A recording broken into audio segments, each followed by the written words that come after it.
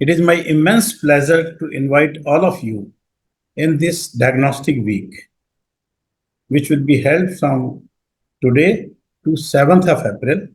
In this, you will get the opportunity to meet virtually with a lot of experts from all across the country. They will share their knowledge, they will share their experience, and they all are from the very various prominent institutes of our country. You will be able to get knowledge, and whatever query you want to solve, you will get opportunity for that also. PGs will get the opportunity to present their research work in the form of oral presentation, in the form of poster presentation, and we have organized a quiz also. In this, first 3 days are dedicated to hematology.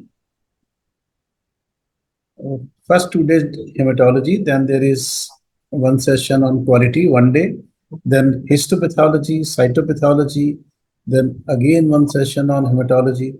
So like that, various sessions are distributed all across the week. So now, without taking much time, now we are starting our scientific session, and first lecture will be by Dr. Tushar Sahgal.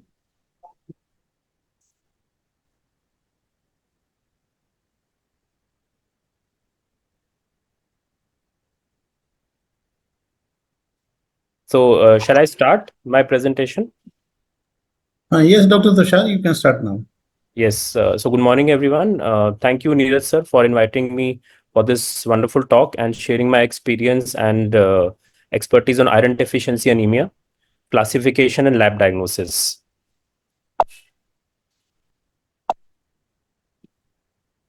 Yeah. So, anemia, as we all know, that it is defined by WHO as a condition in which the number of RBCs or their oxygen carrying capacity is measured. Sorry.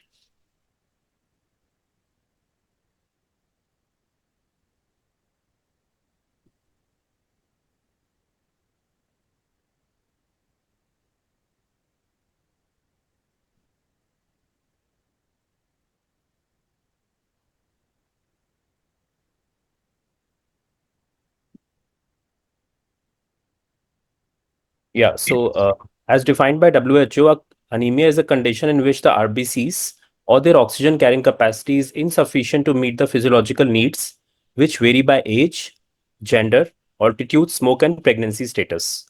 Anemia, as we know, that it nearly affects 2 billion people worldwide, which corresponds to almost 25% of the population in the world. And it is seen that the highest prevalence of anemia is in the preschool age children, which amounts to nearly 47% of all population. And the lowest percent is seen in men, which is almost 13%.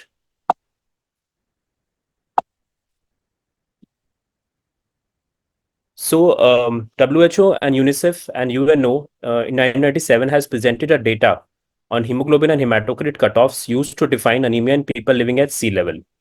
So you can see in the various age groups, which are defined as 6 months to 5 years, 5 years to 11 years children, and children between 12 to 13 years, non-pregnant women and pregnant women and men.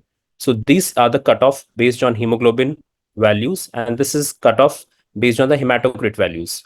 So we can see in children 6 months to 5 years, it is 11, corresponding hematocrit is 33.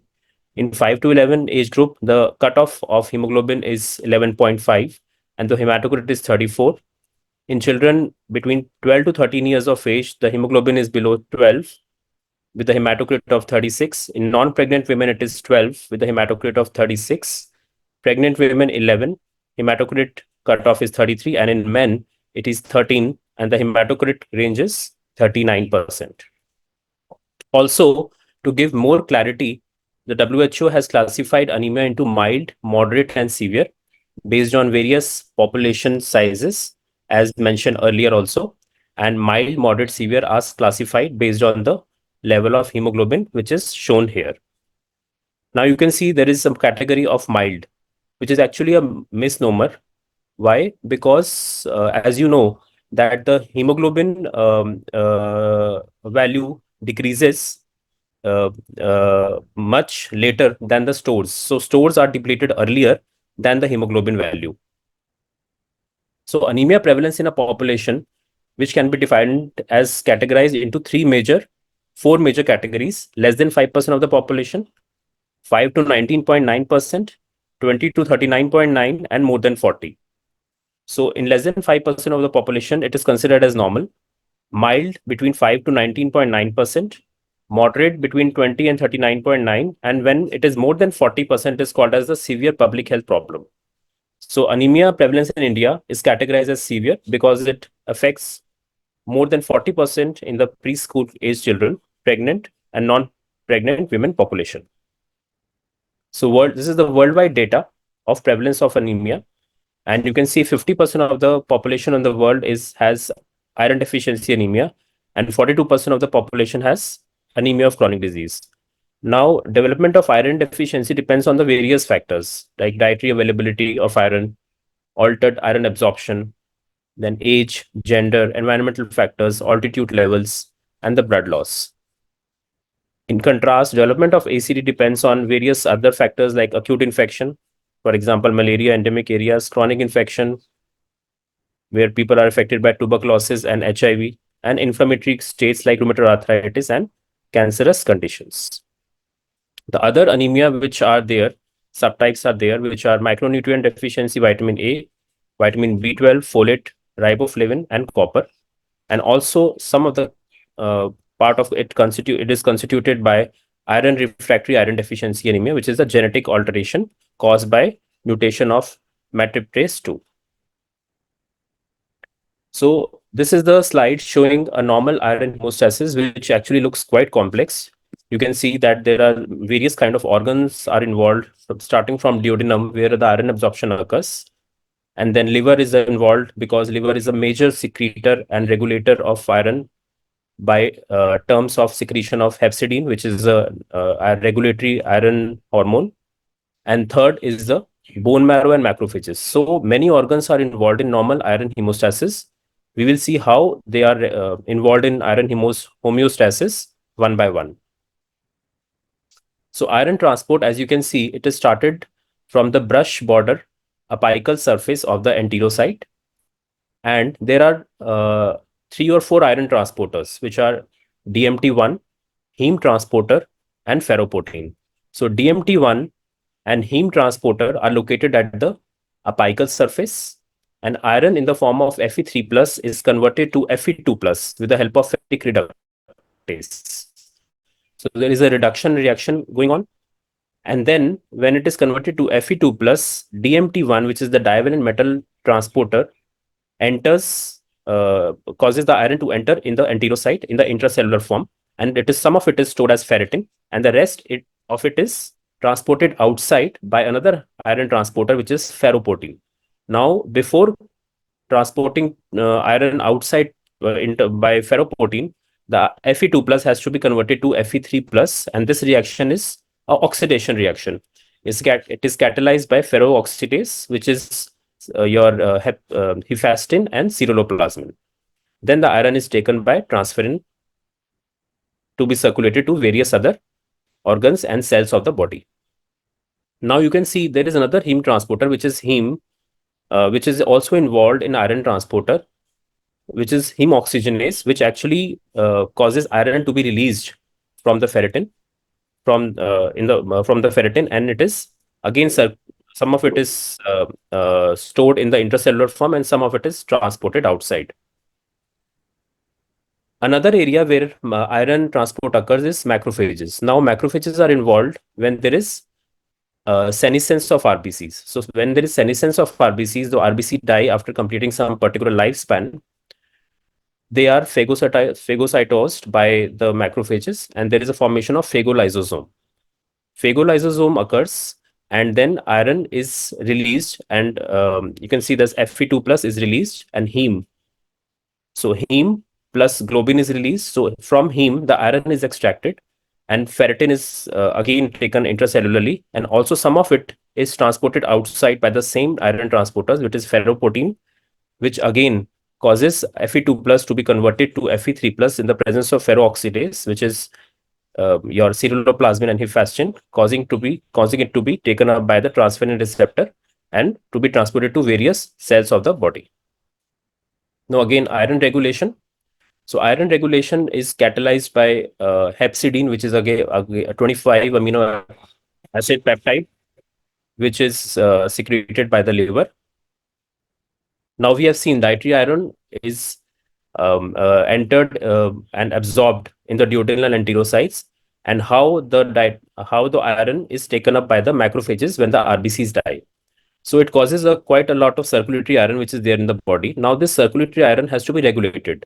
So liver and its hepatocytes secrete hepcidin, which is again regulated by various factors like hypoxia, increased erythropoiesis, which negatively regulate hepcidin, and increased iron stores and infection or inflammation, which causes hepcidin to be released.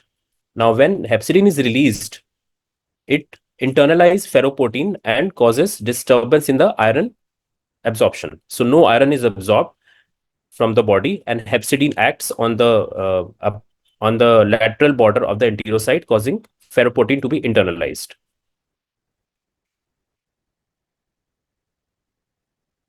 Now we have just to revise, we have what we have already seen. We have seen that Fe3 plus with iron binding protein in the food is absorbed in the duodenum. Again, Fe3 plus is converted to Fe2 plus by ferroreductase. DMT1 acts on the apical surface, causing Fe2 plus to be internalized. Fe2 plus is stored as as ferritin, and some of the ferritin is transported outside, but when it is converted to from Fe2 plus to Fe3 plus with the help of hephaestin, and it is taken up in the peripheral blood by the transferrin. Now, a similar kind of picture happens in the bone marrow also, where the transferrin receptor present on the erythroid precursors causes iron to be absorbed. Now we will see how this transferrin receptor, they cause iron to be absorbed. So almost all cells in the body has transferrin receptor 1. So this diapheric transferrin, which is there in the blood, binds to transferrin receptor 1. Now, as you know, the transferrin has already taken up iron, which has been absorbed from the enterocyte. So this transferrin, which is loaded with iron, binds to the transferrin receptor on the various cells of the body. This complex get internalized into the endocytic vesicle, and within the vesicle, the pH is acidic, which helps separation of ferric ions. So within the ferric vesicle, the Fe3 plus is converted to Fe2 plus by a reduction reaction catalyzed by STAP3 and enters the cytoplasm through DMT1. So again, DMT1 plays a major role in the iron transporter protein, and this iron will be used by cell organelles for protein synthesis in all cells, and some of it is stored as ferritin in macrophages and hepatocytes. Now, coming to the causes of iron deficiency. So causes of iron deficiencies are quite complex, and so for the sake of convenience, it can be divided into physiological, wherein there is increased demand in extremes of ages like infancy, adolescence, in situations of menstrual blood loss, pregnancy, and blood donation. Environmental, when there is insufficient iron intake resulting from poverty, malnutrition, dietary sources. For example, vegetarian diet, vegan, and iron poor source have deficiency of iron in their substance. Then the other classification is pathological. So pathological classification, you can see the major factors are here. It is decreased absorption when there is surgical intervention by gastrectomy, duodenal bypass, bariatric surgery, infection by Helicobacter pylori, celiac disease, atrophic gastritis, and various inflammatory bowel disease like ulcerative colitis and Crohn's disease. Also, there is chronic blood loss, which happens in case of esophagitis, gastritis, peptic ulcer, diverticulitis, benign tumors, inflammatory bowel disease, cancers, hemorrhoids, parasitic infections like hookworm infection. Then, apart from GI sources, you have gastrointestinal resources also, whereas heavy menses, menorrhagia, hemolysis in the form of pH,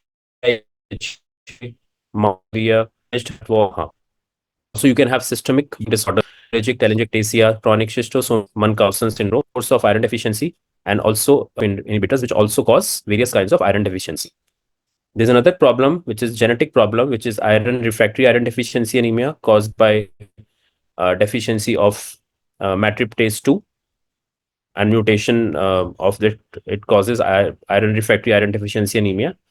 And then there's another category which is called as iron restricted erythropoiesis, where treatment with erythropoietic stimulating agents, anemia of chronic disease, and chronic kidney disease are a source of iron deficiency. What are the functional consequences of this iron deficiency anemia? Now, iron deficiency anemia has major functional consequences on the entire body. You can name any part of the body from head to toe, and iron plays a major role there. It affects the growth. It affects the central nervous system because iron is concentrated in the oligodendral cells and microglia, and iron deficiency affects the myelination of white matter and spinal cord. It also causes alternation in the manganese metabolism in the brain.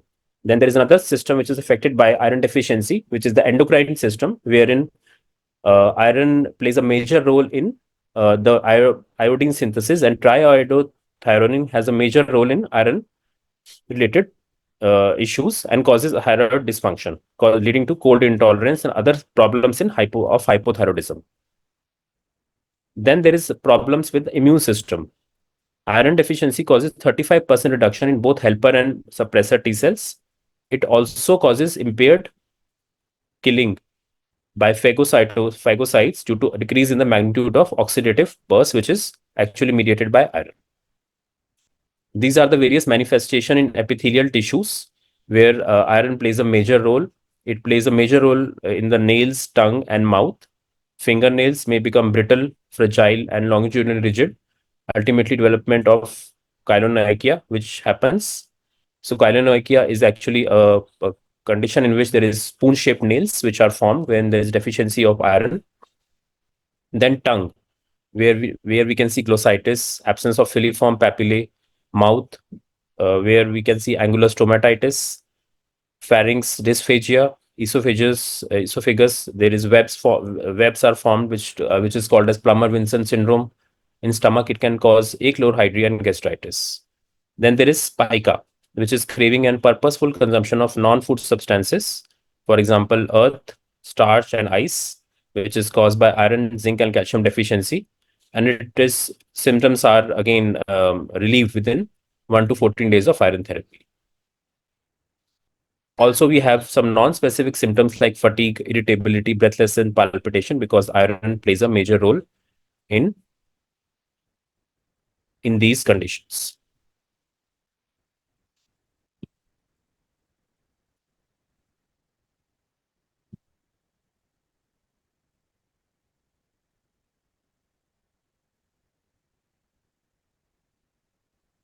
Yeah. So, what is the pathogenesis of iron deficiency? So, as we know that in iron deficient conditions, the storage iron, which is the ferritin, first tries to supply iron to conduct normal erythropoiesis. So, once the storage iron is depleted, the ferritin is also decreased. So, erythroid precursors start lacking iron, and since no heme synthesis is there, protoporphyrin and ferrochelatase will be free. Here you can see protoporphyrin 9 along with iron in the presence of ferrochelatase form heme, but when there is absence of iron and absence of iron in the case of iron deficiency, zinc actually combines with protoporphyrin 9 to form zinc protoporphyrin. And in the subsequent slides, you will see that zinc protoporphyrin levels are increased when there is iron deficiency, and it is an important lab diagnostic marker. So these are the stages of iron deficiency anemia. So this is the normal stage where you can see that iron stores, erythroid iron are shown. You have marrow iron, you have serum ferritin, TIBC, serum iron, transferrin saturation, marrow sideroblast, RBC, protoporphyrin, and morphology. So these are the normal values. And then you have negative iron balance, wherein you can see the iron stores are decreased, whereas the erythroid iron is normal. Iron deficient erythropoiesis, where you can see the iron stores are absolutely nil. Erythron iron is slightly to decrease. And in iron deficiency anemia, you can see that iron stores are absolutely nil, whereas erythron iron has decreased substantially. When we see negative iron balance, These are the first three investigations which are altered. You can see marrow iron has decreased, serum ferritin is low, and TIBC is high. In iron deficient erythropoiesis, we can see that now the serum iron has caused is started to decrease. Then transferrin saturation has decreased. Marrow sideroblast is low, and RBC protoporphyrin levels have increased. And when there is iron deficiency anemia, the microcytic hypochromic picture now comes into play.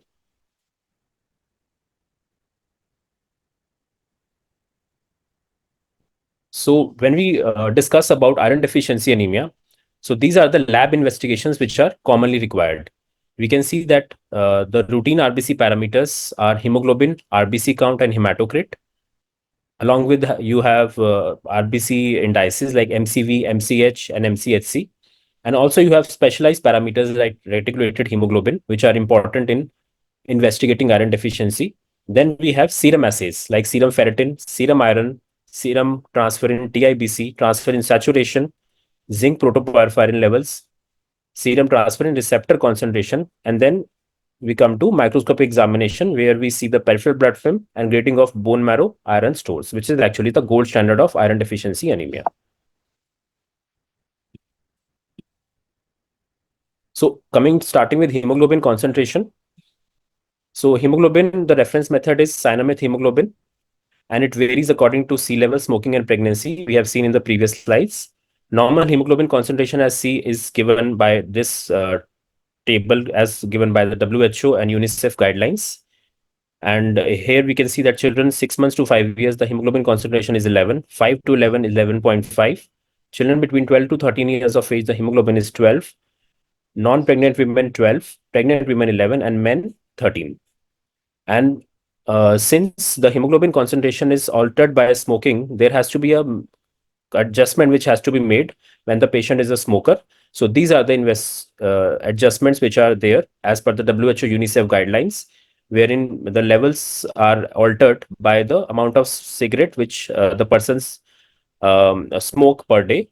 Like one packet per day, we have adjustment of minus 0.3, then 1 to 2 packets 0.5, more than 2 packets, the adjustment is 0.7. So red cell indices. So first is the mean corpuscular hemoglobin. It actually is a very good parameter to measure the average size of RBCs. Nowadays, automated hematology analyzer, which are employed everywhere, they measure MCV, which is given, and it is impedance based. So MCV is given by this formula by packed cell volume divided by the RBC count into 100. Normal MCV is 80 to 96 femtoliter. Less than 80 is considered to be microcytosis. And we know that MCV is a measure of microcytosis, and it is employed in various conditions like IDA, beta thalassemia traits, sideroblastic anemia, and lead poisoning. Likewise, MCHC. So MCHC is what? It is the average hemoglobin concentration per unit volume of packed RBC. It is given by this formula, hemoglobin upon PCV into 10. Normally, it is 30 to 36 gram per deciliter. It is reduced in iron deficiency anemia, and it is increased in a condition of hemolysis, hemolytic anemia, which is hereditary spherocytosis. MCH is amount of hemoglobin in a single RBC. It is the only red cell index that is very reliable with all hematology analyzers, and it is given by hemoglobin upon RBC. And the normal value is 27 to 32 picogram. Less than 27, the RBCs are considered hypochromic. And if it is more than 32, the RBCs are considered to be hyperchromic. So the final points are MCV and MCH are reduced in most patients in iron deficiency anemia, whereas MCHC is reduced in long-standing or severe states. And in the mild iron deficiency of short duration, the indices may be well within normal range.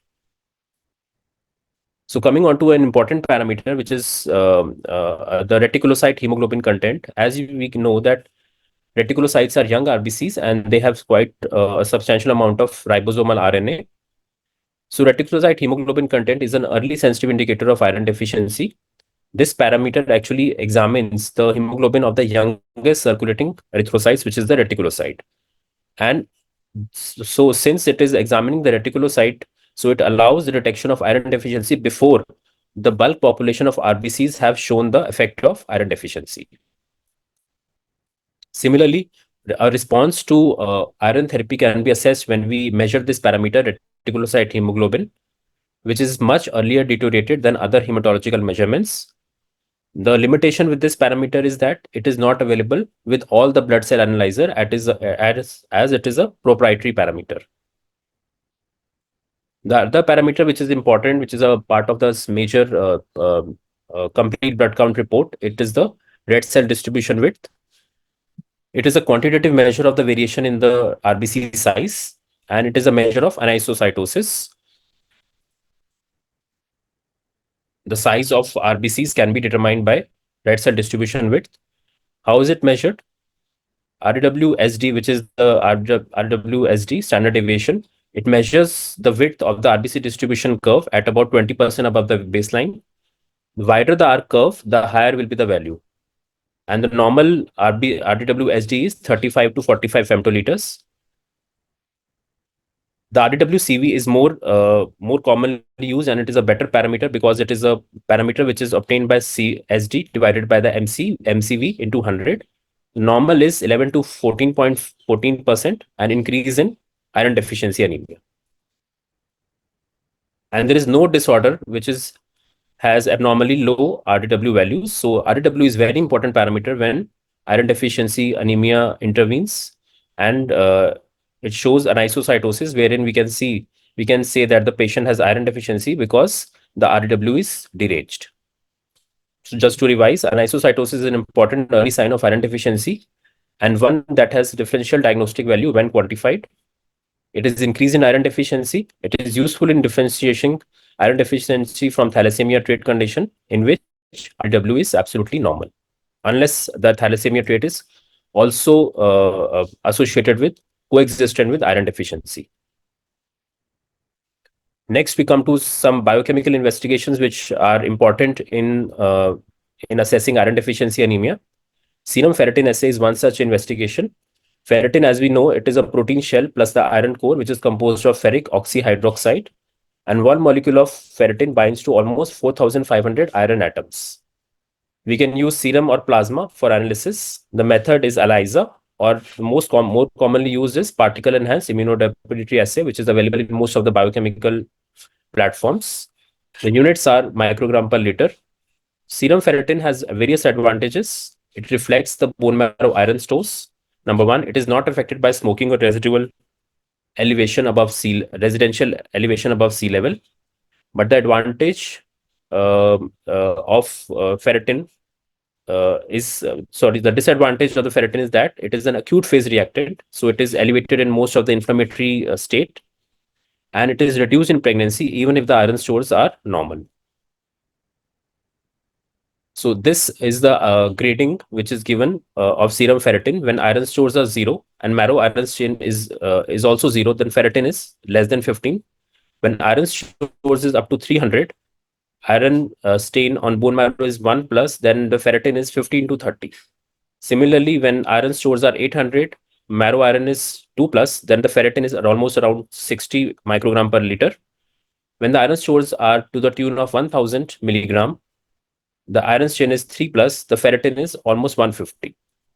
When there is iron overload, the ferritin is more than 500 and up to 1000. So this is another table which shows the relative extent of iron stores on the basis of serum ferritin concentration. You can see that in less than 5 years of age, in male and female, the depleted iron stores, the serum ferritin is less than 12 in both the genders. Also, depleted iron stores in the presence of infection, the values are different, but it is same in both the genders. Similarly, depleted iron store when the patient is more than 5 years of age or older is less than 15 in both the genders of male and females. There is risk of iron overload in adults in 5 years of age of or older in both the genders when the serum ferritin is more than 200 in males, and if it is more than 150 in females, it is defined as iron overload risk. Another investigation which is important is serum iron. It corresponds to serum transferrin bound with iron. One molecule of transferrin binds to 2 atoms of ferric iron. It is measured by calorimetric assay on various automated chemistry platforms. So these are the normal values which are shown in children, adult male and adult female. Adult male is almost 18 micromole per liter. Adult female, the value is 16 micromole per liter. But there are various limitations when we estimate serum iron: physiological, pathological, and iatrogenic, because iron is affected by diurnal variations. It is low in the evening and maximum in the morning. Also in various phases of menstrual cycle where there is low serum iron. So we need to ask all the history about the patients. Pathological states, it is decreased inflammation, malignancy, and myocardial infarction, and various iatrogenic states like oral medications. The iron should be withheld for 24 hours before estimating serum iron. Multivitamin tablets contain 18 milligram of elemental iron. When the patient is receiving iron dextrone therapy, there is a rise of serum iron from 500 to 1000 for weeks. And also when there is patient is taking parenteral sodium, ferric, gluconate, and iron sucrose, there is a rise in serum iron for short duration. So it will not interfere with the test values. When the patient has cancer chemotherapy, the iron is raised in the 3rd to 7th days of chemotherapy. Another important parameter in the serum iron profile is the total iron binding capacity, which is an indirect measure of serum transferrin. It is actually measured by the indirect measurement by serum iron concentration, along with addition of unbound iron binding capacity. It is reduced in iron deficiency, and TIBC is often increased in iron deficiency, but it may be normal or even decreased when there is associated inflammatory state with iron deficiency. Patients with reduced TIBC values tend to have hypoalbuminemia and inflammation. So estimation may not be proper when there is these problems associated with iron deficiency. The normal TIBC range in males is this, and in females is almost 68. As we have previously seen that increased TIBC is seen in iron deficiency and pregnancy, and decreased TIBC is seen in iron overload, renal diseases, malignancy, and infection. Serum transferrin is another parameter which is there in serum iron profile. It is measured by direct measurement of serum transferrin by immunonephrometry assays, and it is constituted by this formula: serum transferrin into 25 is TIBC, and likewise, if you want to measure serum transferrin, you can divide TIBC by 25. So values are slightly higher than that of indirect method, and the normal values are within the range of 2 to 3 gram per liter. Another important parameter which is investigated these days, which differentiate iron deficiency from the anemia of chronic diseases, serum transferrin fragments. These are measured by immunological methods and substantially increase in iron deficiency patients. So it is already, as I've told you, that iron deficiency anemia, it has to be differentiated from anemia of inflammation. So serum transferrin receptor to log ferritin ratio is very important. And when STFR, which is abbreviated form of serum transferrin receptor, to log ferritin ratio is more than 1.5, iron deficiency is usually present. When it is less than 1.5, the patient most likely has impaired iron due to anemia of inflammation or renal failure without frank iron deficiency. It is also increased in condition where there is erythroid hypoplasia of bone marrow with ineffective erythropoiesis. And the advantage of measuring serum transferrin receptor is that it is not affected by infection, inflammation, age or gender, altitude or smoking. Another important parameter in iron profile is erythrocytic porphyrin, protoporphyrin. So as we know that protoporphyrin 9 along with iron in the presence of ferrochelatase combines to form heme. When iron is not there in iron deficiency anemia, ferrochelatase is free. It combines with zinc to form zinc protoporphyrin, which causes its levels to be increased. So when we measure the zinc protoporphyrin levels in iron deficiency state, it is increased. It is measured by hemofluorometer and is expressed in micromole per mole per heme. In iron deficiency anemia, these are the values which are given. Blood film is an important parameter which will tell you that the patient is having microcytic hypochromic anemia. And also we have seen that anisocytosis and poikilocytosis may be present. Anisocytosis is a measure of RDW. RDW is increase in iron deficiency. Along with it, we can see that various kind of other cells are seen, like teardrop cells. You have elliptocytes. We can have pencil cells. We can have cells which have hemoglobin just concentrated over the rim of the cells, which are called as leptocyte. And along with cellular fragments are also there, like schistocytes. So it is a variable picture which can be seen in iron deficiency anemia. And you can see this lymphocyte which is mentioned, which is shown here. It is useful when you compare the size of RBCs. So the size of RBCs, when it is lesser than the nucleus of a small lymphocyte, it is defined as microcytic cell. So bone marrow is an important invasive investigation when we assess the ferritin stores. It is actually the gold standard in diagnosing iron deficiency anemia. Here you can see that iron is shown by this blue colored particles, and it has positive iron stores. This is the bone marrow showing negative iron stores. So this is the grading of Pearl stain of iron, which is shown here. The grades are from 0 to 6, and these are the criteria, and this is the iron content. So besides seeing the iron in the bone marrow, we can have several morphological changes in the iron deficiency, which are nuclear distortions resembling those found in dyserythropoietic anemias. You can have karyorrhexis, nuclear bedding, particularly are common. Multinuclearity is there. Nuclear fragmentation and even intranuclear bridging may be seen. And individual normoblasts, which are seen in the bone marrow, they appear small. They can have scanty cytoplasm with irregular ragged borders. And when therapy is given, there is erythroid hyperplasia which starts. And when the erythropoiesis is restored to normal, the cellularity becomes normal. So along with the iron, there are morphological changes which one needs to be careful of. So besides affecting the erythroid lineage, the other lineages are also affected, like leukocytes, which are actually normal in number, but there may be neutropenia in long-standard cases of iron deficiency. Also, recent large volume hemorrhage may cause slight neutrophilic leukocytosis, and occasional myelocyte may be seen in peripheral blood. Iron deficiency associated with parasitic infestation can cause eosinophilia to be present in the peripheral blood. Likewise, platelets, important to note that thrombocytosis is commonly seen in iron deficiency anemia. And the platelet count often increases to approximately twice the normal level, and values may return to normal after iron therapy. The cause of thrombocytosis is particularly unknown, but it is said that increase in the erythropoietin stimulation causes thrombopoietin receptors to be stimulated again to result in thrombocytosis. So iron deficiency anemia lab investigation cannot be complete by completing the ferrokinetics piece. Ferrokinetic studies are not done routinely nowadays. In the previous years, when it was done, it involved radio tracers, which were used to follow the movement of iron in iron cycle. The transferrin was labeled with iron 59 radioisotope, and radioactive iron was monitored as it moved from plasma to bone marrow and into the circulating red cells. So this study was very helpful in assessing the rates and site of erythropoiesis, and to evaluate ineffective and effective erythropoiesis by calculating specific ferrokinetic parameters. So one of the parameters is plasma iron transport uptake, PIT.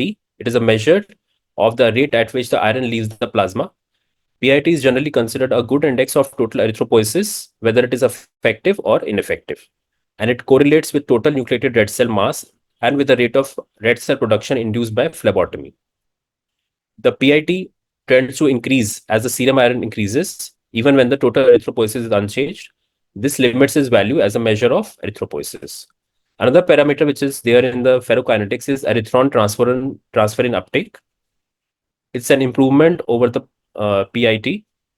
It is measured by subtracting extravascular influx from PIT and then converting iron uptake to transferrin uptake by correcting for the predictable distribution of iron between monoferric and diapheric transferrin species. One more parameter which is important when we see ferrokinetic studies is the erythroid iron turnover rate. It is a measure of the rate at which the iron moves from marrow to circulating red cells. It is an index of erythropoiesis which is effective and correlates well with an appropriate corrected reticulocyte index. So this is the data of ferrokinetic in various clinical situations: normal, hypoplastic anemia, hemolytic anemia, and effective erythropoiesis.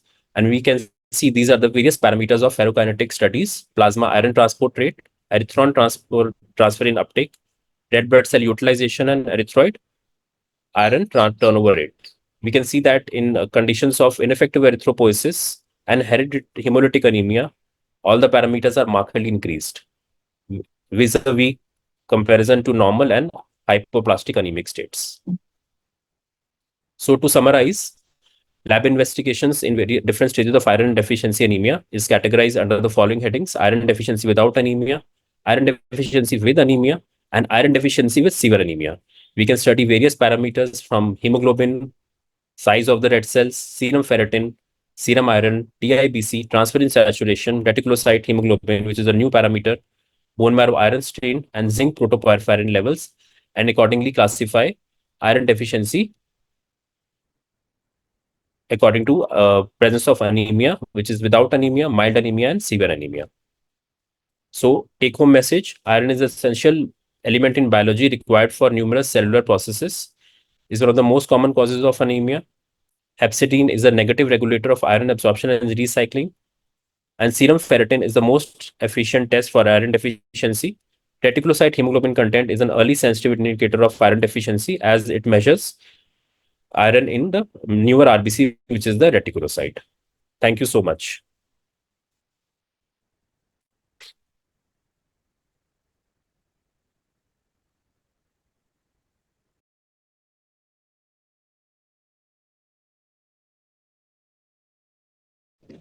There is a question, Dr. Tushar.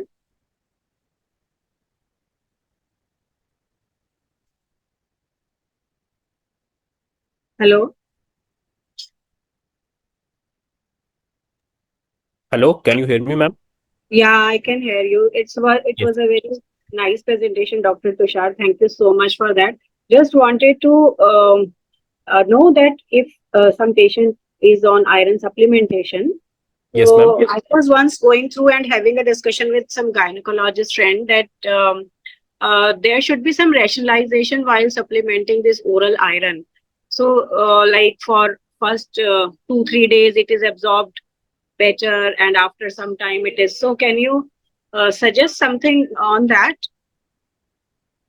Yes, ma'am. Ma'am, so when we are giving iron supplementation to our patients who are iron deficient by various lab investigations like peripheral blood film, and after assessing all the biochemical parameters, we start oral iron therapy to begin with, and we see the response. So in the initial stages, we assess the response by seeing the reticulocyte parameters, and reticulocyte parameters are the first to increase when there is supplementation of iron therapy. So from third to fifth day, they start to increase, and they peak around the fifth to seventh day. So here we can assess the reticulocyte response. And oral iron, along with ascorbic acid or vitamin C formulations, are suggested better in causing absorption of iron as per the recommendation. Does that answer your question, ma'am? Yeah, partly yes. I was more interested in knowing, like, is there something um, like when we start giving oral iron? Yes, ma'am. Uh, so, initial 3 4 days, the iron is absorbed completely, whatever, like 50 milligram or 100 milligram, whatever it is given. So, after few days, because of the oral iron which has been given, the stores the iron in the body is that much that the ferroportin or something, like, it is saturated and it is not absorbed if we give it continuously. So I was just interested in knowing this. Is there something you have also read like that?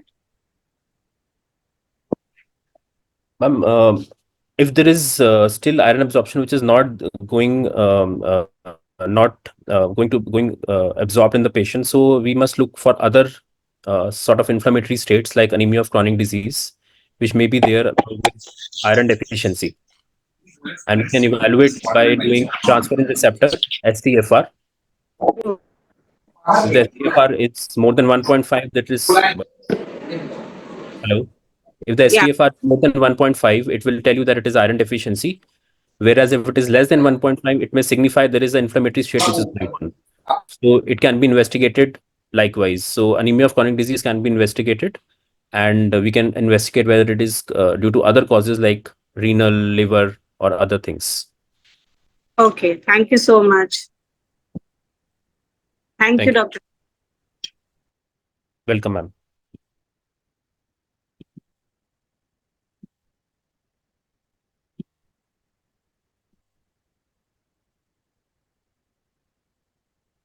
Any other questions or comments, please?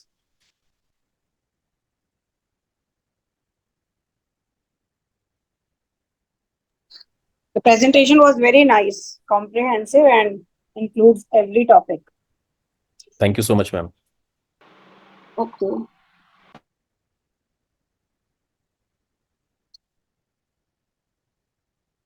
So macrocytosis refers to a blood condition in which red blood cells are larger than normal. So it is strictly a morphological term and does not imply specific pathophysiology. And we can document macrocytosis by using mean corpuscular volume from the automated hematology analyzer or by observing larger than normal RBCs on the peripheral blood smear. So macrocytosis is defined as an MCV above the upper limit of the normal.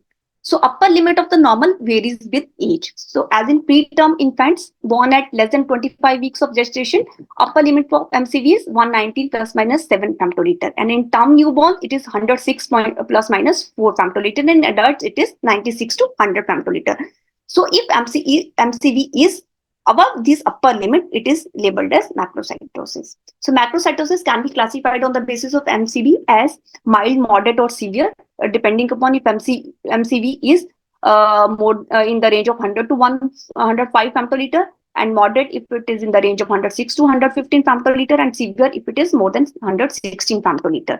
So another thing is if we can observe large RBCs on the peripheral blood smear. So normal RBC diameter is 7.8 microns, which is approximately the size of nucleus of small lymphocyte. So if RBCs are larger than the size of nucleus of small lymphocyte, they are considered macrocytic. So ICSS recommendations are that if we observe 10 to 20% of the macrocytes in the peripheral blood smear, it is labeled as moderate macrocytosis. And if it is more than 20% macrocytosis seen on the peripheral blood smear, it is severe or 3 plus macrocytosis. This is a microphotograph which shows the nomocytes. You can appreciate nomocyte as the size is approximately similar to the nucleus of the small lymphocyte, and in the bottom two photographs you can appreciate macrocyte and macrovalocytes as the size of these cells are larger than the nucleus of the small mature lymphocyte. So macrocytosis if RBC are larger than normal and MCV is more than 100 femtoliters. So increase in MCV indicate macrocytic anemia if it is associated with fall in hemoglobin. In non-pregnant and pregnant female, if hemoglobin is less than 12 gram per deciliter, in pregnant female if hemoglobin is less than 11 gram per deciliter, and in male if hemoglobin is less than 13 gram per deciliter. So macrocytosis is affect 2 to 4% of the population, and out of these, 60% have macrocytic anemia.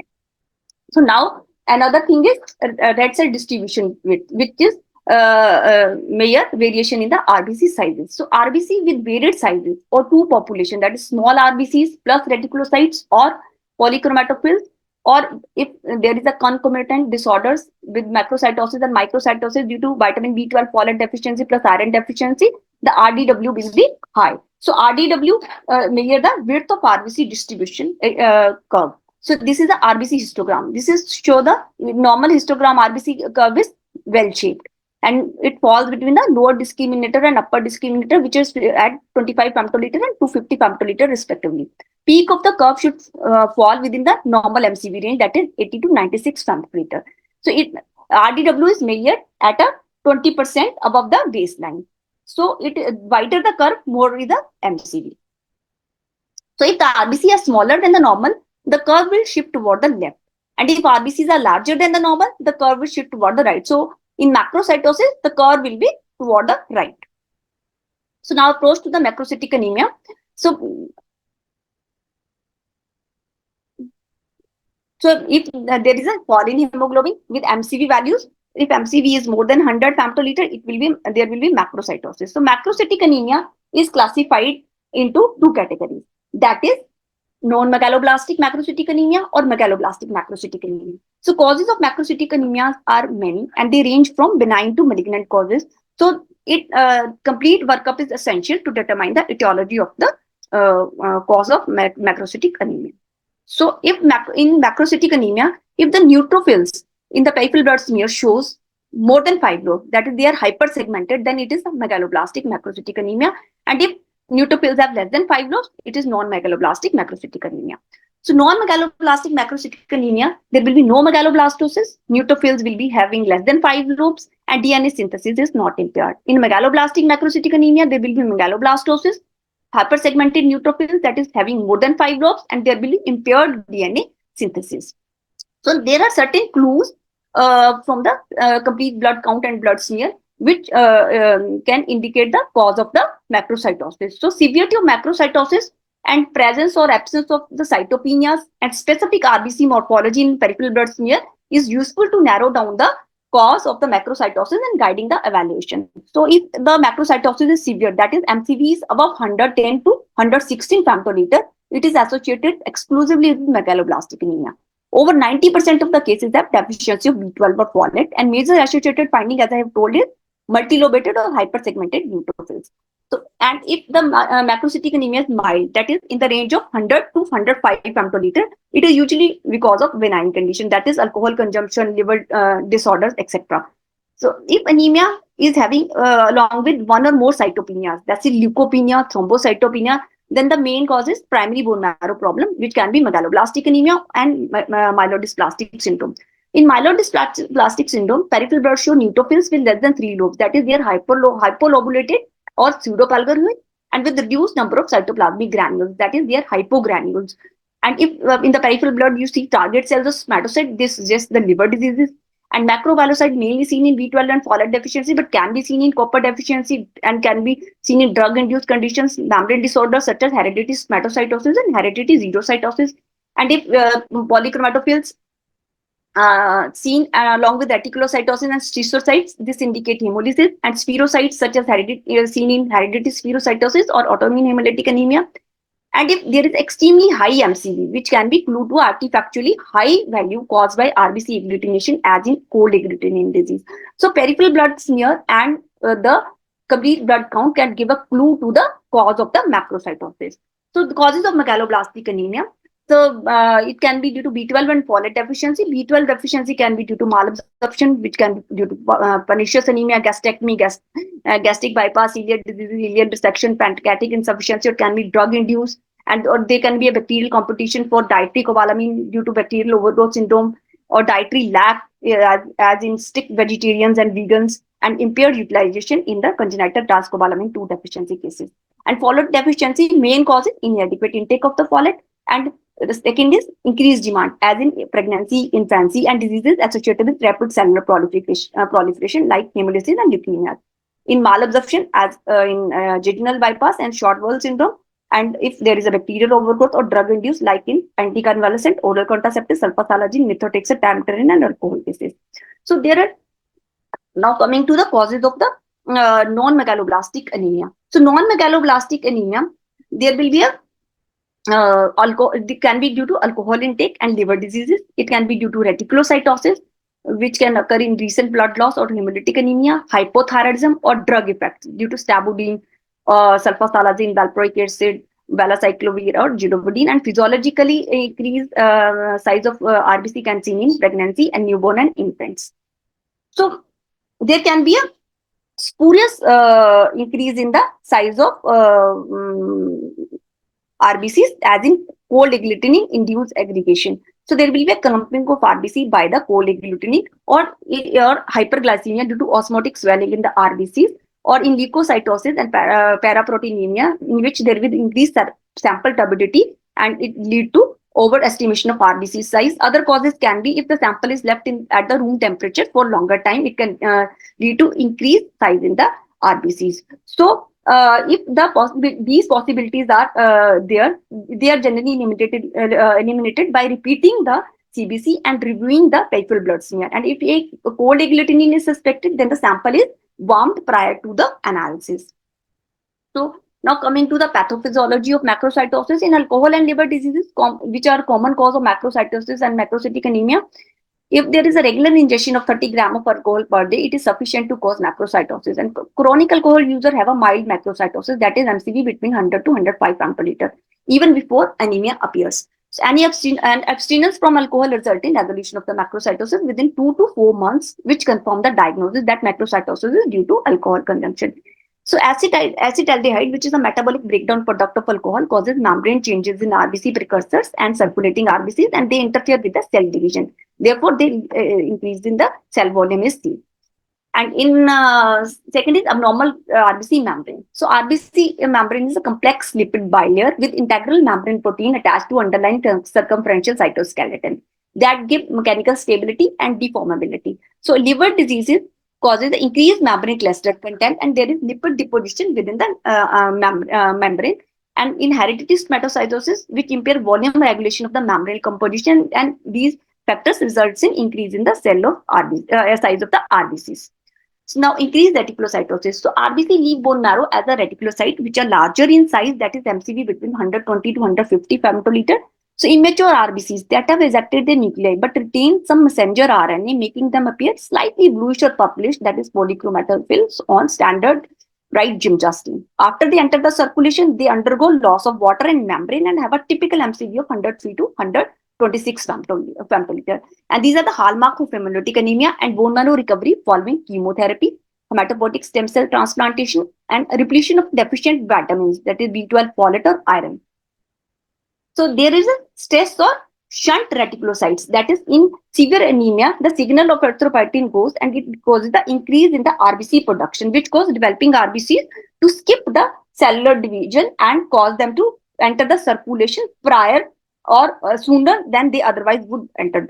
So they can be recognized on peripheral blood smear as a larger RBCs that lack the center pallor and have oval to irregular in outline and blue tint, that is polychromatophils. So there are two types of bone marrow release, immature enucleated RBC, and there are two types of reticulocyte, that is aggregated reticulocytes and punctate reticulocytes.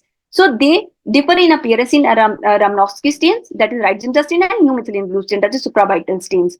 So aggregate reticulocytes, they are more immature and they contain more RNA, and they correspond to the polychromatophils on the peripheral blood smear, that is on the right ginger stain, and they are usually of larger size, that is their MCV is more.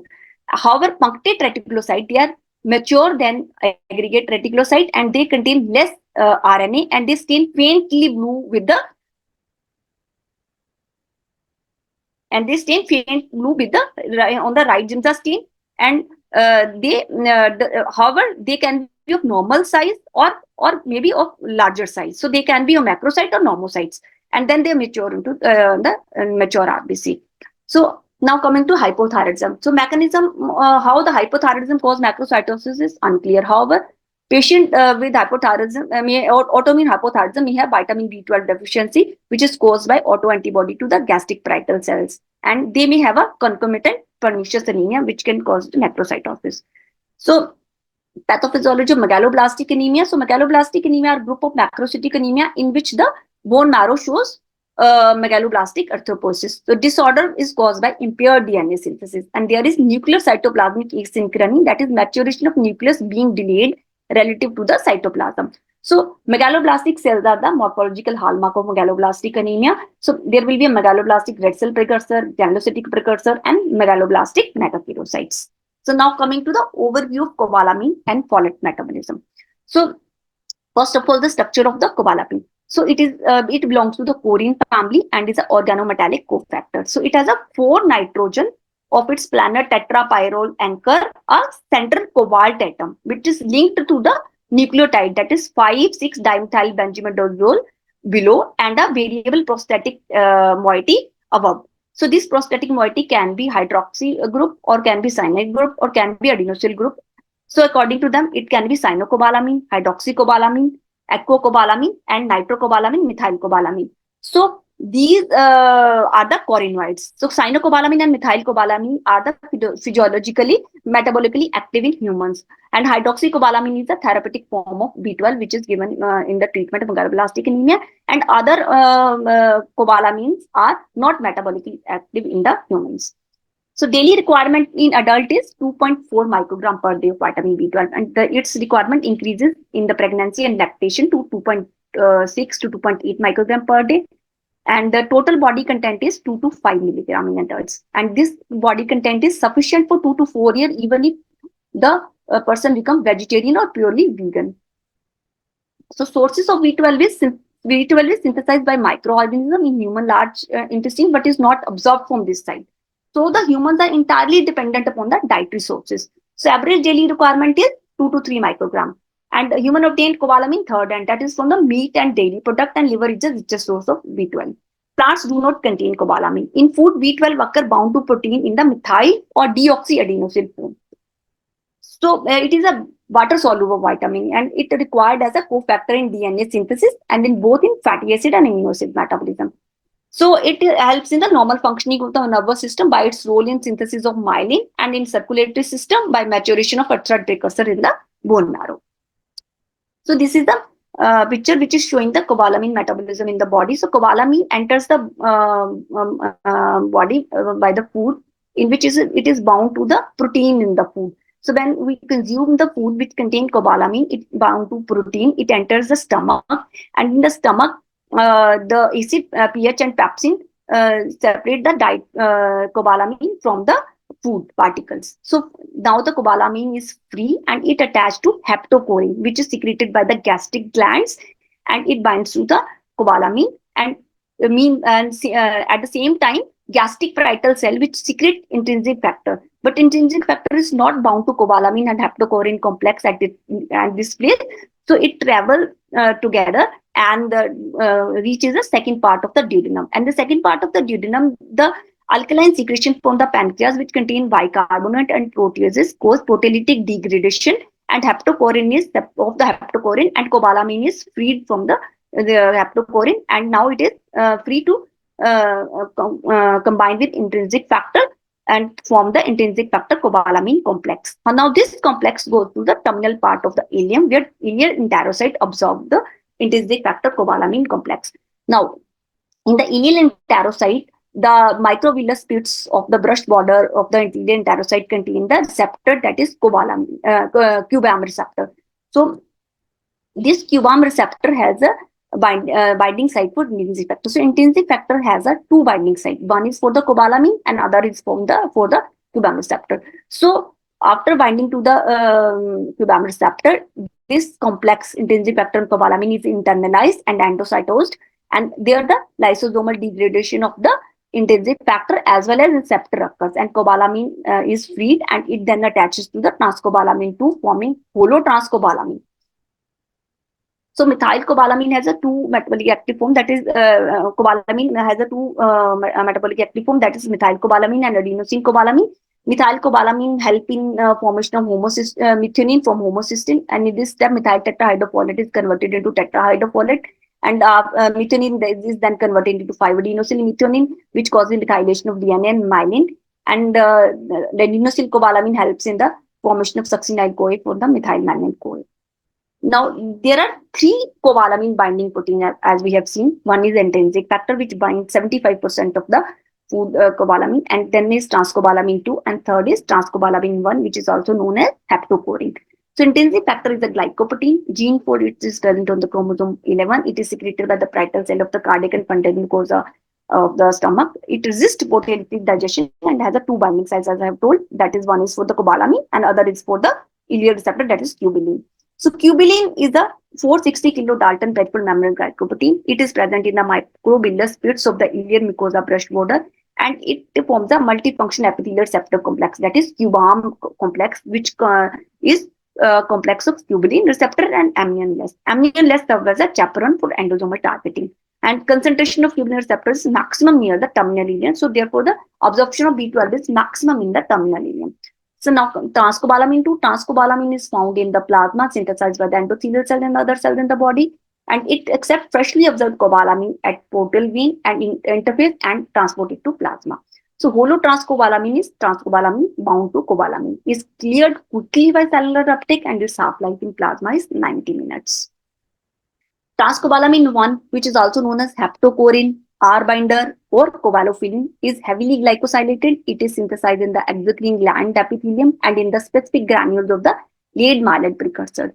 It binds to the non-functional corinide analogs as avidly as cobalamin. So it binds to the cobalamin as well as the other corinide analogs which are not used by human, and they can be possibly harmful sometimes. So as a result, transcobalamin 1 exists largely saturated with cobalamin and has a half-life of 9 to 10 days. Salivary transcobalamin is the first protein to bind ingested cobalamin. When the food enter in the mouth, salivary transcobalamin or R binder, they bound to the food at the first site. And biliary transcobalamin is involved in enterohepatic recycling of the cobalamin.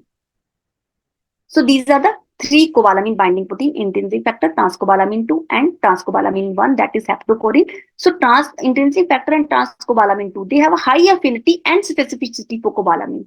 So they don't bind to or bind to other coronide analogs with very low affinity. However, transcobalamin has a high affinity for cobalamin as well as for the coronide analogs. And receptor for intrinsic factor, as I have told, is cubilin, and that is QBAM receptor. And for the transcobalamin 2 is a transcobalamin 2 receptor and megalin. And for transcobalamin, the receptor is not yet identified.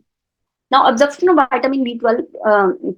So if the person consumes small oral dose of vitamin B12, that is 10 to 20 microgram of B12, vitamin B12 start to appear in the blood after 3 to 4 hours and reaches to peak level in 6 to 12 hours. And larger oral doses, that is, if approximately 1 milligram of oral dose given, then the B12 appear in the blood within minutes. So transcobalamin 2 and vitamin B12 form holotranscobalamin 2. And this is the primary delivery protein. So low serum holotranscobalamin concentration is the earliest indicator of the negative vitamin B12 balance, as a measure of inadequate B12 delivery to DNA synthesizing cells. So holotranscobalamin is the earliest indicator of the low vitamin B12 in the body. Now, excretion of the B12. So mainly the B12 is lost due to fecal excretion, not catabolism. That is 1 microgram per day. And other methods of excretion into bile and urinary excretion. So enterohepatic circulation of B12 account for approximately 0.6 to 6 microgram excretion per day in the bile. But most of it, that is 70% of it, is reabsorbed in the ileum. So because of the almost total conservation of B12, even vegetarian or vegan with no vitamin B12 intake, it takes 2 to 4 years to develop the vitamin B12 deficiency. Now coming to folic acid. Folic acid is the folate or folicin. They are generic term for compound that have structure and nutritional properties similar to folic acid, that is terroyl glutamate. So it has a 3 distinct parts, that is pteridine, para-aminobenzoic acid, and glutamic acid. Pteridine linked to para-aminobenzoic acid to form terroic acid, and then glutamic acid is coupled to PAVA by a peptide bond to form terroyl glutamate or terroyl monoglutamic acid. So these polyglutamated forms are predominated seen intracellularly, and they are effective participants in the enzymatic reactions.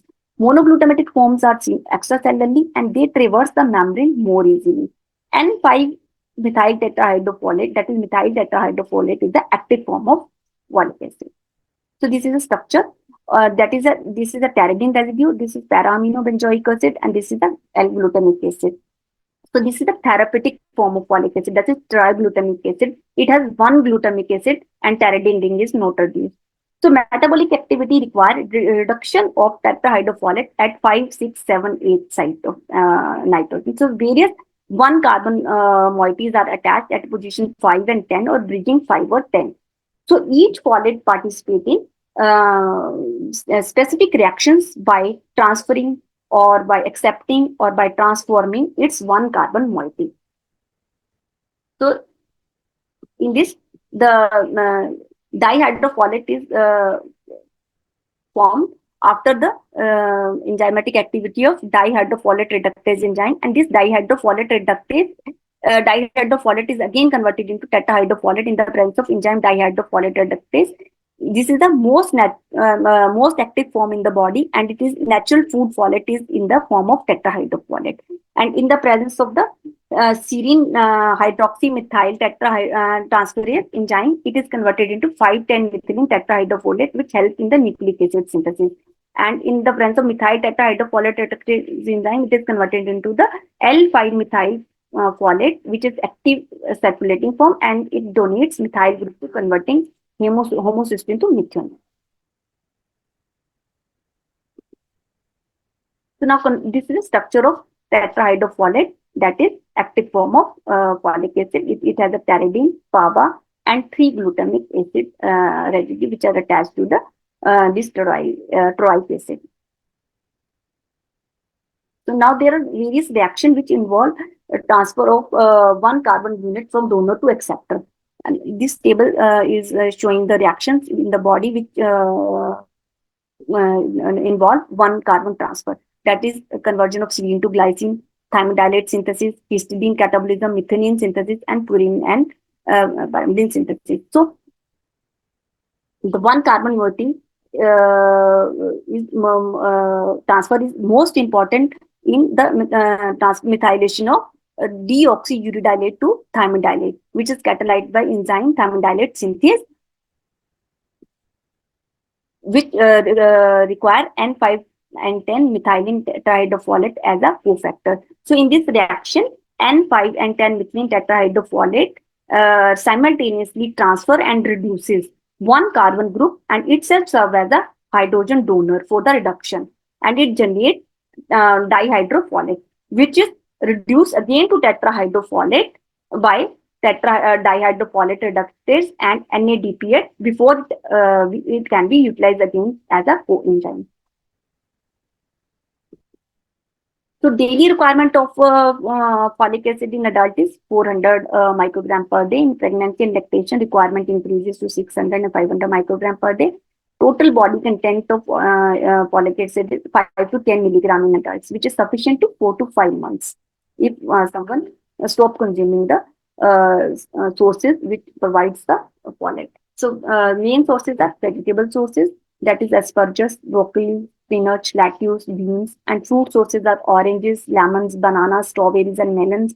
Animal sources are liver, kidney, and yeast. And dietary folic acid is in the polyl polyglutamate form. Polyglutamates are sensitive to heat. So boiling, steaming, or frying for 5 to 10 minutes destroy 95% of the folate content of food.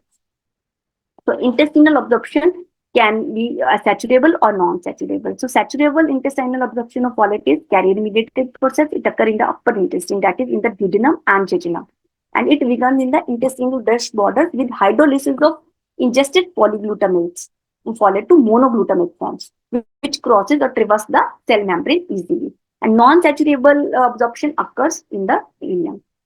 So there are 3 distinct transport systems for the folate exist in the body. That is, first is proton coupled folate transporters, which transport intestinal absorption of folate, and second is reduced folate carrier, that is RFCs, and third is folate receptors alpha and beta, which are coded by FOLR1 and FOLR2 respectively. So proton coupled folate transporters belong to solute carrier superfamily as in encoded by the SLC46A1 gene. It has the highest affinity for the folate and bind it maximally at the acidic pH, that is at the 5.5 and found in the duodenum. So this photograph shows the intestinal absorption of the folate, that is in the intestine. Teryl polyglutamate is converted into the teryl monoglutamate form in the presence of gamma glutamyl carboxypeptidase, which is also known as TON2 conjugates, in the presence of zinc. And this teryl monoglutamate traverses the cell membrane easily and in the presence of proton coupled folate transporter receptor and enters the intestinal epithelial cell. In this, it is again converted into methyl tetrahydrofolate, and these two forms they can be they then can enter into the mesenteric circulation. So hydrolysis of the teryl polyglutamate to monoglutamate is done by the enzyme gamma glutamate carboxypeptidase conjugate, as I have told, and this is zinc dependent. So if there is any zinc deficiency, it can impair absorption of the folate. So chronic alcohol consumption can decrease the conjugase activity, so impair the folate absorption. So folate transport and cellular utilization. So plasma folate is mostly methyl tetrahydrofolate. So it is bound non-specifically and with low affinity to the proteins such as albumin, and one-third circulate unbound. Cellular uptake occur by the receptors, as I've told, folate receptor alpha and beta, which are called pol R1 and pol R2, and they are GPI linked receptors. And passive diffusion can also occur in the cells. Now, folate stores and turnover in the body. Total body folate in the adult is about 10 milligram, that is 12 to 28 milligram in the range, and liver contains the largest stores of the folic acid. Daily adult requirement is about 100 micrograms.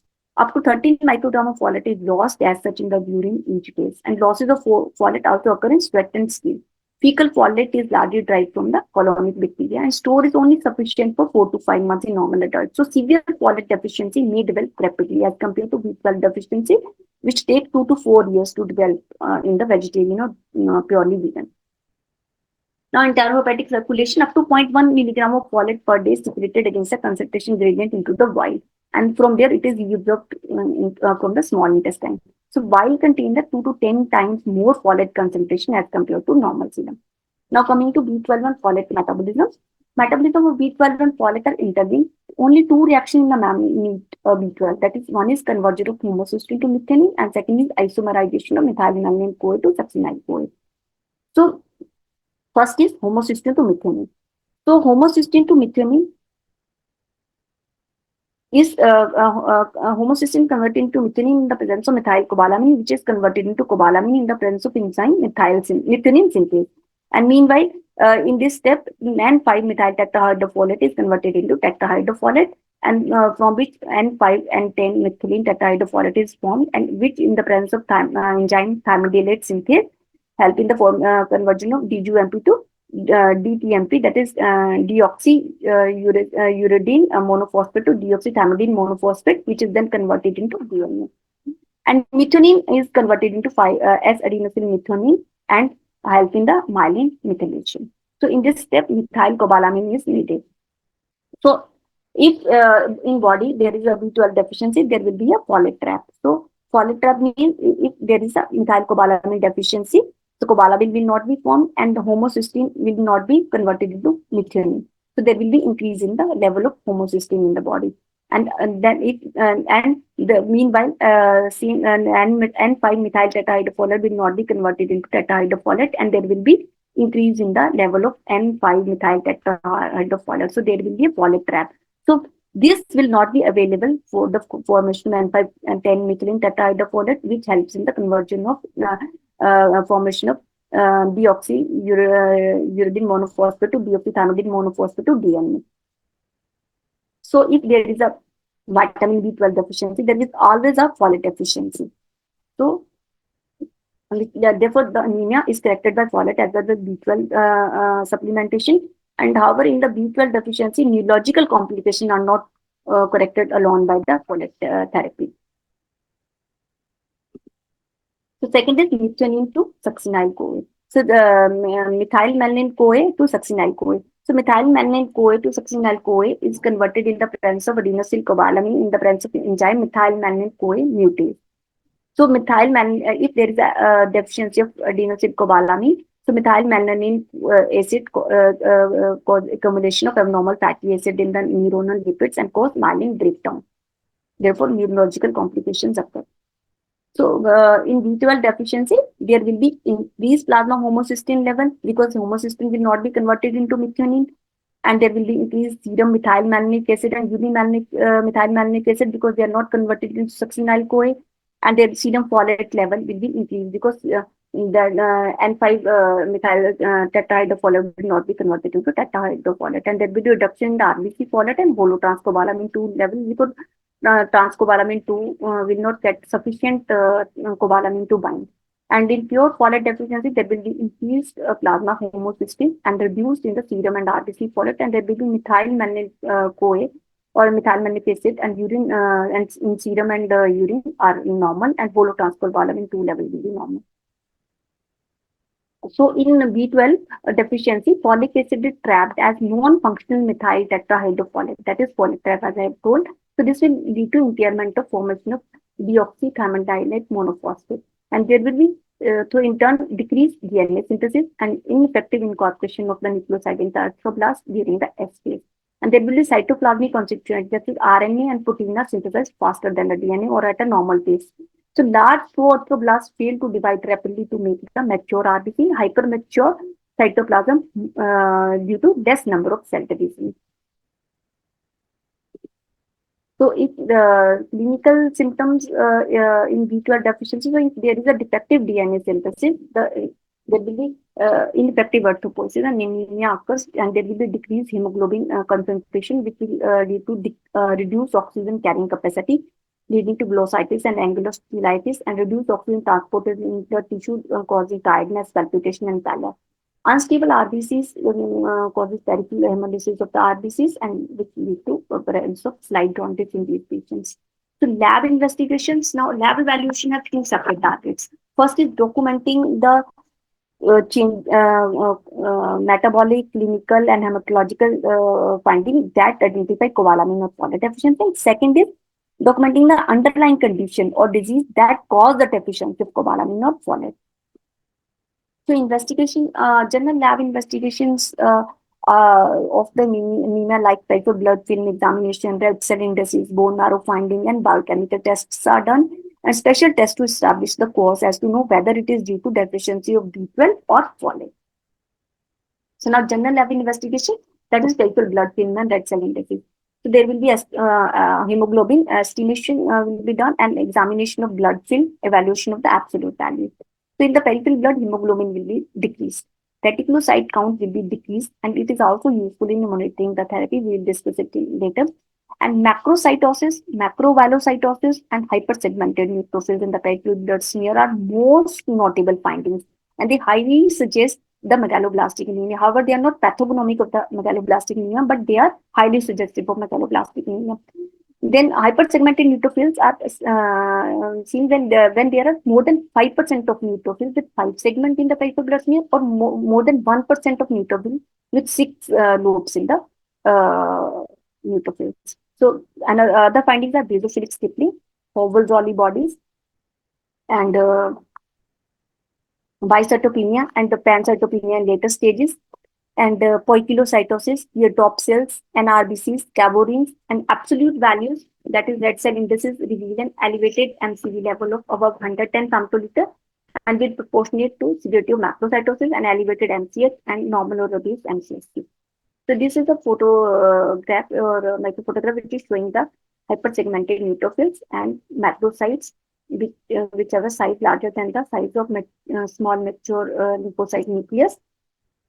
So macrocytosis may be absent despite neuropathy, and it is seen in the many other conditions. It is not a pathognomic. So it can be seen in alcoholism, liver disorder, hypothyroidism, as we have discussed earlier, hemolytic stage, post-chemotherapy, newborn, physiologically in newborn, and pregnancy. And macrovalocyte is characteristic, but it is not specific.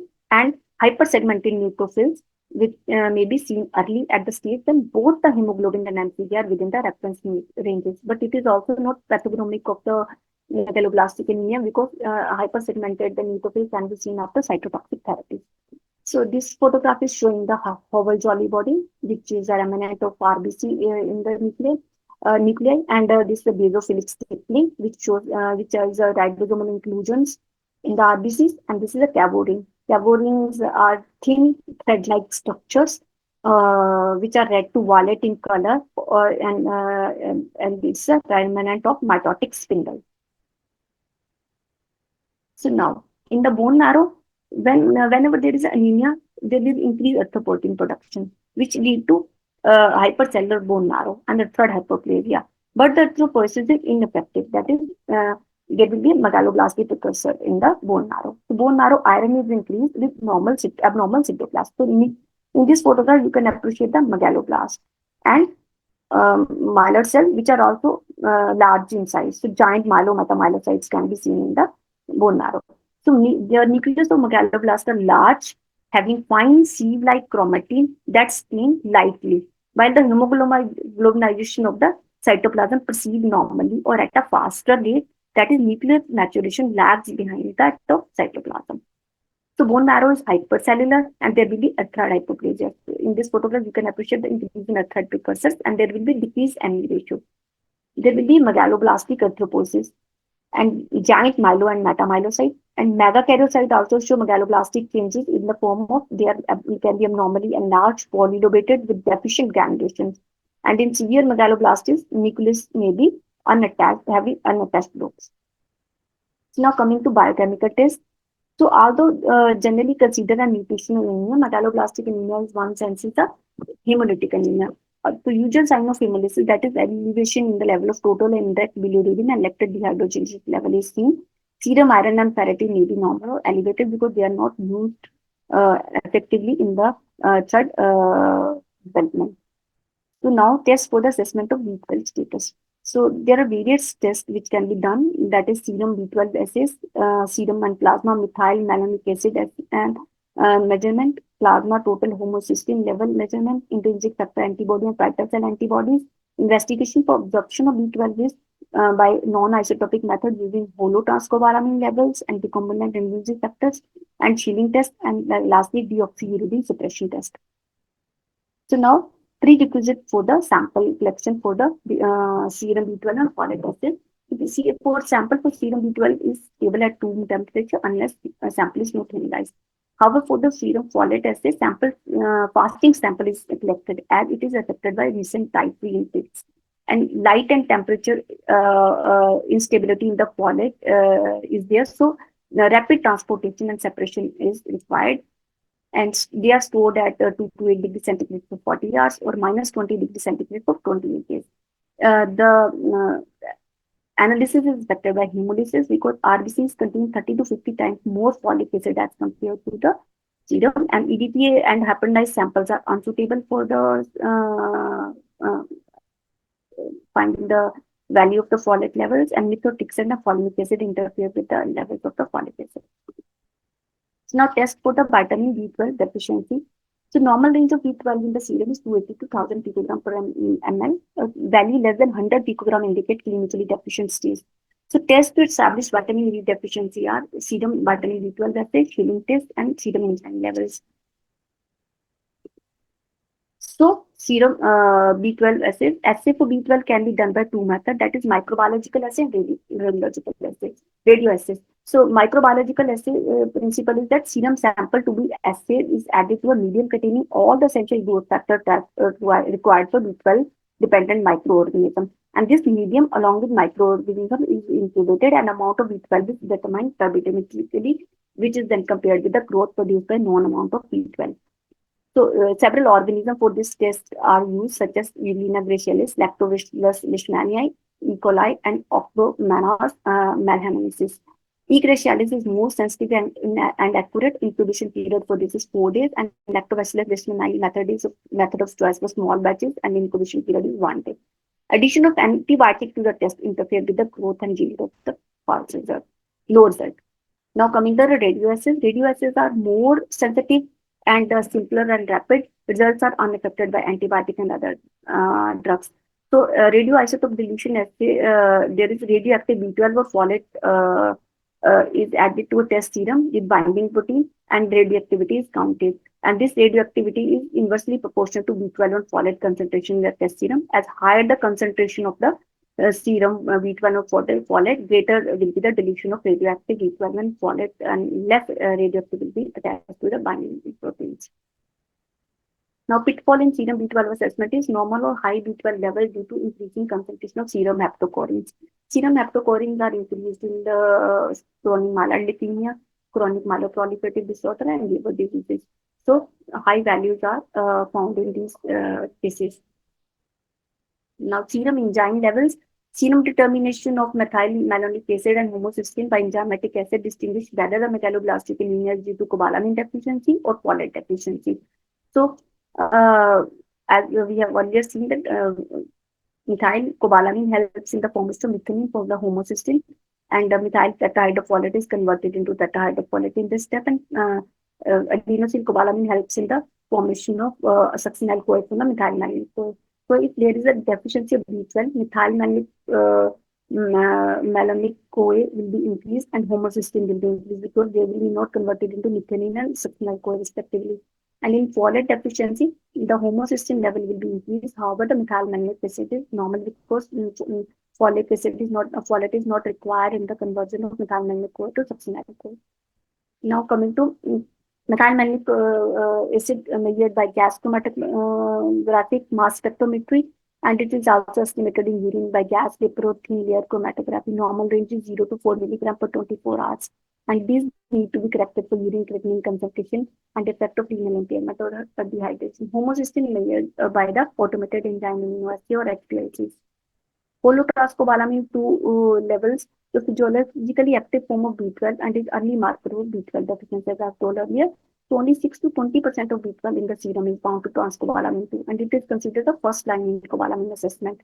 Holotranscobalamin levels less than 23 per mole per liter shows increase in macrocytosis in RDW, particularly in insulin pregnancy, as levels are unaffected by the trimester and subject to dietary changes in 24 hours. So there are intrinsic factor antibodies. So there are two types of so now antiparietal cell and anti-intrinsic factor antibodies. Antiparietal cell antibody occur in 90% of the patient, and these are highly sensitive but non-specific because it is present in the patient with autoimmune endocrinopathies and present in 3 to 10% of healthy persons also. Anti-intrinsic factor antibodies are seen in 50% of the patient and is diagnostic, and only half of the patients with pernicious anemia have detectable anti-intrinsic factor antibodies, and it is highly specific for the diagnosis. So there are two types of intrinsic factor antibodies, type 1 and type 2. Type 1 block binding of B12 to intrinsic factor, and type 2 block attachment of intrinsic factor B12 complex to ileal receptor, that is tubulin or Cudam receptor. Type 2 antibodies is type of precipitating antibodies. They are precipitated by disodium sulfate in barbituric, and ELISA and dilution assays are used to measure these antibodies. Killing test, that is 24-hour urinary excretion test, is done to detect the vitamin B12 deficiency as well as and detect lack of intrinsic factor and malabsorption symptom. Result of this test depend upon good renal function, proper urinary collection. So radioisotope used for labeling B12 is either cobalt 58 or cobalt 57. So first stage is when it is done without intrinsic factor. The patient after overnight fasting is administered oral dose of 1 microgram of radioactively labeled B12 in 200 microliter of water. At the same time, 1 milligram of unlabeled B12 is given by intramuscular route. The cold B12, which is unlabeled, will saturate the serum as well as the tissue binding sites. Then urine is collected for 24 hours and radioactivity is measured in the urine. The percentage dose excreted of B12 is counted as counts per minute in urine by counts per minute in standard into 100. So in normal individual, 24-hour urinary excretion is more than 7.5% of the oral dose of hot B12, that is radio-labeled B12.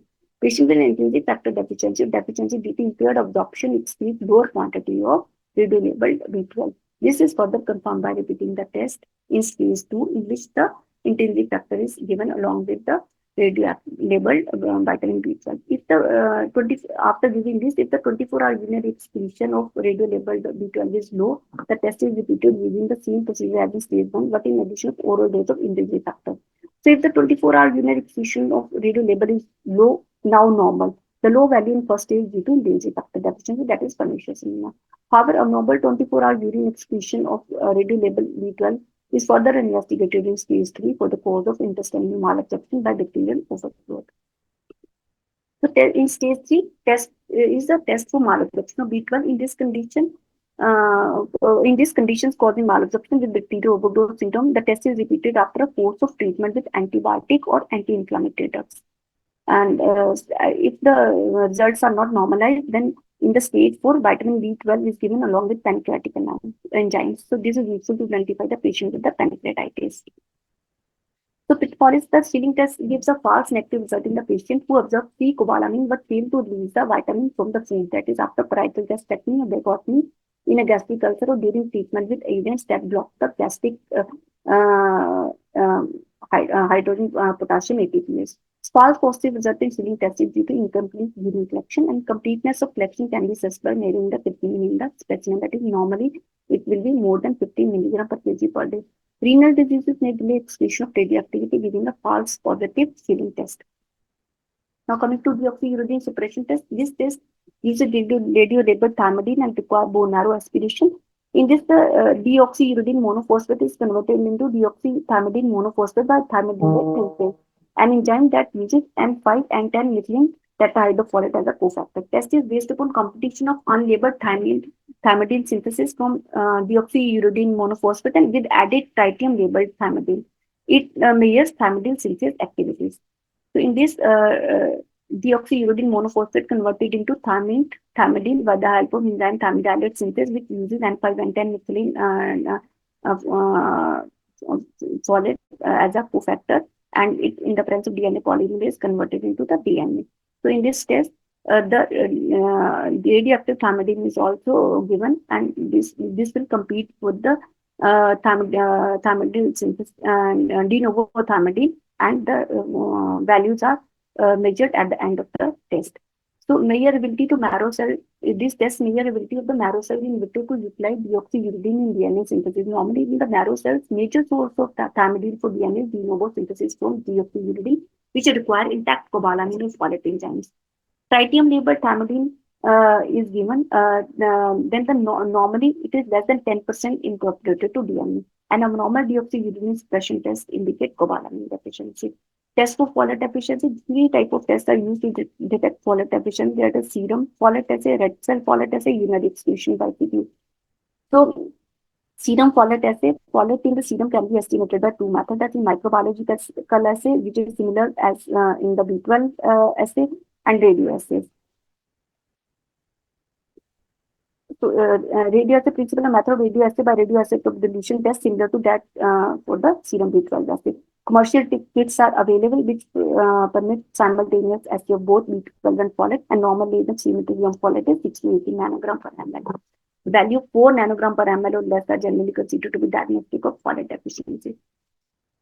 Now, red cell folate assay, red cell contain 20 to 50 times more folate than the serum. It is more reliable indicator of tissue store of folate than serum folate assay, because unlike serum folate, which contain entirely 5-methyl tetrahydrofolate, red cell folate contain heterogeneous mixture of different form of varying polyglutamate chain lengths. So normal value is 160 to 640 microgram per liter, and method to measure it, microbiological assays and radio assays and protein binding assays. Red cell folate value decreased in patients with megaloblastic anemia as well as in patients with the pernicious anemia. Now, urinary excretion of fig leaf. So folic acid is required for conversion of forming glutamic acid to glutamate in the histidine catabolism. After an oral dose of histidine, urinary excretion of fig leaf is increased if folate deficiency is present. Because if folate deficiency is there, the tetrahydrofolate will not be converted into forming tetrahydrofolate, and fig leaf is not converted into the glutamate. So this test is less specific and less sensitive than the serum assay. Normal value is less than 30 milligram fig leaf excreted per day. In folate deficiency, the value increased. So if in the peripheral blood smear, mean corpuscle volume is more than 100 gram per liter, and other peripheral blood smear findings are there. That is hypersegmented neutrophils or macrovalocytes, macrocytes. The vitamin B12 and reticulocytes counts is measured. If peripheral blood smear is abnormal and no megaloblastic feature is there, so then consider alcohol-related, drug-related, thyroid-related disorders, liver disease pathologies, and consider checking liver function tests and thyroid stimulating hormone levels. If there are megaloblastic features, then reticulocyte count will be done. If it is more than 2%, then the suspect hemolysis is work for hemolytic anemia. And if it's less than 2%, then reviews for the B12 levels. Yeah, ma'am, your time has exceeded, so please proceed. I'm about to finish. Sure. So yeah, if there is a reticulocyte count is less than 2%, so review vitamin B12 level. And vitamin B12 level, if this is less than 100 picogram per ml, then there is a vitamin B12 deficiency. And if it is between 100 to 400 picogram per ml, then check methylmalonic acid and homocysteine levels. And if it is more than 400 milligram, then check the red cell folate levels. And if it is low, then it is folic acid deficiency. If it is normal, it is a value for bone marrow biopsy. So Now the therapeutic trial or B12 and collapse. So appropriate response with appropriate therapy. There will be raise in reticulocyte count, starts in 2 to 3 days and peak at 4 to 10 days. Hypersegmented neutrophils may persist for 10 to 14 days. MCV stabilizes in 25 to 78 days. Rise in RBC count starts in 1 week and normalizes in 4 to 8 weeks. Erythropoiesis become normal in 2 days and leukopoiesis normalize in 12 to 14 days. Within few days, leukocyte and platelet count return to normal and hemoglobin concentration began to rise 1 to 1.5 gram per deciliter per week. As the hematopoiesis get corrected with treatment, LDH and bilirubin levels are expected to fall rapidly. So, pitfall is if there is associated iron deficiency or response is proportional to initial degree of anemia, neurological deficit will persist if only folate is given. Now, in last, I will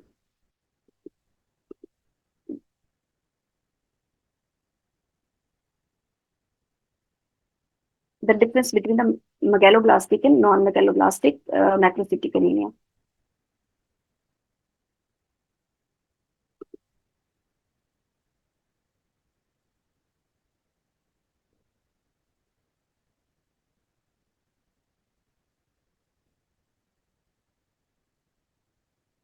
So in megaloblastic anemia, WBC count, platelet count, RBC count, and achieve value and hematocrit are decreased. However, in non-megaloblastic anemia, WBC and platelets are usually normal.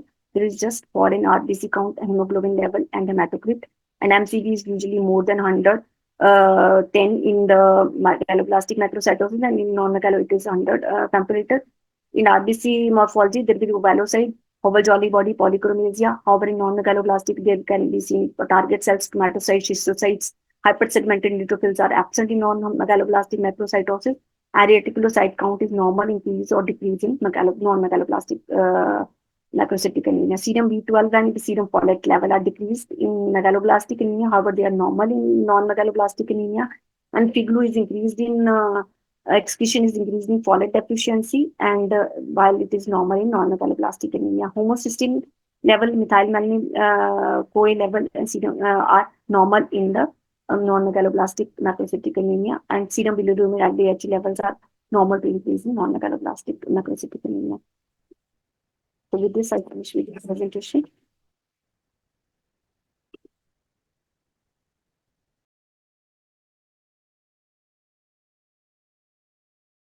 It's in full screen, right? Yeah, please start. Great. So let's start with the next presentation, and I'm sure that we are running a little short of time, so we'll try to wrap it up as quickly as possible. So the topic for me is flow cytometry in benign hematological disorders. And when we think of flow cytometry in hematology, we usually think of things like acute leukemia, CLPDs, or plasma cell disorders, MRD analysis, but benign disorders, it's relatively rare in the usage of in flow cytometry. Right. So where do we use in hematology flow cytometry? It can be used for RBC disorders, can be used for WBC disorders and platelet disorders as well. So its role is widespread throughout hematology. But let's see what all aspects we can cover in it. So look at RBCs. We have PNH, that is paroxysmal nocturnal hemoglobinuria. We have hereditary spherocytosis, G6PD deficiency, immune hemolytic anemia, and hemoglobinopathy. Of these, PNH and HS are two such areas where the role is pretty well established. G6PD deficiency, it is more like a research tool. We have had a project here, and we also sometimes use it for diagnostics, and the others are morely used very less frequently in research settings. So coming to PNH, when we think about PNH, the thing that comes into mind are these 9 tubes and the combustion test that was discovered by Dr. Thomas Hale Ham, called the Ham test. So what happens in PNH is that there is a loss of cell surface proteins which are attached to these glucose GPI anchors, or the glucosyl phosphatidyl inositol anchors. So proteins can be attached to the cells through transmembrane proteins or through these anchors. These GPI anchors are produced by what this PIGA gene, PIGA gene, that is present in chromosome number X. And this is how a normal cell looks, which has both transmembrane surface proteins as well as proteins which are bound to the cell surface using this GPI anchor.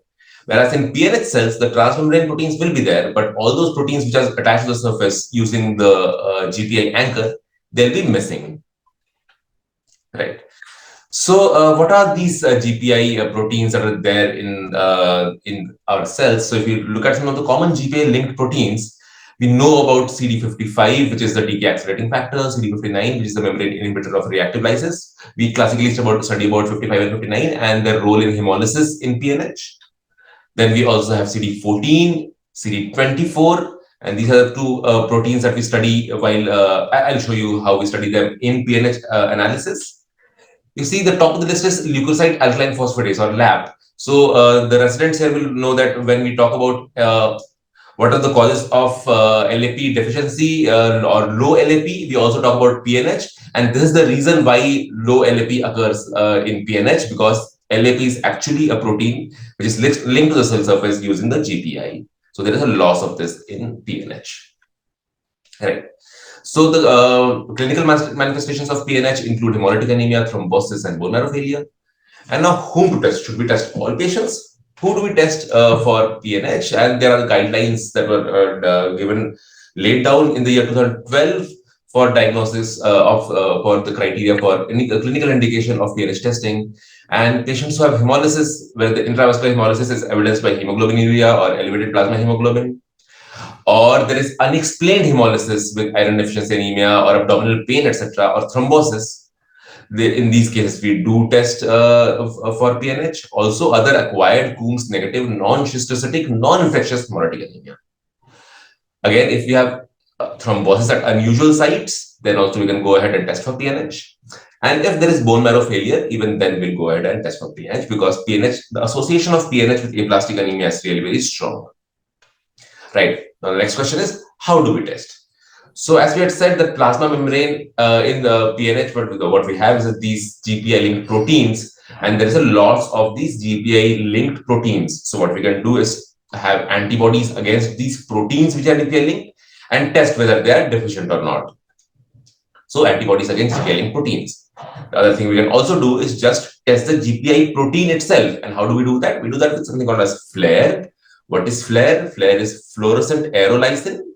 And aerolysins are basically pore-forming toxins secreted by Aeromenas hydrophila. This is a GPI anchor which serves as a receptor for these Aeromenas hydrophila. So what we use here is not this toxin, but a mutant aerolysin which binds to the GPI anchor but is inactive and does not form pores. So we can use this for diagnostic purposes without any harmful effect on the cell. Right. So for anybody who wants to practice flow cytometry in PNH, I would really suggest that you go through these articles that came in Cytometry Part B in the year 2018. This was a set of articles in which the Part 1 talked about its clinical utility, Part 2 talked about reagent selection and assay optimization, Part 3 talked about data analysis, reporting, and case studies, and Part 4 talked about assay validation and quality assurance. So if we go to RBC testing now, so you can the antibodies used for gating is CD235A, and the antibodies to see the GPI link structures on RBCs historically, as we discussed, was CD55 and 59. However, after extensive assessment, it has been shown that 59 it best delineates the type 2 and type 3 RBCs from the normal, that is type 1. So CD55 testing by flow cytometry is not recommended these days. So all you need is CD235 to gate the RBCs and CD59 to see whether these RBCs are GPI deficient, GPI link protein deficient or not. So these recommendations of 2018 give us a clue about what fluorescent conjugate antibodies that you have to use, which clones and which vendors you can get them from. So it's a very detailed description about all the test reagents that you will require. Next, if we go to the WBC testing, we test the neutrophils and the monocytes. So neutrophils are gated using CD15 and monocytes are gated using CD64. And the GPI-linked antibodies that are used for neutrophils is CD24. And for monocytes, it is CD14. You can use FLAIR, of course, for both monocytes and neutrophils. As you saw that FLAIR was associated, it is not on any surface protein, but on the GPI anchor itself. And CD157 is also another GPI-linked protein that is expressed both on monocytes as well as on neutrophils.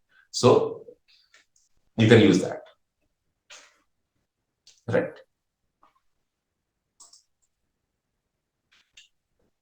So as I was talking about these recommendations, they're giving a great deal of detail on which fluorochrome, which antibody combination to be used, which clone that can be used and that has been validated. Also on which particular system. So for example, if you're using a Beckman Coulter flow cytometer, they give a set of recommendations for the antibody antigen conjugates and the clones. If you have a BD flow cytometer, then also they're giving a list of your flow cytometry antibodies and clones. And if you want to have a cross-platform usage, for example, if you have a Beckman Coulter flow cytometer, but you want to use BD reagents, even for those conditions, the reagent and fluorochrome combinations have been provided, the clones have been provided. So it's a very, very detailed description that you can find in these papers, right? So what do we use here? We use multicolor assays. You can use 4-color assays, 5-color assays, or 6-color assays. So you see, if you use 4-color assays, you'll have to use at least 2 tubes.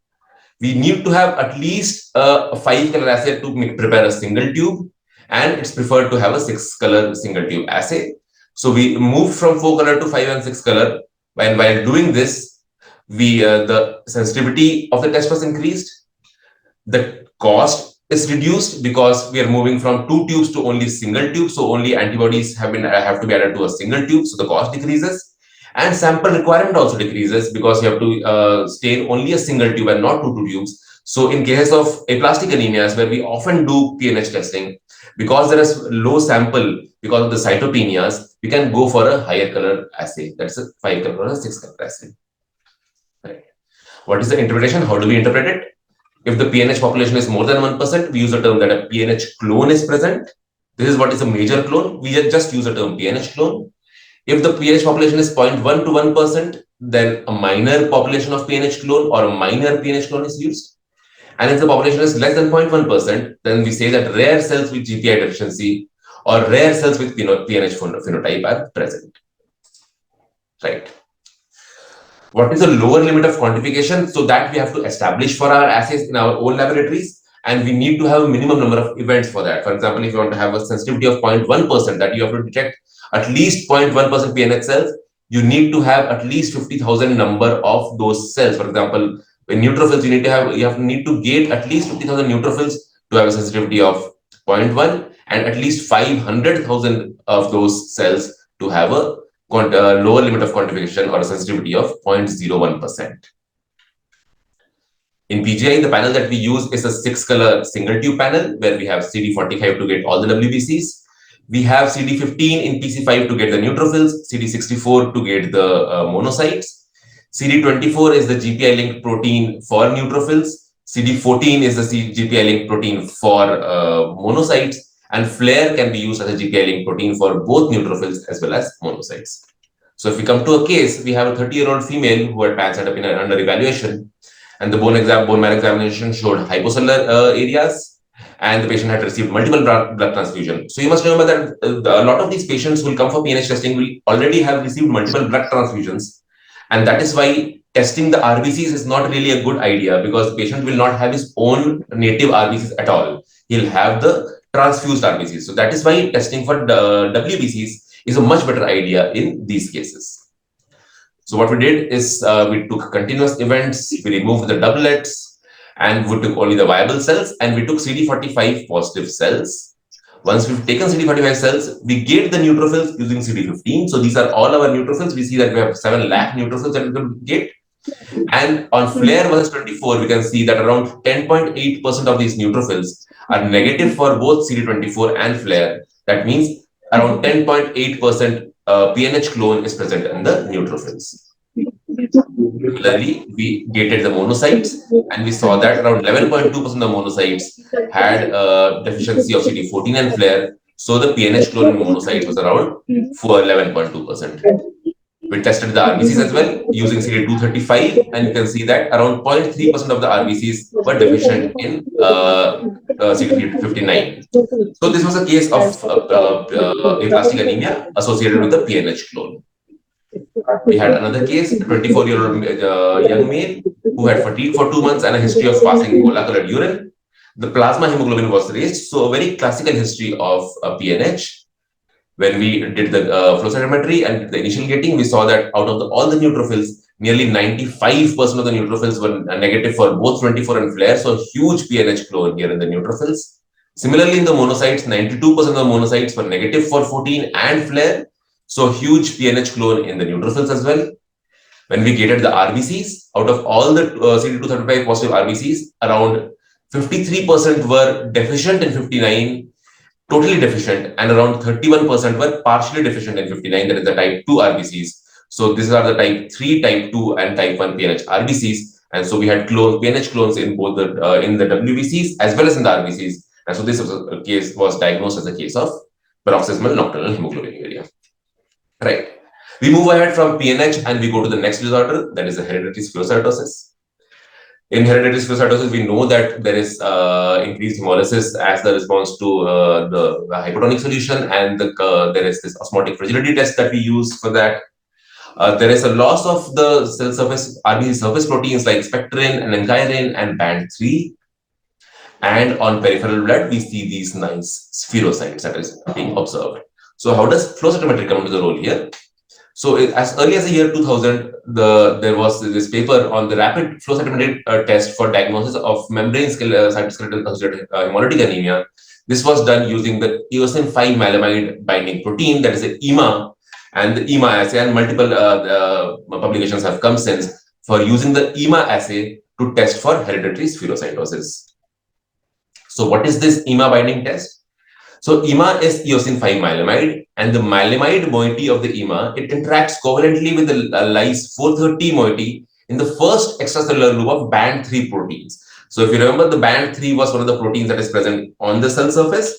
So EMA binds directly there to the band 3, and the eosin chromophobe is assumed to be in a deep pocket, in a pocket which is deep in the transmembrane core of the band 3. So it is basically the band 3 with which the EMA is interacting. And because there is reduction in the membrane proteins in hereditary spherocytosis, there is reduced binding to EMA. And red blood cells from patients with hereditary spherocytosis will reveal a significantly lower mean channel fluorescence values for EMA than RBCs from normal subjects. So let's take an example and how we are doing this test. So we had an 8-year-old male child who had unconjugated hyperbilirubinemia. The peripheral blood showed spherocytes, and incubated OFT showed an increased osmotic fragility of the RBCs. We did the EMA binding test, and we can see that this is the patient where we gated the RBCs, and the EMA MFI, or the mean fluorescent intensity of the patient, was 1499. Now we always require a number of controls for doing the experiment at the same time. So we took normal controls, and in a normal control, the MFI was 2082. Now, a single normal control won't do, so we need at least 5 or 6 normal controls. So here we had used 5 normal controls. So MFI of the patient was 1499. The MFI of controls, the mean MFI of the 5 controls was 2019 by 0.2. And the ratio of the patient to control came out to be 0.74. So this ratio needs to be more than 0.8 in normal individuals. Anything below 0.8 is diagnostic of hereditary spherocytosis. You have to remember that there are some pitfalls here as well. There are some other conditions like CDA type 2, Southeast Asian ovulocytosis, and hereditary pyropoikilocytosis, which can also have a reduced ratio of the MFI of the patients and controls. Right. Moving ahead. I hope I'm audible. Yes, we are audible. Yeah, sure. So moving ahead, we go to the flow cytometric detection of the osmotic fragility. Also in hereditary spherocytosis, other than the EMA, we can also do the osmotic fragility test using flow cytometry. So how is that done? That was also published as early as 2008, and then other articles also appeared in this. So what do we do? The principle is the same as the incubated OFT test. The spherocytes, due to their low surface to volume ratio, they take up less water in hypotonic solution before rupturing. So they lyse early in comparison with the normal cells, right? So the principle is the same as the OFT test. But there are definite advantages over conventional OFT. First is that no dilutions or stock preparation, which is a huge effort in the incubated OFT. That is not required here. There is no additional cost. If the patient, if the lab has a flow cytometer, you can do it at absolutely no additional cost. I will show you how it is done. And it provides quantification of the residual red cells, so it is more objective and it does not require incubation. So what we do is, We take make a red cell suspension by adding X volume into 1 ml of normal saline. Now this X is calculated as 130 divided by RBC count into by 10 to the power 6. Now 10 ml of this suspension is transferred to the tube. So to give an example, if the RBC count is 3.99, the volume that has to be taken is 130 by 3.99, that is 32.58 microliter. So 10 ml of this microliter of the suspension is transferred to the tube containing 1.1 ml normal saline, and we start acquiring this simply into the flow cytometer. And after some time, say around 15-20 seconds, we add 900 microliter of distilled water to make a hypotonic solution, and then we continue the acquisition. So this is how the charts appear. There is a healthy control, and we acquire the sample over time. And after some time, say around 20 seconds, we add distilled water, and then we continue acquisition and see the concentration of RBCs that are present, that are being acquired over time. What happens in patients that as soon as we add the distilled water, you can see the number of cells that are acquired are reducing. So we have to have a more objective thing. So we calculate the percentage residual RBCs, which is calculated as P7 plus P8 by 2 divided by P1 into 1.1 by 2 into 100%. So this residual RBCs come out to be 50.87% in this healthy control and comes out to be just 6.35% in this patient. So the cutoffs here are around 10 to 23%. Anything below 10% is considered as abnormal. So in this patient, there was definitely increased susceptibility to lysis after distilled water was added. So this confirmed our diagnosis of hereditary spherocytosis. Right. Next, we move on to our next entity, which is G6PD deficiency. So again, the G6PD deficiency test in flow cytometry is based on the methemoglobin reduction test that we already do for screening of G6PD deficiency. So what is the principle here? We take RBCs, add sodium nitrite. So this is oxidizing it into methemoglobin. To this methemoglobin, if we add methylene blue or 9-blue sulfate, and this stimulates the pentose phosphate pathway, the normal hemoglobin, methemoglobin, is reduced back to oxyhemoglobin if there is normal G6PD. However, the patient is G6PD deficient and the pentose phosphate pathway is not functioning, the methemoglobin will not be reduced back to the oxyhemoglobin and will stay as methemoglobin even on addition of the methylene blue. After that, if we add potassium cyanide, the oxyhemoglobin will remain as oxyhemoglobin, but the methemoglobin will become cyan hemoglobin. And if we add potassium hydroxide after that, the oxyhemoglobin will become feryl hemoglobin, and which appears as a fluorescent compound, whereas the cyan hemoglobin is not. Cyan methemoglobin is not. So, for example, if I give you a test here, so what we do is we take the RBCs and we see if there are presence of any bright cells that are there. These bright cells are the G6PD non-deficient cells, and anything that is negative comes out to be the G6PD deficient cells. So, for example, in this case, we had a 5-year-old male who was suspected of to be G6PD deficiency, and you can see that only 1% of the cells are bright in this patient. And the mother of this same patient, who's supposed to be a heterozygous, you can see a big peak here in the bright region, as well as a peak in the deficient region. So this mother is heterozygous, having both the G6PD normal RBCs as well as G6PD deficient RBCs. This bright here comes out to be nearly 50%, that's 44.7%, confirming that the mother is a heterozygous and the patient is known as a case of homozygous. It's a case of G6PD deficiency because there is nothing that is coming in the bright channel here. Right. So this was a publication that came out from our department using the flow cytometric test for G6PD deficient erythrocytes. Other than that, we can also have autoimmune hemolytic anemia, which can be tested with G6PD. And here the principle is similar, that the patient's RBCs are incubated with fluorescently labeled IgG antibody, and MFI in the sample is measured along with the negative and the positive control. However, you have to remember here that the flow cytometry has a very limited fluorescency testing. It gives a lot of false positive results. HbF estimation is something that can also be done using flow cytometry. So F cells are adult cells containing HbA and HbF, and normal adults have only 3 to 7% HbF. So the principle is that patients' RBCs are incubated with, we get anti-HbF antibodies. So RBCs are incubated with anti-HbF antibodies, which are fluorescently labeled, and the MFI of the sample is measured along with negative control and positive controls. So this has definite advantage over the conventional techniques, that is the Kleiner-Betke techniques. It gives precise estimation of percentage of HB cells, of F cells. It is much more objective. And it gives a better correlation with disease phenotype and response to therapy as well. For example, in patients who have sickle cell disease, if they are being treated with hydroxyurea, you want to see if the F cells have increased or not. So this is how you can test them very sensitively. Some recent advances also have come, and you can use imaging flow cytometry as well in the diagnostic assessment of red cell membrane disorders. Right. So from the red cells, now we move on to the platelets, and platelets can also be tested. Platelet disorders can also be tested using flow cytometry. So what are the platelet disorders can be tested? So you can do surface receptor detection, for example, in Bernard-Sollier syndrome, Glanzmann's thrombasthenia, or you can also do some functional assays. For example, you can do HIT or platelet aggregation studies as well using flow cytometry. So let's look at a first case. This is a 13-year-old male. He was diagnosed and being treated as ITP. He had skin bleeds and GI bleeds since 5 years of age. His hemoglobin was 8.1, probably because of the bleeding. He had a low hemoglobin. The platelets were around 40,000. The TLC was normal. The peripheral blood showed giant platelets. So with this history, with the possibility of Bernard-Sollier syndrome was also considered, that maybe the patient was misdiagnosed as an ITP and the patient would actually be a BSS. So what we did was we went ahead and did the flow cytometry testing. We gated the platelets using CD41, and then we tested in controls for CD42B, and you see that the patient's CD42B is much lower than that present in the controls. This is higher, this is much lower. Whereas the CD61 of the patient, the control and the patients are pretty similar. So what is happening here is that the patient has lost CD42B.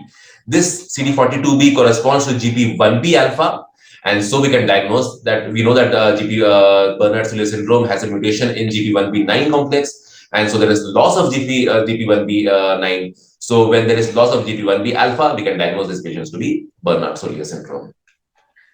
We had another case, a 13-year-old female who had a history of bleeding since 3 months of age. There was skin bleeds, GI bleeds, and menorrhagia. There was history of blood transfusion, and the patient was born out of a non-consanguineous marriage. The platelet morphology was totally normal, and the counts were also normal. So here in this patient also we did a flow cytometry testing. We gated the platelets using CD42, and what we saw that in controls, this was how the 41 and 61 was being expressed. Whereas in the patient, both CD41 and CD61 was much lower controlled compared to the controls. So this patient has loss of CD41 and 61, which corresponds to GP2B and GP3A. So this patient has Glanzmann thrombasthenia. After these cell surface abnormalities in platelets, we can also do aggregometry studies using platelets. So this is how the conventional light transmission aggregometry is done. We all know that we look for different agonists and we see if there is loss of response to a particular agonist or not. And in the year 2013, one of the first articles based on which the flow cytometry based platelet aggregation studies were described that came out. We have tried this in our department as well. So what we do is that we take PRP, and then in the PRP, we add CD31, one of the platelet markers, labeled with 2 different fluorochromes in 2 different tubes. So we take the PRP, one aliquot is labeled with CD31 FITC, the other is labeled with CD31 PE. Then we do antibody labeling and wash and mix it 1:1, and then we acquire it in a flow cytometry at baseline before an addition of incubation, before incubation with agonist, and then after a 10-minute incubation with the agonist, and then we do a flow cytometric analysis as well. Right. So after agonist and incubation, what you expect is that there should be aggregation in the dual positive channel. So here is a healthy control in which at t is equal to 0 minutes, there is some aggregation, because you know that normal aggregation also happens in the dual positive in this region. So even without stimulation, but after 10 minutes of stimulation with ADP, we can see that this aggregation in the this dual positive region has definitely increased, and we calculate the aggregation by calculating the percentage of double colored events, that is Q2 divided by Q1 plus Q2 plus Q4, these 3 areas. Right. So what we have to do is we have to set normal controls for our own lab and then test for each agonist. So for example, we had a patient in which at t is equal to without adding agonist, there was not much aggregation, some amount of aggregation here. After incubation with ADP for 10 minutes, again, the incubation was not too much. So it is only 0.66%, which is impaired. With collagen also it is only 14.3%, which is impaired. But with ristrostatin incubation, the aggregation is around 29.8%, which is normal. So this person had reduced aggregation to ADP and collagen, but normal to ristrostatin. So this patient was diagnosed as Planzmann thrombasthenia using fluorometric platelet aggregation test. So there is a definite advantage of this over conventional platelet function test. This can be used in thrombocytopenic patients as well. So that is a big problem and challenge we face while doing platelet aggregation studies in our using conventional light transmission aggregometry. That you have to have a platelet count of at least 1 lakh. But we often have patients who have low platelet counts, so we can't do it using LTAs. So those patients we can definitely do a flow cytometry based platelet function test. There is also no interference of bilirubin or lipemic samples in this. Right. So lastly, we come to WBC disorders. PNH, of course, is also a WBC disorder, but we have discussed that already. We also can use flow cytometry in case of sepsis, in primary immune deficiency disorders, in hereditary lymphohistiocytosis, in autoimmune lymphoproliferative syndromes, and in some inherited bone marrow failure syndromes. So I'll just show you a few examples. So this was a paper on the use of flow cytometry in critically in the diagnosis as well as prognosis of sepsis in critically ill patients, and they use 364, HLA-DR, and CD25 and some toll-like receptors for the diagnosis of flow cytometry of sepsis using flow cytometry. And the early inflammatory phase markers are increased CD64 on neutrophils, decreased HLA-DR on monocytes, and increased surface CD25 on T lymphocytes. This was another paper which came out which showed the ratio of neutrophilic CD64 and monocytic HLA-DR as a parameter for diagnosis and prognostication in neonatal sepsis patients as well. And then autoimmune lymphoproliferative syndrome, or ALPS. We know that ALPS has defective fast-mediated apoptosis, leading to an expansion of and accumulation of the autoreactive CD4 negative, 8 negative, double negative T cells. It has a varied clinical picture of cytopenias, organomegalies, autoimmune disorders, and greatly increases lifetime risk of a lymphoma. And recognition of ALPS is very, very important because treatment with immunosuppressive therapies can reduce symptoms in this otherwise life-taking disease. So if you look at the diagnostic criteria for ALPS, this has to be a chronic disease with a non-malignant, non-infectious lymphadenopathy or splenomegaly or both. And what happens here is that there is an elevated CD3 positive T cell receptor alpha beta positive, 4 negative, 8 negative, double negative T cells. And these should account for more than 1.5% of total lymphocytes or 2.5% of all the CD3 positive T lymphocytes. So this is how we do it. We get all the T lymphocytes using CD45 and CD3. We check whether they are dual negative, that is 4 and 8 dual negative. And then we see out of all these, how many of these are double negative T cells, that is are alpha beta double negative T cells. And this should be more than 1.5% of lymphocytes or more than 2.5% of CD3 positive lymphocytes. And this helps in making the diagnosis of autoimmune lymphoproliferative syndrome. In that, you can also have role of flow cytometry in immunodeficiency diagnosis. And you can basically what you can do is quantitative analysis of immune system can be done before the final genetic testing is being done. This offers disease-specific diagnosis in many PIDs. How is it done? We can, for example, there's this severe combined immunodeficiency, and you can see that there are different kinds of abnormalities in the T, B, and NK cells that can be studied using flow cytometry and arrive at a particular diagnosis. So with that, I complete my talk. I can summarize by saying that flow cytometric immunophenotyping has an important role in diagnosis of numerous benign disorders. It is changing, flow cytometry is definitely changing the paradigm of diagnosis in benign disorders, but the role is slowly evolving and more labs will now start using these tests. And immunophenotyping is not a domain of the malignant hematology alone. That I thank you for your patient listening. This is my team and my fellow colleagues in my department, my faculty colleagues and my residents in the PGI Department of Hematology. And I thank you for your patience. Thank you.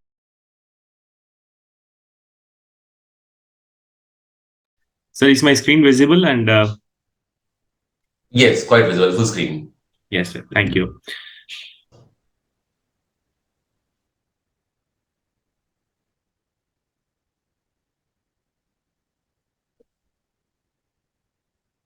Okay. Good morning, everyone. At the outset, I would like to thank Dr. Neeraj Jain and Melap team for providing me this opportunity to speak on the approach to pancytopenia in the diagnostic hematology week.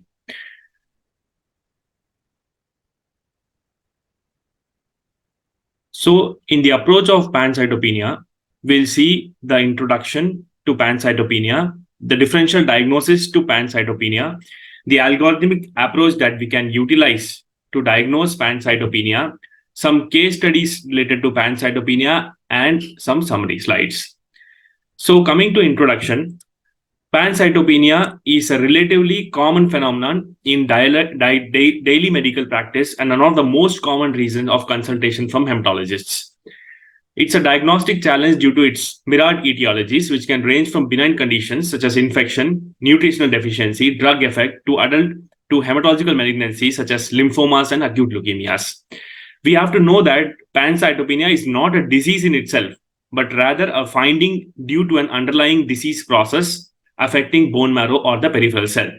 So it's a manifestation of the disease rather than the disease itself. Coming to the definition of pancytopenia. Pancytopenia is defined as a decrease of all three hematological cell lines. Hemoglobin of less than 12 gram in women and 13 gram in men, platelets of less than 1,50,000 in less than 1,50,000, and leukocyte count of less than 4,000, or ANC of less than 1,800 per microliter. These thresholds largely depend on age, sex, or race, as well as varying clinical scenarios. Now, pancytopenia is diagnosed when there is decrease in in all the three cell lines. So now the limits of these hemoglobin, TLC, and platelets, they vary according to the laboratory cutoffs or according to geographical or racial scenarios. In some countries, the hemoglobin levels have taken as less than 13 for men, and pregnant females have a different cutoffs. And the cutoffs for various countries and racial origin it varies. For example, in Pakistan, we can see the cutoffs we used for different. WHO uses different cutoffs for defining pancytopenia in relation to myelodysplastic syndromes. So these cutoffs has to be determined according to the region and according to the race of a particular patient. Now, coming to the epidemiology of pancytopenia. Pancytopenia, the incidence has a bimodal presentation. It's seen in children and adults frequently in the third and fourth decades of life. Geographically and socio-cultural influences determine the major causes of pancytopenia. So when we consider the geographical distribution, several observation studies from Southeast Asia looking for the cause of pancytopenia point to aplastic anemia and leukemia being the most common cause in children, and megaloblastic anemia and aplastic anemia among the general population. Congenital causes of bone marrow failures are far less common compared to the acquired causes. So when we are practicing in a particular geographical location, we should know what is the cause of pancytopenia that is prevalent in that population. For example, in North America, the most common etiologies are myeloid neoplasms rather than nutritional causes, which are prevalent more common in South Asia. So when you are practicing in a special geographical location, we need to take care of the common problems that are happening in that location. Now, coming to causes of pancytopenia. The pancytopenia causes can be due to bone marrow failure, bone marrow infiltration, or sequestration or destruction. Now, always in this, I give a mythological background, like with no offense to any religion or any conflicts of interest. I would say there is we can consider Brahma, Vishnu, and Mahesh. Now, Brahma is the lord of production. So when bone marrow is the site of production of all cells. So when the bone marrow is not functioning well, when Lord Brahma is angry, he is not producing very well, it leads to bone marrow failure. So bone marrow failure causes cells to be decreased in output from the bone marrow, causing pancytopenia. Now, if the Lord Vishnu is angry, he is not maintaining properly. He is not maintaining properly. There is infiltration by other cells in the bone marrow. Like they can be the malignant cells which are infiltrating the bone marrow, or non-malignant etiologies which are infiltrating the bone marrow. That causes pancytopenia because there is less amount of cells that are coming from the bone marrow. Now, if Lord Shiva is angry, okay, if Lord Shiva is angry, he is causing excessive sequestration or destruction of cells. That is causing pancytopenia, which is a mostly a peripheral cause of pancytopenia. It's a mythological link that I have kept here for easy remembrance, basically. So if Brahma is the bone marrow, he's a lot of production and lot of maintenance and lot of destruction. If any of these are getting involved, we can expect pancytopenia in such patients. For example, if the bone marrow is not functioning very well, if it is immune-mediated cause of destruction of bone marrow stem cells, like aplastic anemia, idiopathic causes, drug-induced aplastic anemias, PNH, that is acquired destruction of the stem cells, autoimmune disease causes, medications causing aplastic anemia, and some malignancies which cause bone marrow suppression and failure. There can be nutritional cause, which is very important in India as well. Vitamin B12 deficiency, folate deficiency, alcohol-induced suppression of bone marrow, copper deficiency, zinc deficiency, all these cause bone marrow failure. And there can be infectious causes as well. Now, coming to bone marrow infiltration, whenever a foreign infiltration by foreign cells like leukemic infiltration, lymphoma infiltration in the bone marrow, myelodysplastic syndrome, that can be bone marrow, a cause for pancytopenia, plasma cells infiltrating the bone marrow, metastatic disorders from various sites, prostate, breast, lung adenocarcinoma, all these infiltrating the bone marrow, and there can be some non-malignant infiltrative causes. Now, sequestration. What does sequestration? There is pooling of cells resulting from splenomegaly, massive splenomegaly in cirrhosis, NCPF, in rheumatoid arthritis, sarcoidosis, or there is excessive destruction of the cells in EIC. All these are important causes of pancytopenia. And whenever we are seeing a patient of pancytopenia, we have to keep in our mind these causes and we have to proceed to tests accordingly. Now, how to approach a case of pancytopenia? Careful history and physical examination is the number one approach to pancytopenia.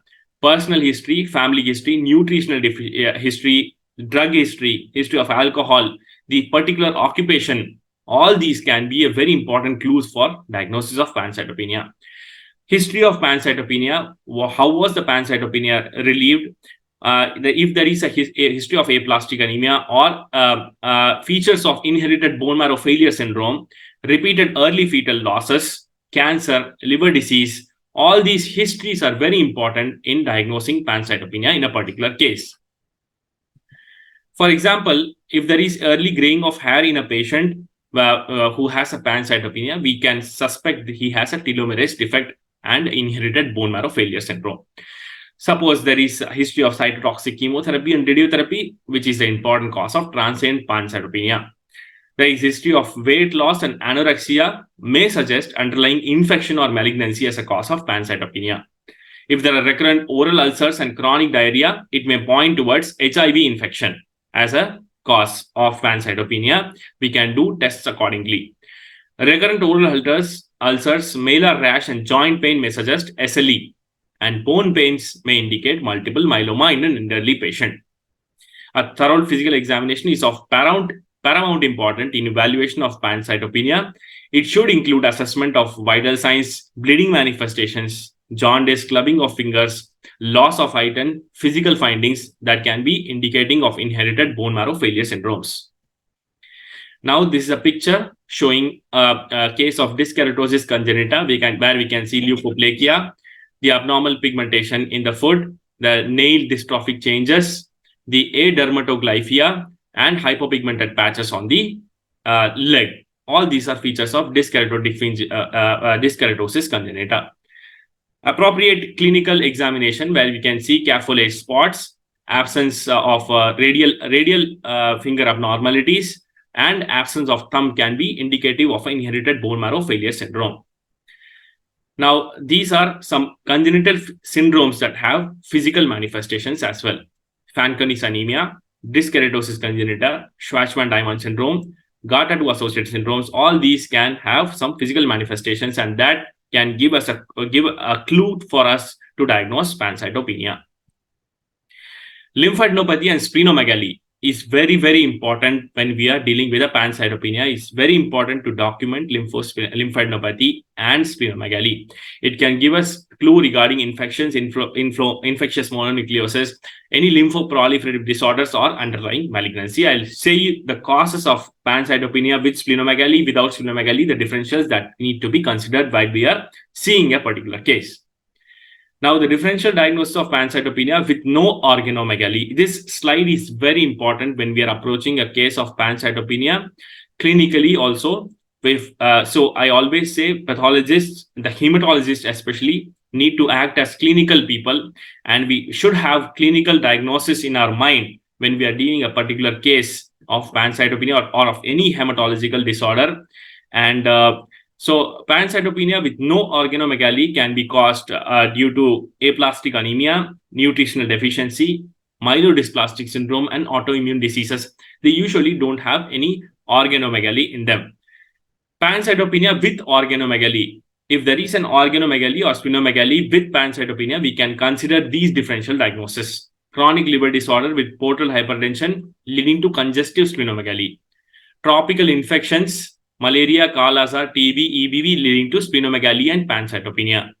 Autoimmune disorders, autoimmune myelofibrosis, SLE, Felty syndrome, myeloproliferative neoplasms like primary myelofibrosis, splenomegaly with pancytopenia. Storage disorders in children, very important, failure to thrive in a infant or child, in a child with hepatosplenomegaly, pancytopenia, we can think of storage disorders. Malignancies such as hairy cell leukemia, TLGLs, other non-Hodgkin's lymphomas can cause pancytopenias with splenomegaly and hypersplenism as well. Now, malar rash. So, coming to other physical findings, malar rash, retinal hemorrhages, oral petechiae, ginger hyperplasia in case of leukemic infiltrations, stomatitis and cheilitis indicative of vitamin deficiencies, oropharyngeal candidiasis in case of HIV, right upper quadrant abdominal tenderness indicating of splenomegaly, and signs of chronic liver disease like loss of hair, facial puffiness, anasarca, or jaundice. All these are signs of chronic liver disease which can identify a cause of pancytopenia. Now, this is a bone marrow form that is request form from PGI. And here we can see that we have patients' demographic details, the clinical data, the history of blood transfusions, when it was last given, what is the clinical finding of this patient, are there any lymph nodes, are there any spleen, what about other system functions, and his recent investigations, and what is the clinical suspicion and other histological aids or tests that have been done. So most of the clinicians here are requested to fill this form vigilantly, and if there is any data that is missing, we directly approach the patient to give us proper diagnostic details. Now, laboratory workup for pancytopenia includes a routine CBC as an important part of evaluation of pancytopenia. Number one investigation for pancytopenia is a CBC. Now, including red cell indices, peripheral blood cell film, reticulocyte count, and absolute reticulocyte count is very important along with CBC for diagnosis of pancytopenia. Liver function tests, viral markers for hepatitis, coagulation profile, fibrinogen, D-dimer, HIV serologies are secondary level investigations that can be performed along with the CBC count. Now, these are specialized investigations, serum B12, folate levels, serum ferritin levels. If you have some clue towards a specific disorder, you can perform these investigations. One of the most important tests along with CBC that needs to be done for identifying the cause of pancytopenia is a reticulocyte count and absolute reticulocyte count. An accurate reticulocyte count is the key to initial evaluation of pancytopenia. Reticulocyte count provides a reliable measure of RBC production in the patient. Now, ARC, it's a marker of red cell production and helps distinguish hypoproliferative and hyperproliferative anemia. Is the marrow responding not very well, or marrow is responding but there is a peripheral destruction of cells? This can be identified using ARC. Now, reticulocyte count and ARC needs to be done on day 1 along with CBC to avoid therapy-related changes in reticulocyte count, particularly in cases of nutritional anemia. ARC is a very important parameter and plays a pivotal role in identification of the causes of pancytopenia. ARC is calculated index derived from product of two parameters. Now you see ARC is derived from percentage reticulocyte count into RBC count divided by 100. Most of the counters in the present day give ARC directly from the counter results. We don't need to calculate ARC. They are given by the counters. We have Sysmex XN 100,000 here and Beckman Coulter DXH 800, 900. All these instruments give ARC as a calculated value from these two parameters directly on the counters. We don't need to calculate them. Now, the normal reticulocyte count, we all know, is 0.5 to 2.5. And the normal absolute reticulocyte count is 50 to 100, 50 to 100 into 10 to the power of 9 per liter. Now, using this ARC, we can classify the pancytopenia. We can have something in the mind that this can be this etiology. Like if there is a this was a study done by Priya et al. And it was published and beautifully says how to classify pancytopenia's etiology based upon the ARC value. Now, if ARC is less than 50,000, if it is less than 25,000, we can say probably it is aplastic anemia. Do a bone marrow examination and confirm the etiology. If it is 25 to 50,000, do nutritional assays. If any of these assays are low, proceed towards nutritional anemia as a cause. If these assays are normal, do bone marrow aspiration to rule out MDS. 51 to 100 is normal value. If it is more than 100, rule out rule out sepsis and do a QBC. If positive, identify sepsis or malaria. If negative, do bone marrow to rule out infiltrative disorder. Now, based upon ARC, it can give us an idea whether it is a hypoproliferative bone marrow or it is a hyperproliferative bone marrow, and we can identify the etiology of pancytopenia as such. Peripheral blood smear. Number 2, very important test. Number 1 is CBC with reticulocyte count as the number 1 test for pancytopenia workup. And number 2 is do a peripheral blood smear prior to transfusion of blood. This is very important because transfusion alters the red cell morphology. And second one, and the last, after this, if you are not able to identify the cause of pancytopenia, do a bone marrow examination. It is almost always indicated in cases of pancytopenia unless the cause is otherwise apparent, such as chronic liver disease patient with portal hypertension having a splenomegaly, can be hypersplenism, or if the cause is still not apparent, do a bone marrow examination. Deficiency of vitamin B12 or folate, if it is apparent clinically also, not responding patient after hematinic therapy, do a bone marrow examination to see the cause for pancytopenia. So in PGH Chandigarh, we typically receive, we typically see slides like these: 2 peripheral blood films, 2 bone marrow aspirates, 2 imprints, the right-sided trephine imprint, the left-sided trephine imprint, a pearl stain on the bone marrow aspirate, and the biopsy, which comes after 2 days. So this is the order that we usually see. We start from the peripheral blood film, go towards the bone marrow findings, identify the iron status on the bone marrow using pulse, and see the biopsy. So this gives a systematic approach towards a particular case. Now, if we see the bone marrow, and we can identify the cause for bone marrow in many of the cases. So pancytopenia with a hypocellular bone marrow. So the bone marrow can be hypocellular or hypercellular. If there is a pancytopenia in this patient with a hypocellular bone marrow, this slide is very important, but it can give you ideas about pancytopenia with a hypocellular bone marrow. Acquired aplastic anemias or constitutional aplastic anemia will have a hypocellular bone marrow. Some MDS can have a pancytopenia with hypocellular bone marrow. Rare aleukemic leukemias can have, and some ALLs and lymphomas can have hypoplastic manifestations. Most important cause for pancytopenia with a hypocellular bone marrow is aplastic anemia. Now we can see this is a hypocellular bone marrow, and there is complete aplasia. There is absolute reduction in number of bone marrow cells. Now we have to go to the high power in these cases and look for atypical cells, because in a hypocellular bone marrow, we can see blasts, and this can be a hypoplastic AML or ALL or hypoplastic MDS as well. So looking into the morphology of the individual cells is also important in cases of hypoplastic bone marrows. Now, in this case, we can see it is a hypocellular bone marrow with few erythroid precursors indicating an aplastic anemia. Whereas in this case, we can see a lot of immature precursors in the interstitium indicating hypocellular marrow with blasts in the case of hypoplastic AML. Pancytopenia with a cellular bone marrow. Now, in a pancytopenia with a cellular bone marrow, we can see primary bone marrow diseases or secondary bone marrow diseases. If the bone marrow is cellular, this can be due to MDS, PNH, myelofibrosis, some aleukemic leukemias, myelophthisis, that is infiltration by plasma cell myeloma or bone marrow lymphoma or hairy cell leukemia, or it can be secondary some systematic diseases such as SLE, hypersplenism, B12 folate deficiency, overwhelming infections, alcohol, or some infections.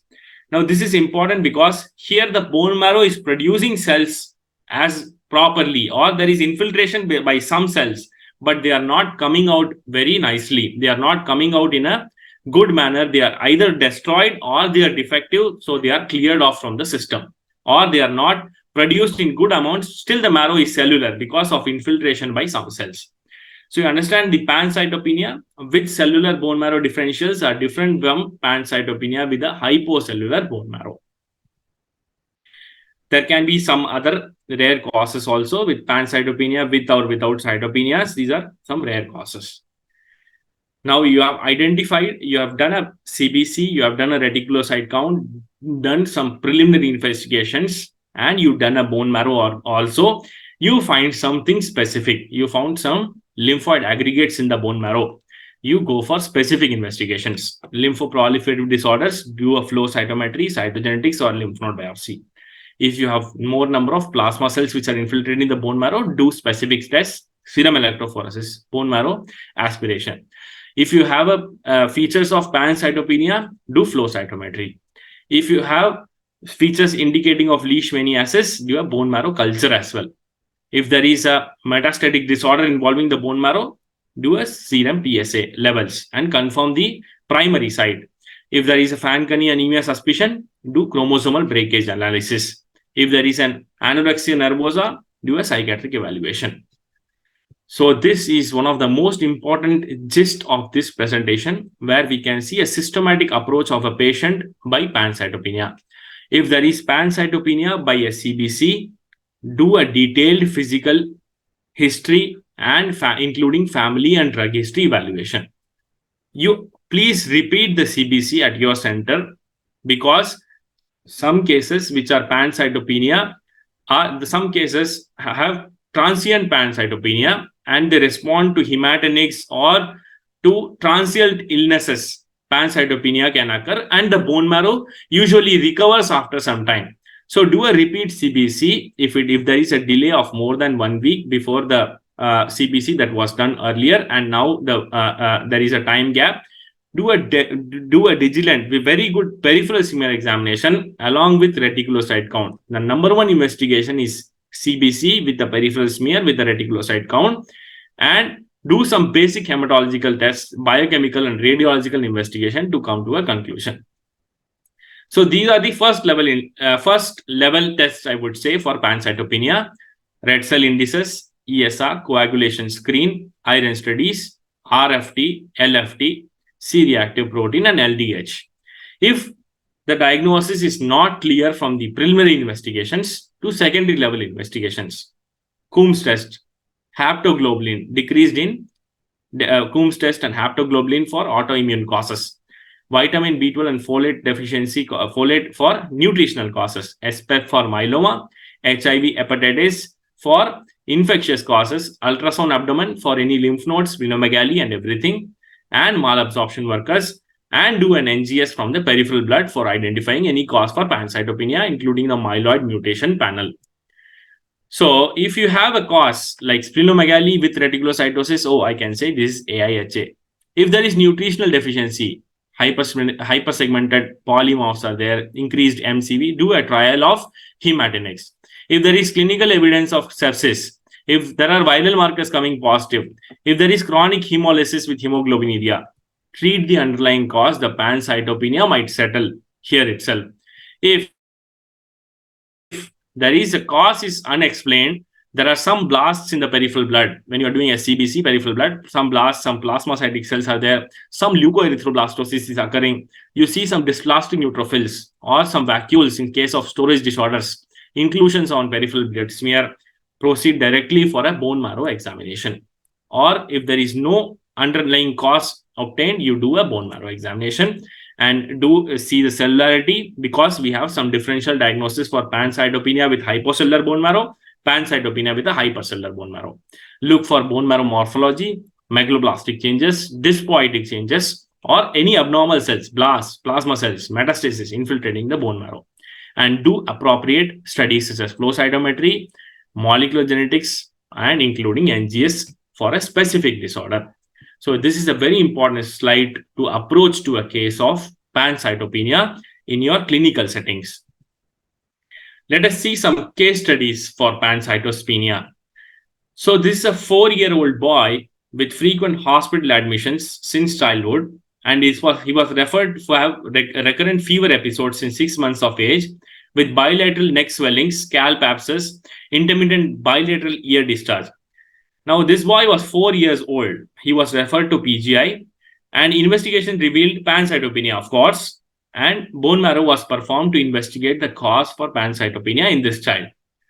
We did, so I told you we proceed with CBC and bone marrow in our settings. We did the CBC and we did the bone marrow. What in the bone marrow, we saw these abnormal cell inclusions within the bone marrow. Now, we were sure, and we saw these inclusions within the neutrophil as well, and these were beautifully MPO positive. There was hemophagocytosis as well. So this case was diagnosed as Chediak-Higashi syndrome based upon morphology itself.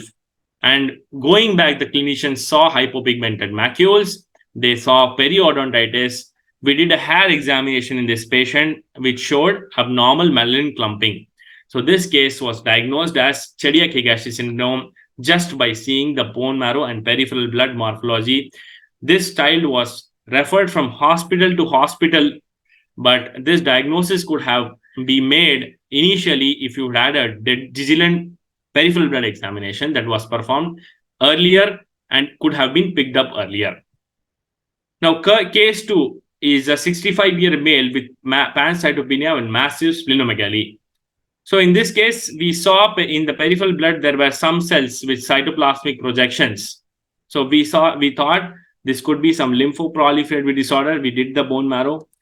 Now in the bone marrow, there were more number of atypical lymphoid cells. This was a dry tap in the bone marrow. This is the imprint smears. In the biopsy, we can see sheets of atypical lymphoid cells having a fried egg appearance. We can see the fried egg appearance of these atypical lymphoid cells having a peripheral clearing in the cytoplasmic clearing. We did a flow cytometry on the bone marrow aspirate. All these were 19 positive and classically positive for hairy cell leukemia markers such as 11C, 25, 25 negative, 23 negative, 123 positive, and they were lambda restricted. So this was a beautiful case of hairy cell leukemia.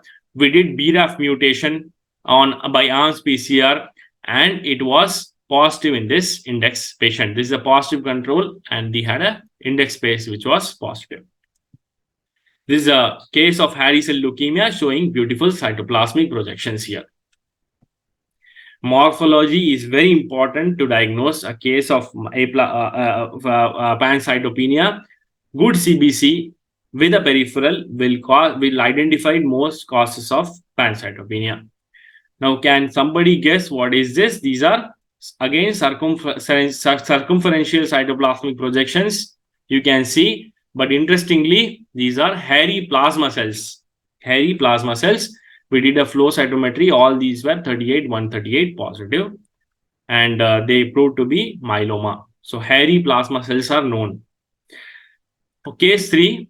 This is a middle ear female presented with left orbital RMS and post-orbital exenteration, medial maxillectomy. She was detected to have pancytopenia. Now we have a good history here. Now straight away, we did the bone marrow. We see these atypical leukemoid cells and these clusters of atypical cells which are also seen. There were some tumor giant cells and bone marrow showed extensive fibrosis and tumor cells arranged in nested pattern. So we already knew that this was a case of RMS. We did a reticulin also. We said this was a RMS which is infiltrating the bone marrow. Now these cells, if you see, they are more looking like blasts rather than RMS cells. This can be a potential mimicker of a hematopoietic neoplasm. Now, case 4 is a 30-year-old woman who presented to the emergency department with complaints of shortness of breath, abdominal pain, and fatigue. She also describes funny colored urine this time. Now, patient has pancytopenia. Her LDH is raised here. Haptoglobin is undetectable. So we think of a hemolytic cause here. Pancytopenia with a hemolytic cause here. Urine analysis showed RBC hemoglobinuria is present, DCT is negative, and reticulocyte count is raised 4%. We did peripheral blood PNH flow cytometry. We identified a huge PNH clone in this patient, which are negative for the neutrophils here, are negative for 24 and flare. And the monocytes here, which are 64 positive, are negative for 14 and flare, indicating 58% monocyte clone and 56% neutrophil clone. So this is a case of PNH presenting as pancytopenia. Case 5. So we see the form that is filled beautifully by the clinician. 45-year-old female, generalized weakness, lot of appetite, and no history of fever or shortness of breath. She gives us the hepatosplenomegaly findings and the previous findings that were noted in this patient. Now the cause for pancytopenia, they are not very sure. We see a middle-aged female with pancytopenia and with hepatosplenomegaly here. We did the bone marrow and peripheral beer. In the peripheral smear, it was a lot amount of pancytopenia. We can see rare atypical cells in the periphery, but in the bone marrow, we saw numerous abnormal promyelocytes with some faggot cells. We did MPO stain. It was strongly positive, and morphologically, the case was consistent with translocation 1517 PML RARA, positive by RT-PCR. Take-home messages from this pancytopenia approach seminar. Pancytopenia is a laboratory finding which may indicate a constellation of underlying etiologies. It gives us clues regarding a particular diagnosis. It's not itself a disease. That is very important. Some causes of pancytopenia are self-limiting, while others may require exhaustive investigation and aggressive treatment. Now, viral causes, infectious causes, some transient cause of pancytopenia are known that might not require treatment. But if you identify some atypical cells or some clues, dysplasia, you proceed to second in line investigations and proceed to aggressive treatment in those patients. There is a need to know what is the cause for pancytopenia in the particular geographical location. If it is North America, I would think of a malignancy in the first place as a cause of pancytopenia. If it is in India, I would see nutritional deficiency as a cause of pancytopenia in the first differential diagnosis. In America, I will not say this patient is nutritionally deficient. Okay, sitting in a particular geographical location, knowing the laboratory cutoffs is very important for diagnosis of pancytopenia in a particular case. Megaloblastic anemia along with mixed nutritional anemia is the leading cause for pancytopenia in India, followed by hypersplenism and aplastic anemia. You have to also know the causes for pancytopenia in children and adults as well, as described in previous slides. Absolute reticulocyte count is an important indicator of determining the cause for pancytopenia and should be done along with peripheral smear in the very beginning, because transfusion alters the CBC and reticulocyte count. ARC is such a parameter which can help us identify the cause for pancytopenia. Bone marrow aspiration is an important and safe investigative procedure for evaluation and cause of pancytopenia. If you are not identifying a primary cause, you do through primary investigations, you do a bone marrow to identify the cause for pancytopenia. Always, as shown in the flowchart, a systematic approach will guide the treating physician towards appropriate therapy. I thank Department of Hematology, PGI, for giving me the images, and Dr. Rijurani and Dr. Neeraj Jain and Melap team for giving me this opportunity to be a part of this diagnostic week in hematology, and the participants for the smooth conduct of this seminar. Thank you so much. And if there are any questions, I'm happy to take them.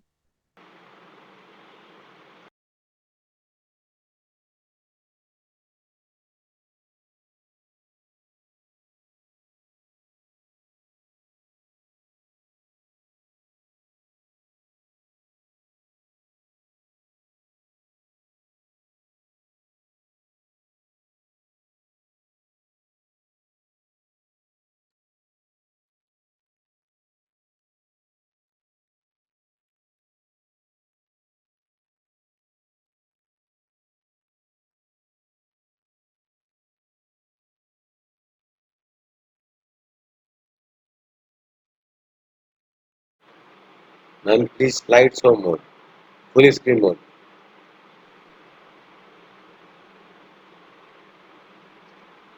Is it fine now, sir? Yes, ma'am.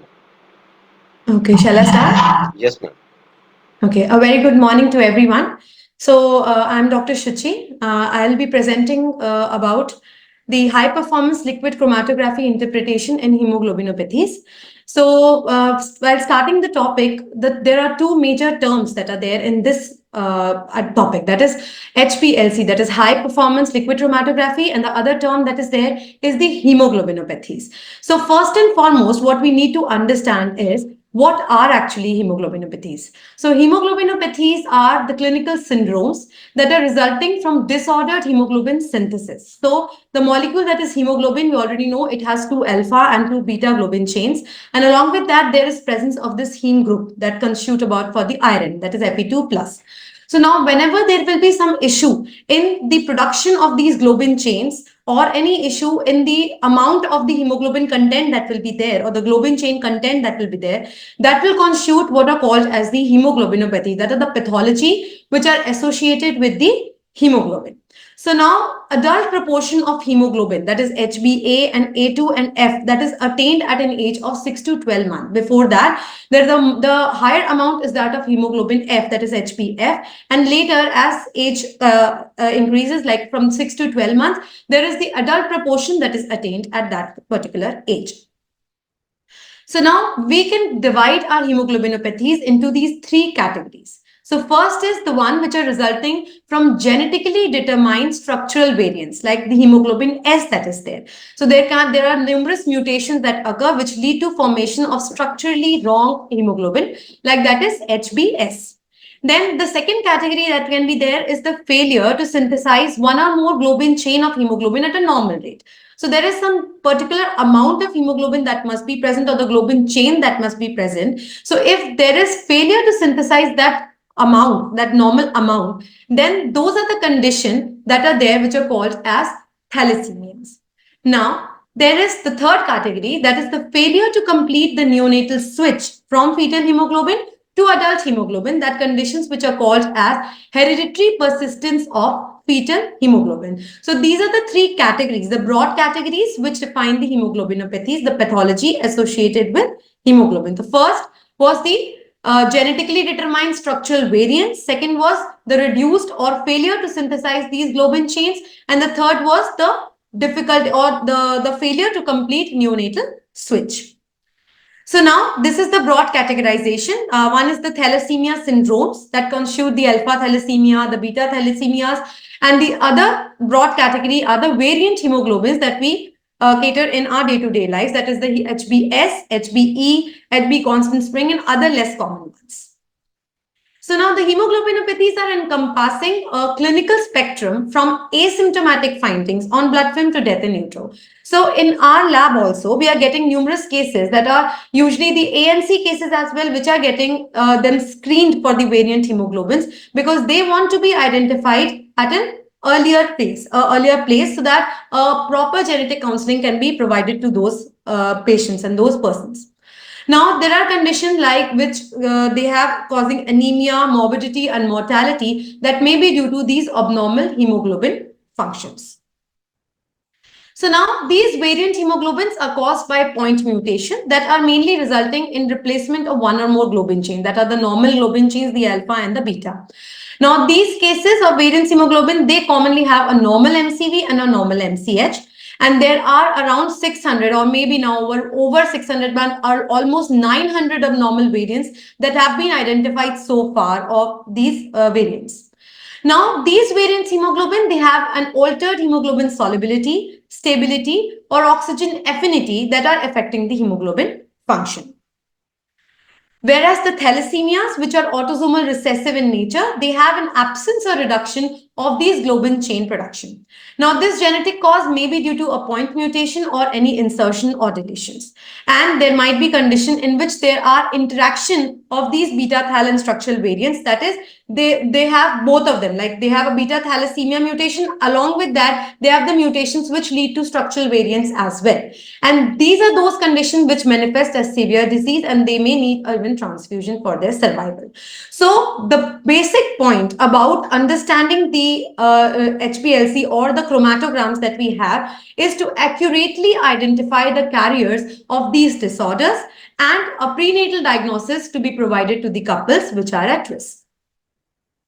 So now the need for lab diagnosis is to confirm a provisional diagnosis, to explain a hematological abnormality, to identify abnormality in pre-symptomatic phase, to predict serious globin chain defects in fetus, and a genetic counseling. So now, for these hemoglobinopathies, like already the broad categories of thalassemias or the thalassemia trait, as well as the variants of the hemoglobin, the one set solution that is there is HPLC, that is high performance liquid chromatography. Now these high HPLCs is mainly what they are doing is the basic principle is on the basis of cation exchange. See, so cation exchange HPLC can be performed on it's an automated instrument. In our laboratory, we are using BIRAD D10, which are I think majority of the labs have BIRAD D10. These are precise and sensitive to quantify the major three hemoglobins that we are going to see in the further chromatograms, that are HbA2 and HbF and HbA. So method of choice for THAL screening and studies show an equivalence of superiority over electrophoresis, the basic electrophoresis, in terms of identifications of these variant hemoglobins. So HPLC is comprising basically of a 3 into 0.46 centimeter cation exchange cartridge that is mainly silica based. A sample quantity of almost 5 microliter, only 5 microliters is required in 1 ml of lysis buffer, and up to 100 samples can be loaded simultaneously in the chamber. And each sample will take only 6.5 minutes for analysis.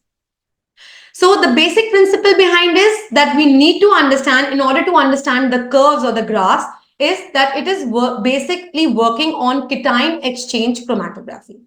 Now, the hemolysate that we have are containing positively charged hemoglobins, and the functional group on the resins that we have, they have been already placed with some negative charge. So that is why these resins are negatively charged. So we are having a stable phase and we are having a mobile phase.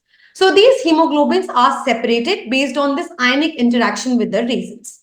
So they will be eluting as they will be passing through this cartridge. And this gradient that will be formed is by the phosphate ion gradient that will be present in that cartridge chamber. So there is this interaction of charge group on the ion exchange material with the charge group on the hemoglobin molecule. So to explain it better, I have this diagram that is there. This is the cartridge which is having a net negative charge, and we will be loading the sample that will be the mobile phase.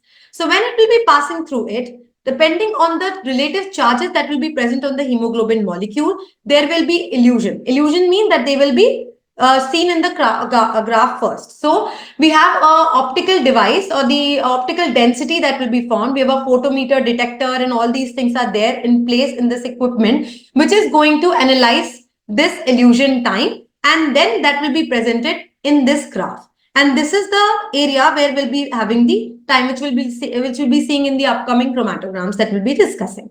So depending upon the time it will be eluting, depending upon that, we are going to form our graphs. And depending upon that, we will have the area that will be defining. So the principle is cation exchange chromatography, hemolysate containing positively charged hemoglobins, and functional group on the reagents that are negatively charged. Hemoglobins are separated based on the ionic interaction with the reagents. So there is this phosphate ion gradient. There is this dual wavelength filter photometer that is monitoring the eluent, and changes in the optical density will be measured as time versus the absorbance. So different peaks are identified in the defined windows along with RT. RT is the retention time with relative percentage and the area. And this is what we are going to give in our reports. The relative percentages, the areas, and the retention times. So now for the application of diagnosis, majorly, as I already told, that it is mainly helping us in identifying the variant hemoglobins by the change in the electrical charge. Change in gradient of buffer means hemoglobins attached to column will elute at different times, as I already told in the diagram, in this diagram. So this will help us in provisional identification and will also help in quantitating these hemoglobins. So first and foremost, in order to understand the pathology, we need to understand a normal chromatogram. So this is the picture that is presenting us with a normal chromatogram of a normal sample. So what we are seeing is, we are going to study the total area that must be there, which is seen here in this value, that is 1 million to 4 million. If our graph is not including this amount of area, that is 1 million to 4 million, then that means we require to repeat the sample, or we need to recalibrate, etc. Or we need to go for the troubleshooting. Otherwise, if the area is 1 million to 4 million, we can confidently give our results. So what we are seeing here in the graph is this area percentage. This is the area that is constituted, and this is the retention time. So this percentage that we are finding is by the area that this graph is giving us divided by this total area, and that will give us this percentage area that is there. So first and foremost that is seen in the curve is the A1A, that is the minor adult hemoglobin. So that means it is eluting earlier. The charges that it has is a higher positive charge. So it is coming earlier. It is eluting earlier. Then we have the HbF, that is fetal hemoglobin, that is less than 1%. Then the curve of a normal chromatogram will show A1C, that is the glycosylated adult hemoglobin. Then we get a peak, that is P3, that is at 1.48 minutes. As you can see here in the retention time, 1.48, and here is the P3 peak that is seen. So P3 peak on HPLC. Then next we have A0, that is the non-glycosylated adult hemoglobin that is seen here in this curve. And here it is A0, that is 1.75 retention time, and it is constituting the major area, that is 82.8. That is the normal hemoglobin that we have in our blood. And then it is the HbA2, that is the normal variant of hemoglobin that is present in an adult blood. That is normal HbA2 that constitute about less than 3.5%. So this is a normal chromatogram or a normal sample HPLC. I think I'm very clear with this curve, because we require to know these areas and these different type of the elution and elution time, so that we can actually identify the pathology, because there will be certain hemoglobins which will be eluting earlier than them or will be eluting with them, and therefore we need to know the normal in order to identify the abnormal or the pathology. So now first let us start with the evaluation of chromatogram, the HB variants with retention time of less than 0.63 minute. So less than 0.63 minute, that will be eluting the earliest, the part of the graph which will be earliest showing us this area. So the example for this part is HBH disease. So HBH disease is mainly the one which has a deficiency of alpha globin chain. So because of the deficiency of alpha globin chain, obviously the alpha beta chain ratio is going to vary, it's going to differ. So in fetus, there is excess of this gamma chain which will form the hemoglobin bath, And in adults, there will be excess of beta chain. So that will form HbH disease, or the HbH type of the hemoglobin that will have a higher oxygen affinity. So this HbH is an unstable form. It precipitates and causes membrane dysfunction. So obviously this is not a normal form of hemoglobin, and hence it will lead to membrane dysfunction. So these particular patients, they will need transfusion, and HbH may form an inclusion body. That will be a characteristic finding that will be seen on peripheral smear. The Hb will be ranging from 7 to 10 gram per dl.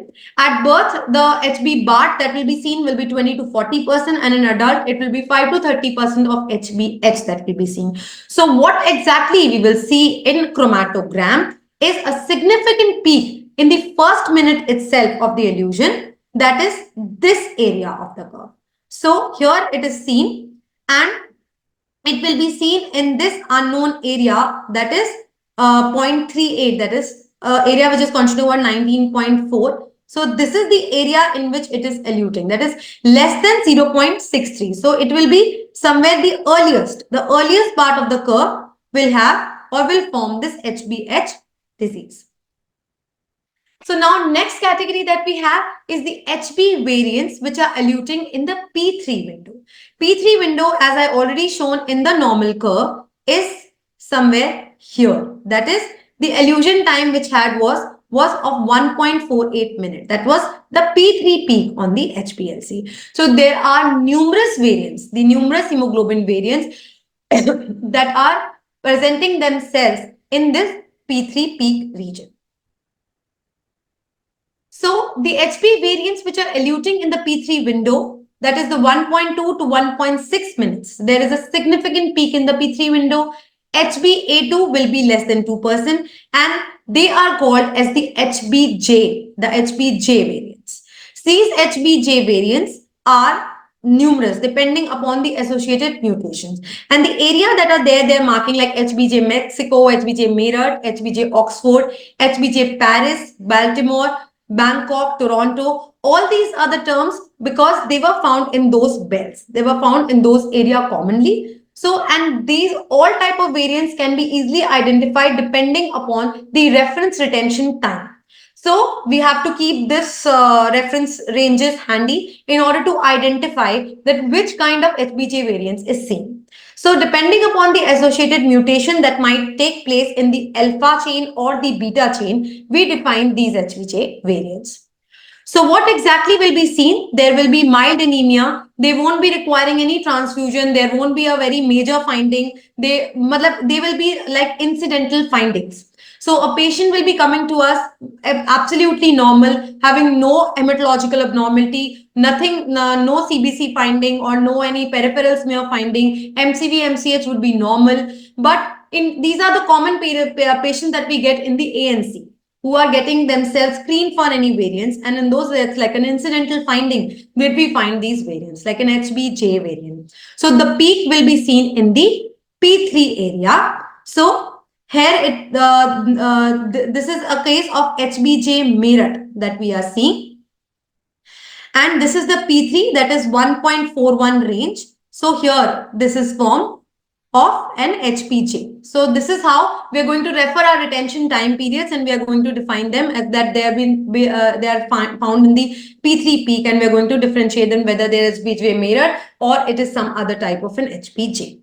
So this is the example of HbJ variant which was coming in the P3 peak. So these were all the different variants of HbJ. So this is the peak that is seen here in the P3 area that I have already shown in the normal chromatogram. So now next category that we have is the variants that are eluting in the A2 window. So this A2 window, as I have already shown in the normal curve as well, is this area, the A2 area, that is constituting a normal value of less than 3.5%. So a normal value of 3.5% of HbA2 is considered as a normal chromatogram. So whenever there will be an increase in this amount, the HbA2 peak will show the variants, different type of the hemoglobin variants. So the variants which are eluting in the A2 window are beta thaltrate, HBE, HBD Iran, HB Lepore, that has a characteristic downward hum that we'll be discussing, and compound heterozygous for HBE and beta thaltrate. So first and foremost is the beta thaltrate, which we commonly see in our lab as well. Patient will be normal or will have a mild anemia of 9 to 11 gram per dl. There will be reduction in the beta chain. And this is mainly seen in the belt of Gujarat, Punjab and Eastern UP, which is constituting about 5 to 15%. MCV and MCH will be slightly lower and RBC count will be higher. And the HbA2 range will be 4 to 7%. So now the question comes that what is the criteria for the cases in which HbA2 is coming from 3.5 to 4. So in those cases, what we require to do is we require to correlate with the peripheral smear findings as well as the hematological findings. Like in case of iron deficiency anemia, in which we see a number of microcytes increasing in the peripheral smear and the RDW which will be increasing, we need to identify the beta thaltrate from these iron deficiency anemia. So we need to be very cautious while reporting these cases. While in case of beta thaltrate, when we are giving, the HbA2 will be 4 to 7%. So, and this beta thaltrate, in case of a belt of Sindhis, the HbA2 may be ranging from 7 to 9%. So we can divide the beta thaltrate into two categories. One are those which HbA2 of 4.7, 4 to 7%, and the one with those of having an HbA2 value of 7 to 9%. So what we can see here is this curve in which this HbA2 is being marked and it is increasing for normal amount to a higher value, where the normal value was 3.5%, and this curve that we are seeing here in this chromatogram, the value is coming out to be 5.7%, giving us an identification of a beta thaltrate in such cases. Then we come to the next category, that is the HBE heterozygous. HBE is the most common hemoglobin variant that we find in Southeast Asia. It's like a most common variant. Now here also there is a beta chain mutation. There is no anemia. HbA2 value will reach up to 30%. So now how to identify them from thaltrate?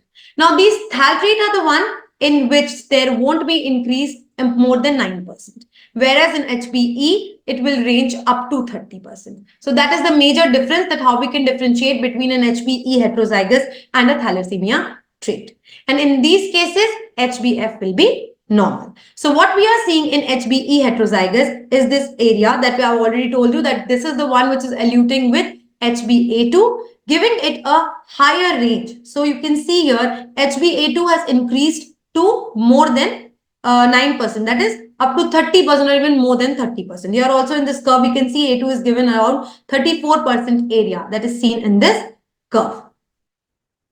Then we go to HBD Iran. HBD Iran also has a beta chain mutation. It is seen in Punjab commonly. It has no anemia. There won't be any finding in the peripheral smear or any characteristic immunological finding. But the HbA2 in this case will be ranging from 40 to 48%. It will be of a very high area. You can see almost a mountain here. And here the HbA2 is ranging to 44.2% for the area, the percentage, the area that is there in this thing. So, but in case of HBE, how to differentiate it from HBE trait? HBE traits cases have less than 40% area. While in this case of HBD Iran, the HbA2 is from 40 to 48%. In cases of homozygous HBD Iran, this is a heterozygous case which I have shown. Homozygous case are also benign and they also show mild microcytosis. So this is HBD Iran.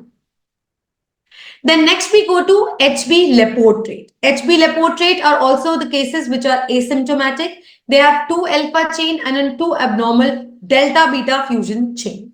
There are 3 varieties of HB Lepore. One is Boston, one is Baltimore and Hollandia. They have stable hemoglobin and normal function.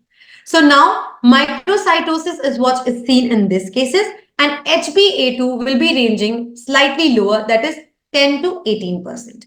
So here you can see this characteristic curve and we have a downward hump. So whenever we are getting a chromatogram with such kind of a finding, you can confidently identify it as HB Lepore trait. Then next we have is the compound heterozygous for HBE and beta thal trait. So now HBE and beta thal trait, that has a variable phenotype. So there will be presence of HBE mutation as well as the beta thal trait mutation. So there will be a globin chain imbalance. Obviously, both are caused by this globin chain defects or the mutation, and hence there will be this globin chain imbalance that will be occurring. It is also seen in Southeast Asia. The RBC's lifespan will be short and they will range from no symptom to requirement of even blood transfusion. The peripheral smear will show presence of NRBC. The HbF will be 15 to 50% and HbE will be 50 to 80%. And again, it will be eluting in the HbA2 area. So here also you can see this mountain that is seen here. So HbE is a very higher range, that is 50 to 80% in case of compound heterozygous for HbE and beta thal trait. Then we come to the next part, that is the variants which are eluting in the S window. So there are 6 variants, out of which the common one that we usually study is the HbS, that is the sickle cell anemia condition. So now sickle cell heterozygous, that we can see commonly what exactly happens here is that there is a beta chain mutation. There is a change from glutamine to valine amino acid. The valine which is formed is hydrophobic, and therefore what exactly happens to it? It causes an irrelevant clumping of hemoglobin S that is shown. So this clumping that will occur will cause formation of rigid fibers. So these rigid fibers that are there will mainly cause the sickling to take place in condition of oxidative stress or in condition of deoxygenation. We commonly do a sickle test or we commonly do a peripheral smear in which we can see these sickle cells, but we need to give a definite identification or a definite categorization or maybe a provisional diagnosis that this patient might be carrying a sickle cell heterozygous trait. So what we require to do, we require to do this HPLC where it is of great help. So what is going to give us is an S window. So this is the beauty of this product, that we will have formation of an S window that will be eluting at an area of 4.10 minutes. That is the retention time that is seen here. Like an S window will be appearing and that will be 30.1 area that is shown, that will be reporting in our cases that the area that is constituted by HBS is 30% or maybe 30.1% that we are giving here. So this is how a curve of S window will be appearing in this chromatogram. So this is the peak that we are seeing in cases of HBS, sickle cell heterozygous. So you can see this sharp peak that is there in cases that is presenting the S window. So here the RBCs that will give us a picture of microcytic hypochromic. Along with that, there will be sickling, that are the tapered cells that will be seen in this condition. In cases of HBS homozygous, this constitution by this HBS window will amount to 70 to 90%. Whereas in what I have shown in this chromatogram, the cases of sickle cell heterozygous, which is showing a amount of 30 to 40%. But obviously if it's a case of homozygous, it will be 70 to 90% that will be seen. So this is what a chromatogram is showing us, and this is the peak that we are seeing of an S window. Now we go to compound heterozygous for HBS and beta thal. So what exactly is happening? One gene is carrying a sickle cell mutation and other is carrying the thal mutation. So here also the HBS will be more than 50%. So here you can see S window will be again appearing and the quantity of HBS will be more than 50% and HBA here will be constituting about 5 to 10%. Then HBF and HbA2 are being elevated and HBS is more than 50% that we are seeing. In peripheral smear, you're going to see microcytes, you're going to see hypochromic RBC and you're going to see target cell as well, right? So this is here the S window that is appearing in this picture. Then we go to the variants which are eluting in the D window. So the common thing that we report, we have reported many cases in our lab as well, that is HBD Punjab. So this is what showing is these also patients will be asymptomatic. It's the 4th common variant that is seen. There will be a beta chain mutation. Normal red blood cell indices will be seen. So obviously these are also the cases which we find in common ANC profile cases. The ANC cases which are coming for getting themselves for the ANC screening, basically for the variant hemoglobins, etc. There also we are seeing this HBD Punjab commonly. So there will be normal red blood cell indices. There will be an unknown window that is seen here. As you can see, I've marked this area. That's an unknown window that is eluting at 3.95 minutes. And here we can see this 3.95 minutes is eluting. This peak is seen, that is called as the D window, or you can, and in this graph, it is being represented as an unknown area or an unknown window. So abnormal hemoglobin that is constituting about 30 to 45%. HbA2 is of a lower range and they have a normal red blood cell indices. Then we go to HPFH trait. That is a benign condition. It's a significant fetal hemoglobin production is still continuing. Heterozygous state, the persons will be asymptomatic. The HbF will be ranging from 15 to 30%.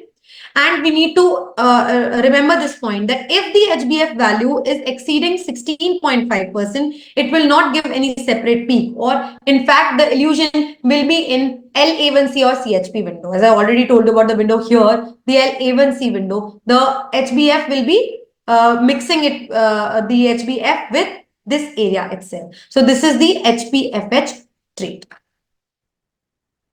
So now these are the common cases that we come across in our lab. It's very difficult to elaborate on all the different type of variants that we have.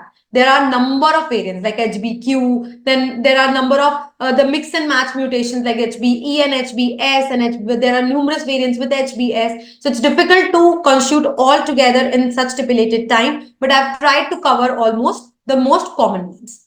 So now going to the HPLC strengths. HPLC is rapid, it's accurate, it is detecting and quantitating the different HB variants for us. It is quantifying the HbA2 and HbF, and it is making the HB electrophoresis unnecessary in all samples. It's very easy to operate, limited technical staff is required, less labor intensive, cost of screening is reduced. It requires small amount of blood, that is only 5 microliter, and the main importance or the main benefit with it is the time. It gives us a diagnosis in 6.5 minutes. That's the common retention time that we are giving in our graphs. And it may be also used in neonatal screening. Now, apart from such good things that HPLC provides, there are some problem in interpretations as well. Some HBs co-elute in the HbA2 window, like HbE, HbLepore, HbD, making quantification of HbA2 little difficult. In presence of HBS, HPLC gives falsely increased HbA2 levels due to presence of HBS adducts. And in presence of HBD, HbA2 is falsely reduced to an integration error. So what we need to know is that in such cases in which it is getting difficult to analyze these curves, or it is giving a higher value or a lower value, we need to go for the further testing. Like a capillary electrophoresis might be helping us in these cases, as it will not have such problems of co-elutions.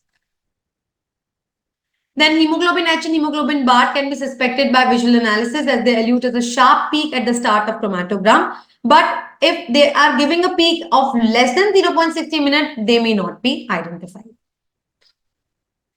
Now, as coming for the summary part, HPLC is an excellent and powerful tool for detection and quantification of hemoglobin variants. It is quick, it is accurate, and also useful in neonatal analysis for hemoglobinopathies.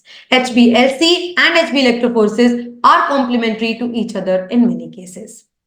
What we need to do is we need to have, or we need to know the common variants, and we need to know the areas where they elute. Like the P3 windows, we have the n number of HBJ variants, and commonly the 9 ones that I've already enumerated. Then in the A2 window, then the D window and the S window. So these are the common ones that we come across in our lab. So at the end, I would just like to show the normal chromatogram again in order to identify the cases of these chromatogram, or to interpret these cases. So what we have already shown in a normal chromatogram was the total area that we need to know in a graph, that was constituting 1 million to 4 million. Then we need to know the different type of the hemoglobins that will elute at different times. So first and foremost, it was the A1A, that is the minor adult hemoglobin, A1A and A1B. Then we have the HbF that elutes, that is seen in this area, the blue arrow that I'm showing in the HbF area. Then LA1C, that is the labile component of the glycosylated adult hemoglobin. Then the A1C, that is here in this blue arrow that is seen here in the A1C area. Then the P3, that is the peak on HPLC, that is eluting at 1.48 minutes. Then HbA0, that is the non-glycosylated adult hemoglobin. And last, the HbA2, that is seen here in this curve. So depending upon which area our hemoglobin variant is eluting, depending upon the charge that it has while traveling through this resin cartridge, depending upon that, we can answer our numerous questions of numerous variants that we see or come across in the laboratory. So with this, I would like to thank Dr. Neeraj Jain sir for this opportunity in presenting the different type of hematograms and the chromatograms that I've shown here. Thank you so much.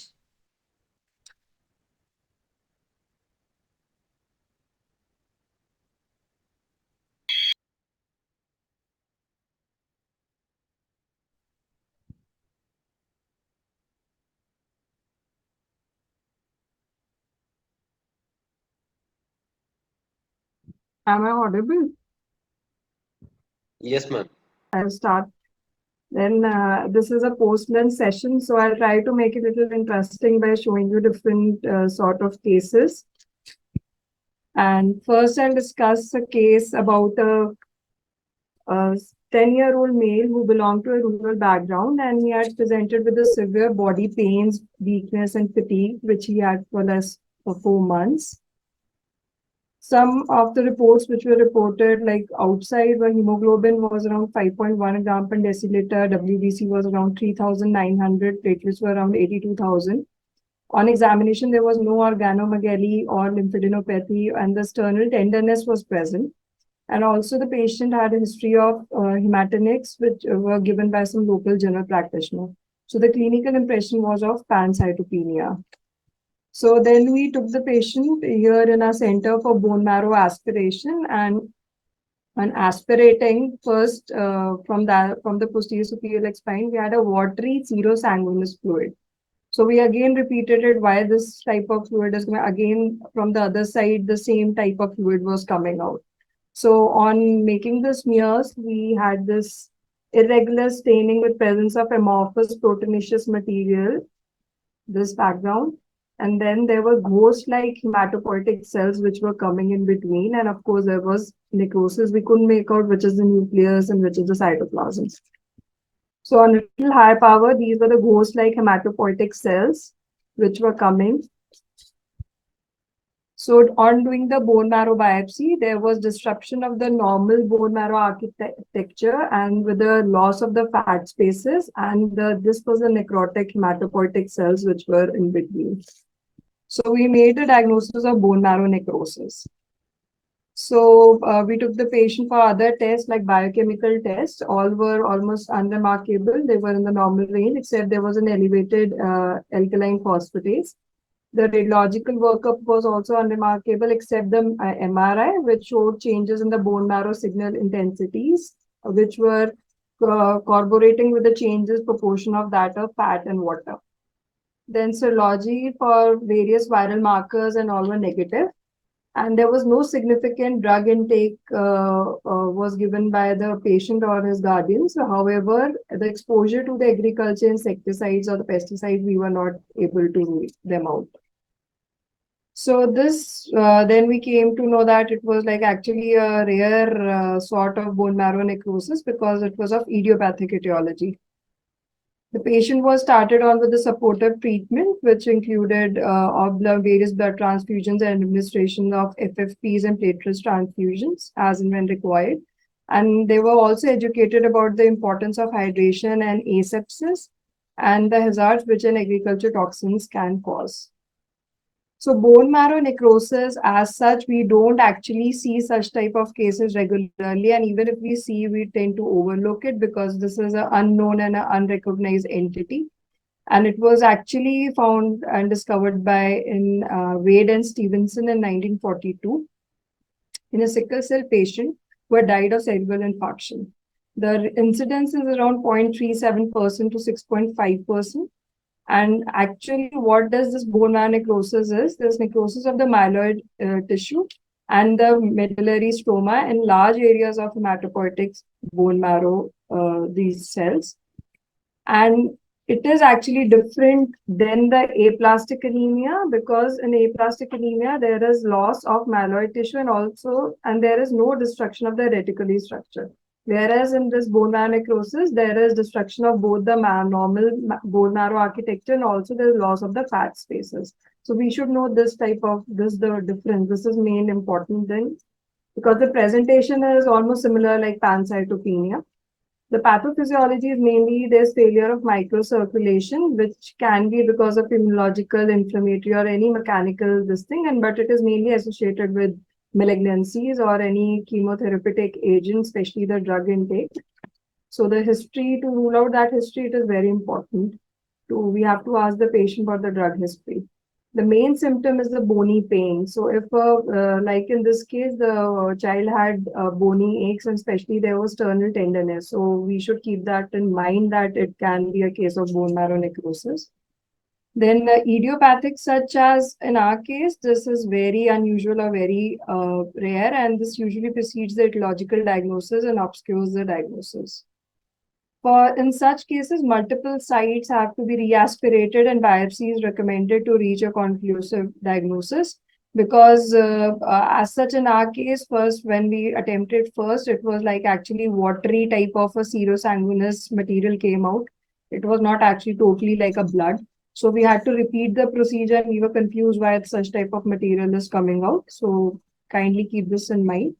So traditionally, the prognosis of a patient with bone marrow necrosis is poor. But however, nowadays, because if we know the etiology, what is the cause, if we can remove the cause, then and of course, there's supportive treatment. Now chemotherapy has come, so prognosis is improving. But as such, the prognosis is usually poor. In our patient, the patient was we actually educated him. We wanted to give him supportive treatment because he belonged to a rural background. He went again back to his village. And then almost after like 6 months, we gave him a call, and then we got to know that he has already expired, the child. So the supportive treatment has to go a long way with the patient. So I'll go to the next case. I hope if there's this thing in this case, please, you can always tell me and interrupt after the case is over. So I'll go to the next case. So this is case number 2. This is another case. Sorry. So this was of a 47-year-old male who was agriculturist by occupation, and he presented with a 16-month history of pain and swelling at the junction of the middle and the upper 1/3 of the right tibia shaft. It was also limited, there was also limitation of the knee movements, and because of the reported fracture, which was not uniting despite of previous 4 or 5 surgical attempts at an outside center. On examination, he was healthy and afebrile. CBC showed only mild leukocytosis. Biochemical tests were mostly unremarkable apart from raised aminotransferase.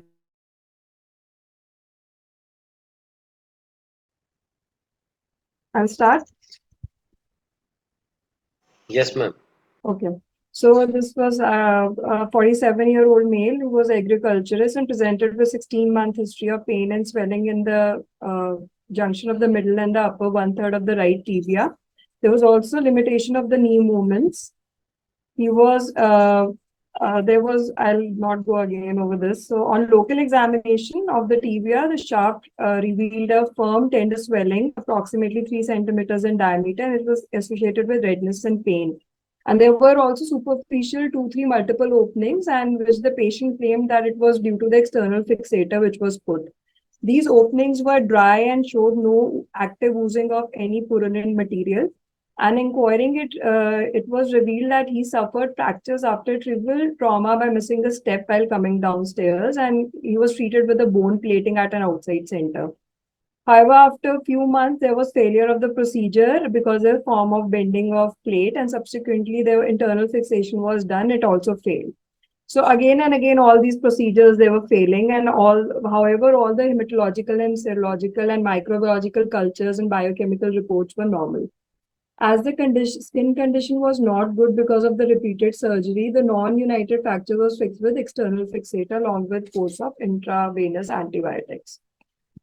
So when he came to our center, we had done a repeat X-ray was done, and it was revealed that there were multiple small radiolucencies in the proximal and the middle mid shaft of the tibia, along with evidence of non-union of the two ends of the shaft of the tibia and the fibula, like here.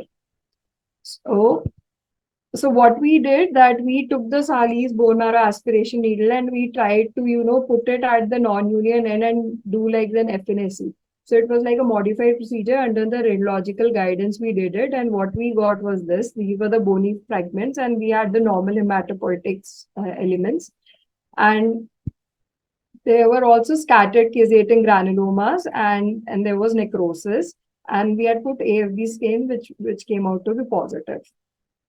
So this was actually extrapulmonary tuberculosis, which was causing non-union of the ends of the shaft of the tibia. And the patient was started on ATT, and actually he responded to the treatment, and the condition of the patient improved. So the incident of finding bone marrow granulomas is around very less, and the immunosuppression is actually the main contributing factor in all such cases. Many other factors are associated with this occurrence, such as low socioeconomic status, malnutrition, delay in starting of the treatment, etc., etc. And the important one is macrophage activation syndrome. And of course, the musculoskeletal TB is also very less, and this is due to the hematogenous seeding. And the present case is actually an unusual clinical presentation of extrapulmonary TB presenting as a non-union tibial shaft fracture. And the role of cytology with the help of, Sally's needle was done in this case. And because this is important because it can mimic malignancy. And so one must be vigilant that in case of tuberculosis is so much prevalent in India that it can come in any form. So this is one such form. And of course, the necrosis, I just wanted to compare from the last case that the necrosis which we had in the previous case, first case was actually a little different. And in this case, it was a TB case, it is a little different. Of course, the granulomas you have to be careful about. So this was the second case. Now I'll come to a third case. This is very small, but it is a nice case, I suppose. So this is of a 57-year-old male who presented with backache, weakness, and lethargy since last 5 months. And the indices were like this. And I'll just highlight the important one. The ESR was raised. And on the peripheral smear, there was normocytic normochromic RBCs with RBC showing blue formation with slightly basophilic stain background. So you all must be knowing what I'm trying to highlight. So they were actually mature, when we did the bone marrow aspiration, they were mature plasma cells, which constitute around 70% of the nucleated cells. And as if the hematopoietic lineages were reduced.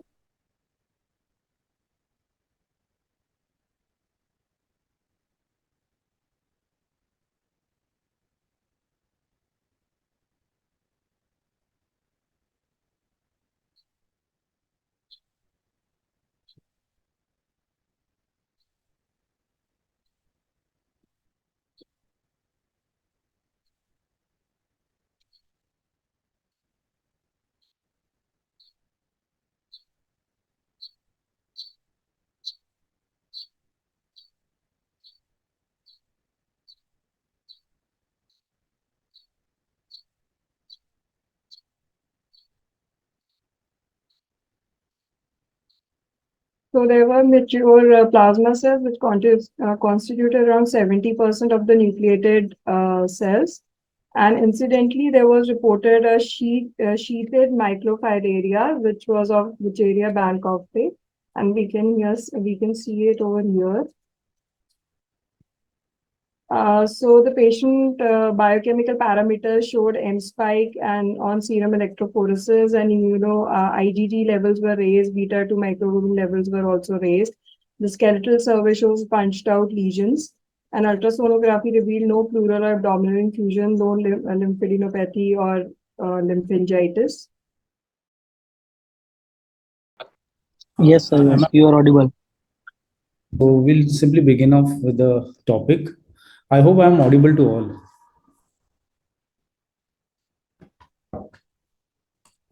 Yes, sir. You are audible. Please start. Yes. So I think many of these topics will be must have been covered today. Uh, so anemia basically we classify it based on the pathophysiology, which is the blood loss due to blood loss, impaired red cell production, and our topic of interest is this increased red cell destruction, which is nothing but the hemolysis.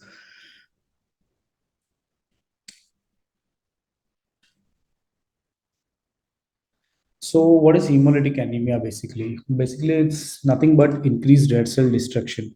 Normally, the red cell lifespan is 100 to 120 days, but in hemolytic anemia, it could be as low as 15 days. It could be due to many causes like hemoglobinopathies, or it could be due to some autoimmune diseases. But the main thing that happens is the lifespan of the red cells is reduced drastically in this, and the red cells are destroyed either intravascularly or extravascularly. So there are different schools of thought to classify this hemolytic anemia. I like to classify it based on inherited and acquired causes, because being a pathologist and a person from lab medicine, the pathophysiology is very important for me. Also, it could be classified as intravascular or extravascular, but that depends upon where the hemolysis is actually occurring. We'll try to cover up these topics one by one in the upcoming slides. Now, this topic is a very huge topic. It's a vast topic. It encompasses topics like thalassemia, sickle cell anemia, PNH, acquired hemolytic anemias, G6PD deficiency, many topics. It is won't be able. It is not actually very easy to cover up this topic in 40 minutes, but we'll just try to have an overview of this. So if we have to classify this anemia, we'll call this hemolytic anemia to be either inherited or acquired. So, to easily understand the inherited causes of hemolytic anemia, what I prefer to do is I start from outside the red cell and gradually go inside the red cell. So, first comes the red cell membrane. So, any defect due to some inherited cause causing a defect in the red cell membrane, like hereditary spherocytosis or elliptocytosis, will give rise to hemolytic anemia. Further inside the cell, if we go into the cytoplasm, there would be many enzymes inside the red cell, like G6PD. G6PD is one of the very important enzymes. A deficiency in it will lead to this enzyme defects, leading to inherited hemolytic anemias. Then comes the one of the very interesting topics, that is hemoglobinopathies. Inside the red cells, what actually is there? It's the most important material of our concern is the hemoglobin. Any defect in the hemoglobin chains will give rise to hemoglobinopathies like sickle cell disease or thalassemias. So this will again be classified into the inherited causes of hemoglobinopathies.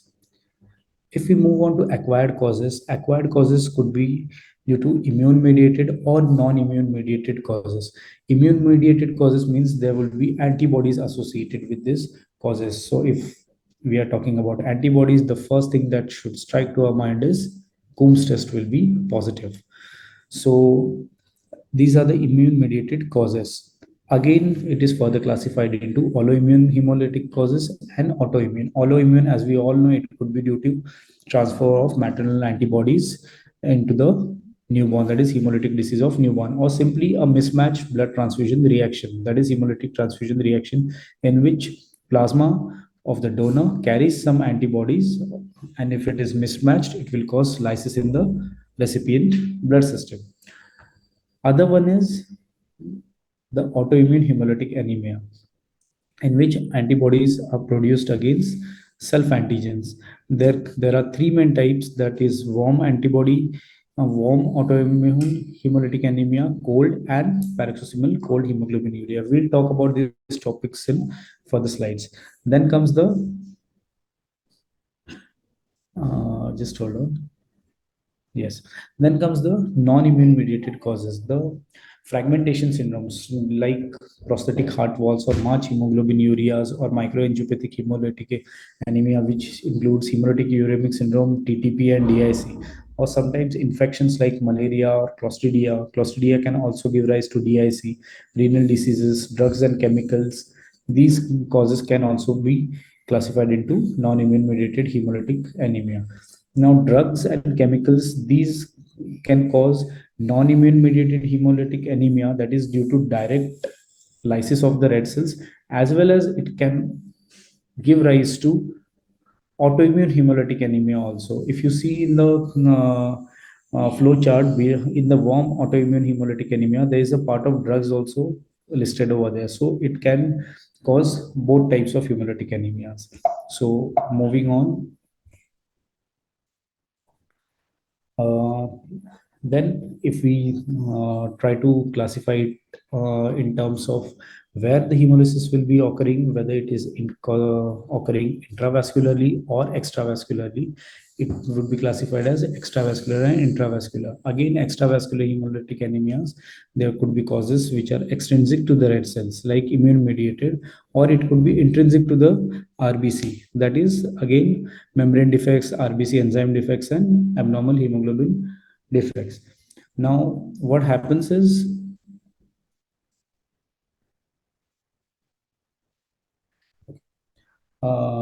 so in extravascular, actually the hemolysis occurs in the spleen and the RES system. That means the antibodies, sometimes the red cells get coated with the antibodies and they go and get lysed in the spleen and RES. Similarly, the abnormal red cells like spirocytes or elliptocytes or the thalassaemic cells or the sickle cells, they go and lodge into the spleen and RES and cause hemolysis over there. But in medical science, I myself personally believe that there is no all or none law. That means if you are saying that it's hemolysis is occurring extravascularly, doesn't mean that it will occur only extravascularly. There could be a component of intravascular hemolysis also involved in it. Once the threshold of spleen and RES is reached, there could be a component of intravascular hemolysis also, which might occur in this causes. Similarly, is true for intravascular hemolysis also. There could be a component of extravascular hemolysis also involved in them. Like intravascular hemolysis, if we take the example of malaria, malarial parasites can actually go and lodge up into the red cells, and they can burst the cell open in the intravascular space, giving rise to intravascular hemolysis. But these same malaria parasites can sometimes also go and lodge into the spleen and RES, and there could be a component of extravascular hemolysis. We all know that the malaria is associated with splenomegaly. So try to remember this, that we should remember this, that there is no all or none law. I'll admit this person. Okay, so there's no all or none law. There's always some overlap which is occurring, and we have to give due consideration to these facts as well. So moving on to the main, the further topics, we'll start off with thalassemia. Thalassemia. To understand these hemoglobinopathies, I'll just give a brief overview of the hemoglobin or the globin chains which are present in the body. There are alpha and beta, that is alpha to beta 2 is the adult hemoglobin, but there are also delta, gamma, epsilon, and zeta chains. These all are the globin chains, a combination of which gives rise to the hemoglobin. So if you see this chart, hemoglobin Portland is 2 zeta plus 2 gamma, Gover 1 is 2 zeta 2 epsilon, Gover 2 is 2 alpha 2 epsilon, HbA1 is alpha and beta, that is our hemoglobin adult, and A2 is alpha delta, F is alpha 2 gamma 2. Now this might seem a bit confusing, but what we need to understand is this chart, where this diagram, this is a very beautiful representation of the hemoglobin chains as they come up into the picture. On the left hand side, it's the prenatal age, that is, the fetus is still inside the mother's uterus, and on the right hand side, it's the postnatal age. So, in the prenatal age, if you see the zeta and epsilon chains, they are present since very early stages, but usually between 6 to 12 weeks of age, they disappear. Alpha chain starts to rise, and alpha chain, the chain at the topmost in blue, it persists throughout the life.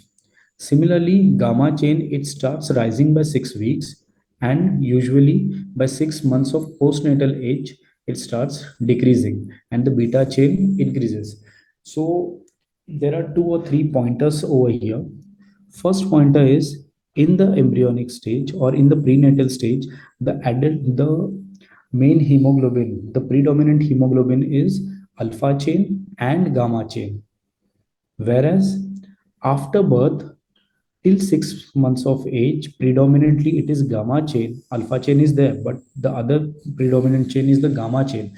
And the switch over of beta chain, that is beta chain production increasing and crossing over the gamma chain, occurs usually at 6 weeks, and usually it is completed by 6 months of age, or usually by 1 year of age. The transformation is complete and the hemoglobin reaches its highest value, that is, adult hemoglobin reaches its highest value. Now, why this is important is because the presentation of the diseases, that is alpha thalassemia and beta thalassemia, is dependent on this.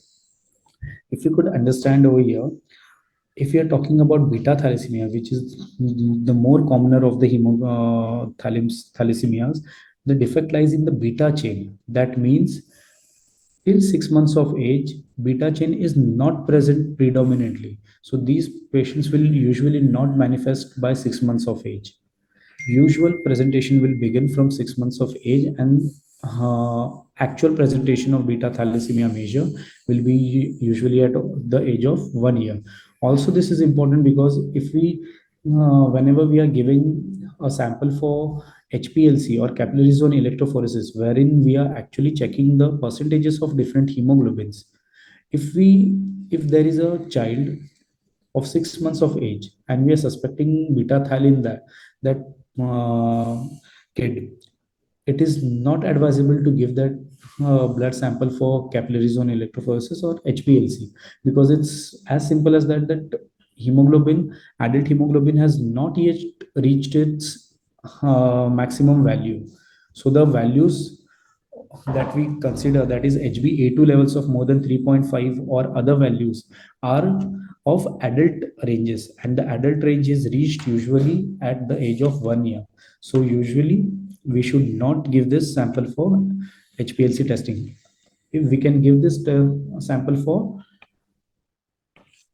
genetic testing, but not for HPLC because of this reason. But if there is a strong suspicion that the child might be thalassemic, we can simply go for the HPLC or CZD of his or her parents. So that will give us an indication that it might or might not be present. Now, if we talk about alpha thalassemia, if you see, the alpha chain is always there. So alpha thalassemia will usually manifest at the time of birth. Now, depending on how many alleles are deleted, the severity of alpha thal will differ. So hemoglobin disorders, I prefer to divide it into two: quantitative disorders and qualitative disorders. Quantitative disorders are the thalassemia syndromes. That means there is reduced synthesis of the normal globin chain, or there is absent synthesis. Whenever we are giving this denotation alpha or beta, if it is there is no superscript to it, that means we are representing a normal alpha chain or beta chain. If there is a superscript of plus, that means there is reduced synthesis. That means at least some part of globin chain is present of alpha or beta. That is why we are writing plus. But if there is complete absence, that means if there is a stop codon which has been introduced, in that case there would be no alpha or beta globin chain. In that case, we give the denotation of 0. Moving on to the qualitative disorders, those are called as the hemoglobin variants, most common of which is sickle cell. There is glutamate to valine transformation in the beta 6 gene. So these, in this cases, the hemoglobin chain exists, but there is some defect in the codon leading to a mutation. So these are the disorders which are labeled as hemoglobin variants like HbS or HbC or HbE. So quantitative disorders versus qualitative disorders. Most common is the beta thalassemia.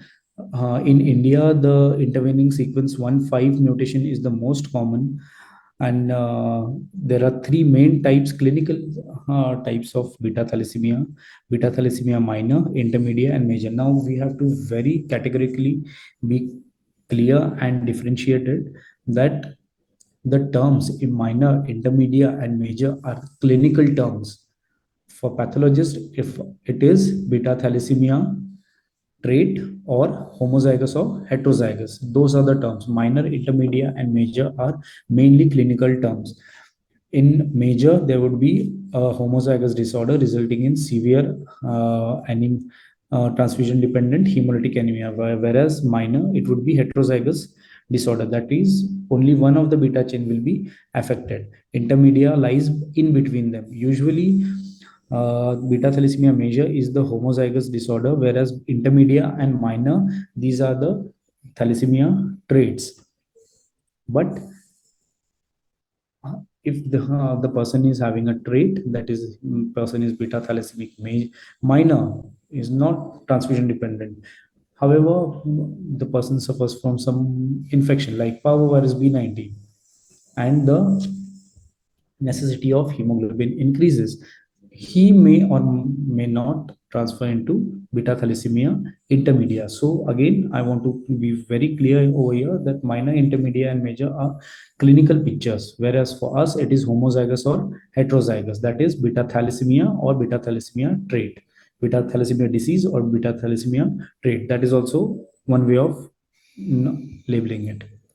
So there would be a very high degree of anisopoikilocytosis in this. There would be target cells, there would be ring cells, there would be NRBCs, because what happens is, although the hemoglobin is defective, but the body will try to compensate for it in the early stages by pushing as many red cells as it can into the peripheral blood. And in severe conditions, even the NRBCs will get pushed into the peripheral blood. This is the Nestorf test, that is naked eye single tube red cell osmotic fragility test.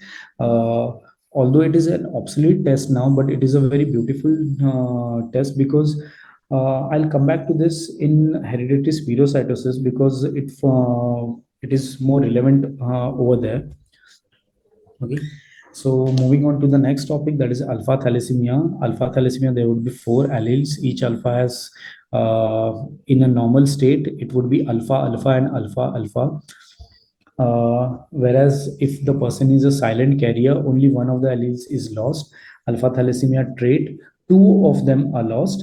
However, it could be minus minus alpha alpha or minus alpha minus alpha. Now we in this, if we have to choose that which one will have a better prognosis, if one might ask that minus minus alpha alpha or minus alpha minus alpha, in that case one can say that minus minus and alpha alpha will have a better prognosis, slightly better prognosis, because at least one of the gene is functional, whereas in the other one, that is minus alpha and minus alpha, both of the genes are affected. That means both the alpha genes are gone. Okay, so that is how we can say.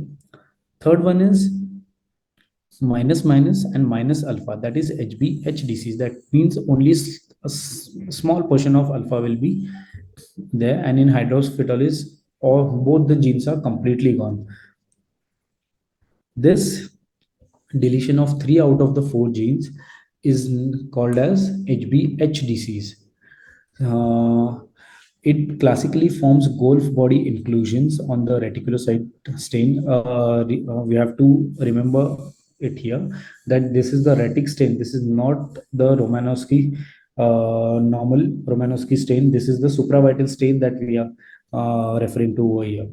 So there would be deletion of 3 out of the 4 genes, and it will cause this gold body inclusions. Now, and the other one is hydrops fetalis.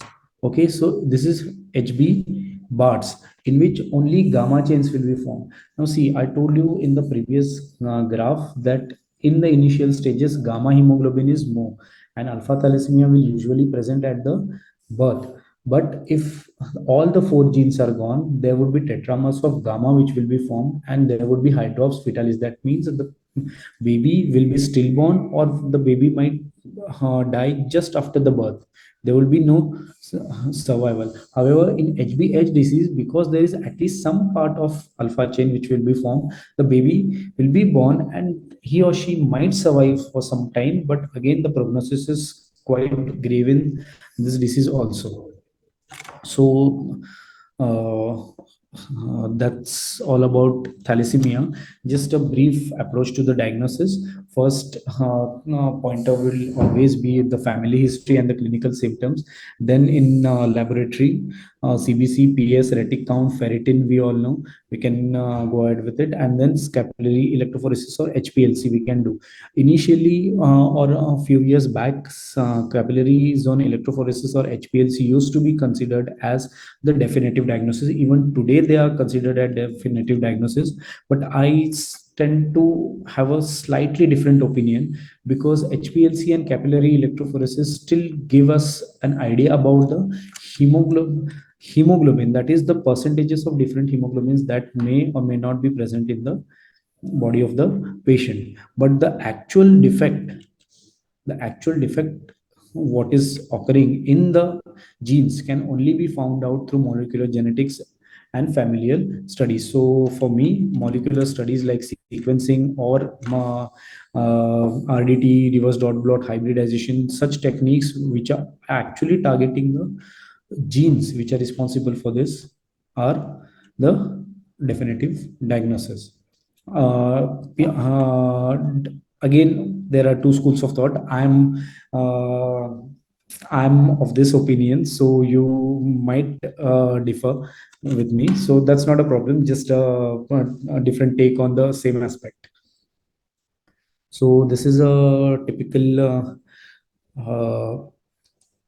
HPLC graph, but I think this lecture has already been covered and I'm left only with 17 minutes. So I'll skip this part.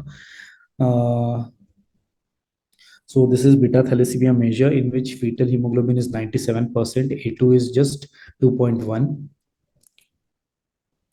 This is beta thalassemia trait in which hemoglobin A2 is 4.7.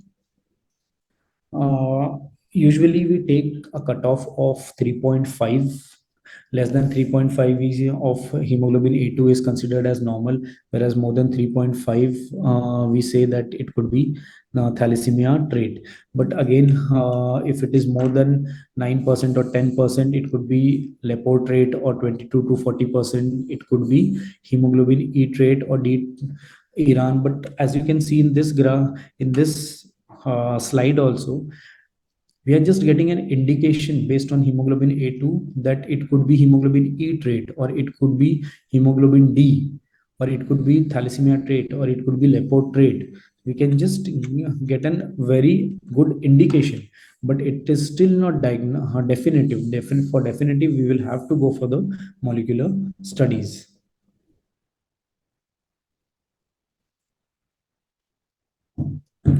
Okay, so moving on. Next is our sickle cell disorder. So there is a mutation in the beta globin chain. There is a single amino acid substitution, valine is substituted for glutamic acid, causing reduced oxygen tension. We all are familiar with it. Important thing is the shape of the cell. It is the shape of the cell, that is sickle shape, which is the main culprit.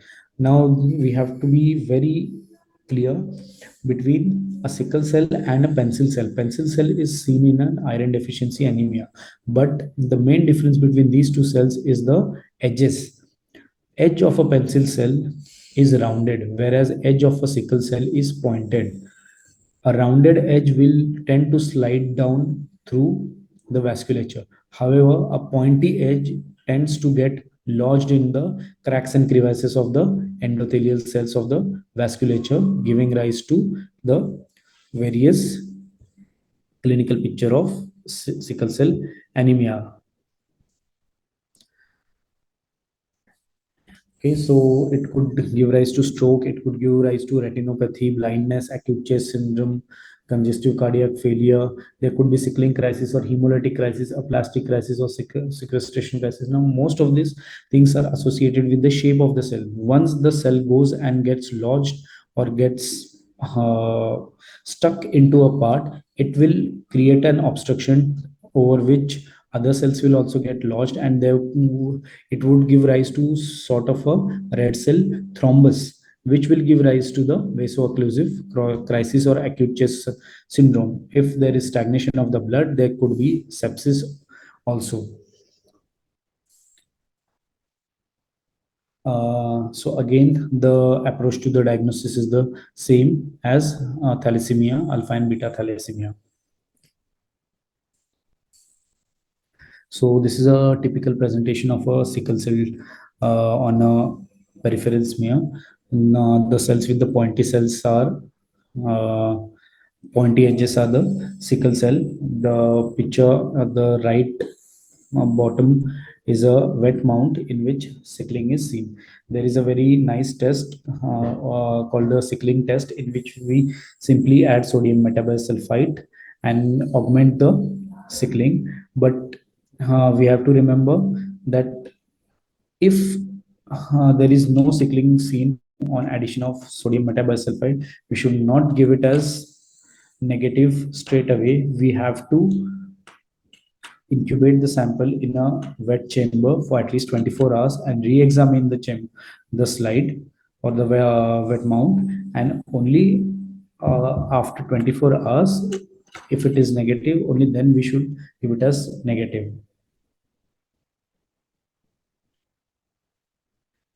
So sickle cell, just like thalassemia, it is also sickle cell anemia and sickle cell trait.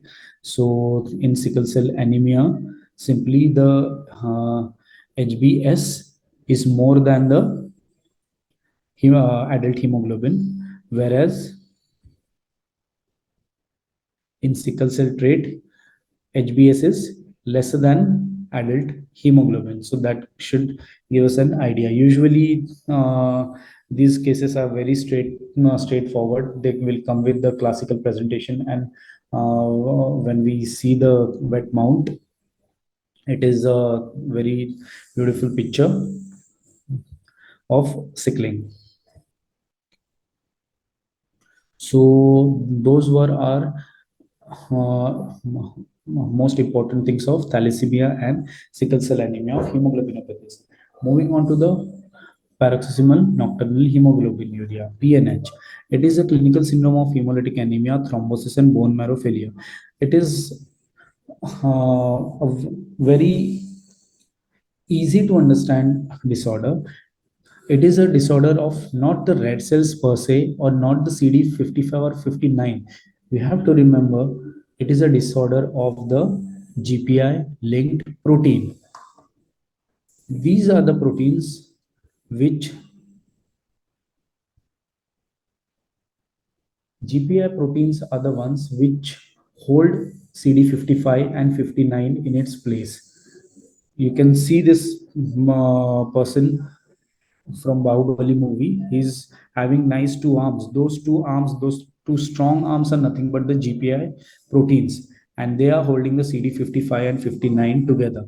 But if there are no arms, that is your PNH. CD55 and 59 simply won't be present. And this CD55, 59, there are n number of proteins which are held together by this GPI, like CD55, 59, alkaline phosphatase also. So these proteins will not be able to function without this GPI. So where these proteins come into picture, this is the complement activation pathway, in which finally the C3 is converted to C3A and C3B. and C5 to C5a and C5b and the membrane attack complex.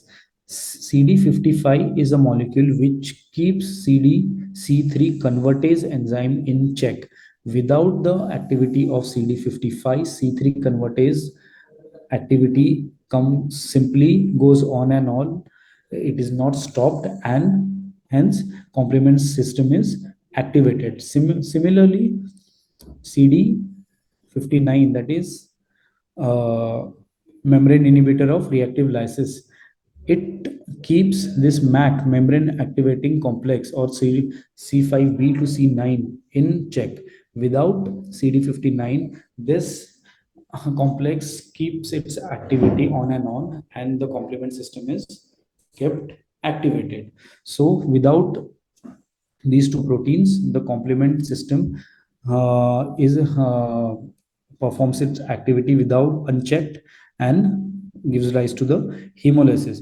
Now, one important protein which I have highlighted over here is the alkaline phosphatase also. That is because in your later lectures, you will talk about CML. In CML, there is a test, lab score, or leukocyte alkaline phosphatase score.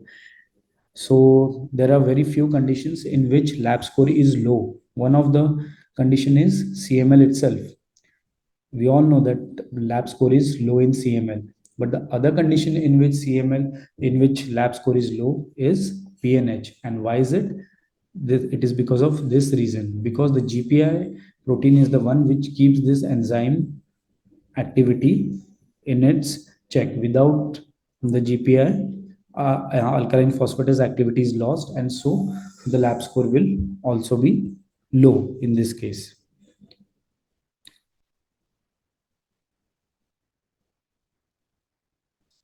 So coming to the laboratory finding, PNH, yes, this is the pearl stain. Pearl stain will show a lot of hemosiderin deposits. There would be cola colored urine also in this. This is a cefacryl gel card for detection of PNH. Now, this is the principle behind this test is a very beautiful thing. There is gel incorporated in this cefacryl gel cards, and the porosity, see, the principle is very simple. The porosity of this gel is just enough for isolated red cells to pass down.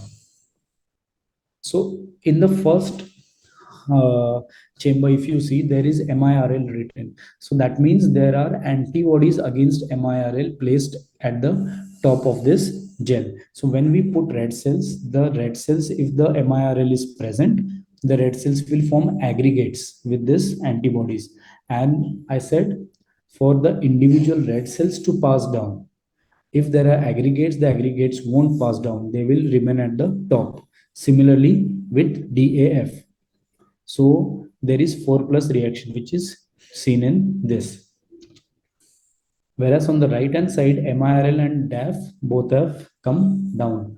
This indicates that MIRL and DAF are not present in this. So that means on the right hand side, the test is negative for MIRL and DAF, but that means the test is positive for PNH, because PNH is simply absence of MIRL and DAF.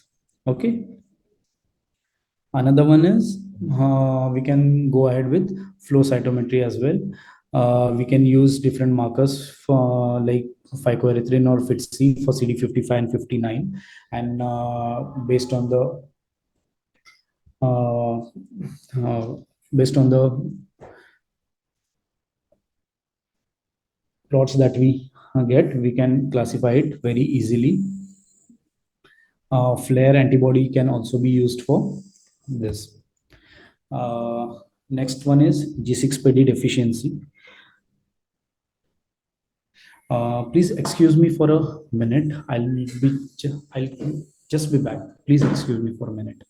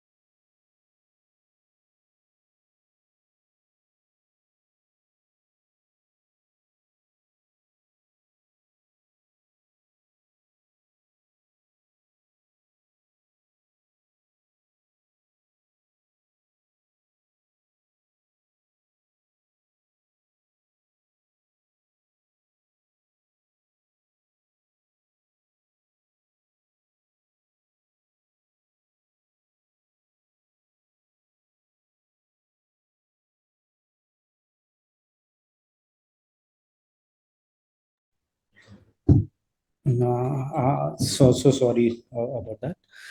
Yes, so the next topic is G6PD deficiency. It is also called as favism because it is caused by fava beans. So it is mainly due to deficiency of glucose 6 phosphate dehydrogenase enzyme of the HMP shunt. Again, we have to be very clear about the terminology. Is it is G6PD deficiency. It is not just G6PD. The D in G6PD is glucose 6 phosphate dehydrogenase, and deficiency stands as a different word. Okay, it is a Sir, sorry, your time has exceeded now. Please finish your presentation. okay, fine. Still, I think there are 2 minutes left, 3 minutes left. Okay. Uh, so important thing. Okay, I'll just cover this here. Hereditary spirocytosis. On this osmotic fragility test, it is a very important test in which the fragility of the red cells is checked. Normally, the red cells will lies at zero point 0.6 to point, sorry, point, 0.45 to 0.55, whereas in hereditary spirocytosis, it lies at a higher concentration. That means even at a concentration of 0.6 to 0.7, the cells would be fragile. Whereas exactly on the opposite, in disorders like sickle cell anemia or thalassemia, the fragility will be low. That means even they will tolerate a NaCl concentration of lesser than 0.45. The last topic is autoimmune hemolytic anemia, warm antibody type and the cold antibody type. Warm antibody type, it can have it is more common in females as compared to males. There would be anisocytosis with polychromatophilia, and the Coombs test will be positive. In cold type, there are two main diseases: cold agglutinin disease and paroxysmal cold hemoglobinuria. In cold agglutinin disease, the IgM antibodies are mainly against the I antigen, whereas in PCH it is against the P antigen. One clinical picture I can quickly tell you is in the months of winter, we can get samples which when we run it on the auto analyzer, we get very bad results that the red cell count is like zero point 0.5 million or 1 million, but the hemoglobin count is normal. We can suspect it to be a case of cold agglutinin disease. We simply have to warm this sample in a water bath, and then the counts will be okay.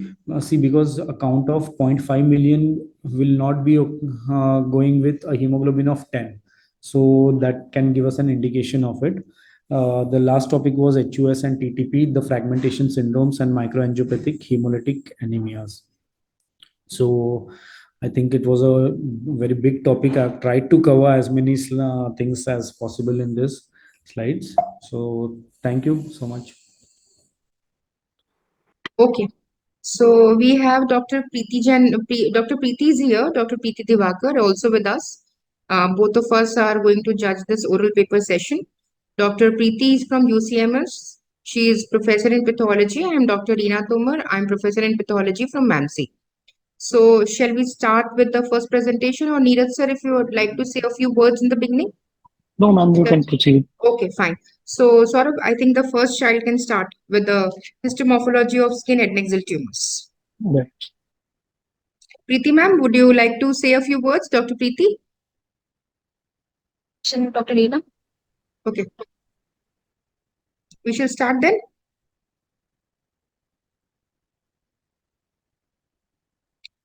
Shall we start with the first presentation, ma'am?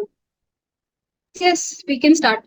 Okay. Sort of then, first child, first presenter. Just give me a minute, ma'am. Yeah.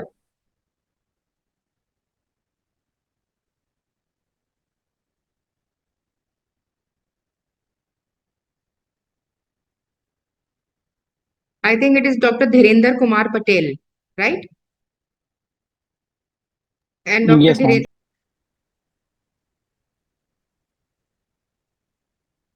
Yes, ma'am.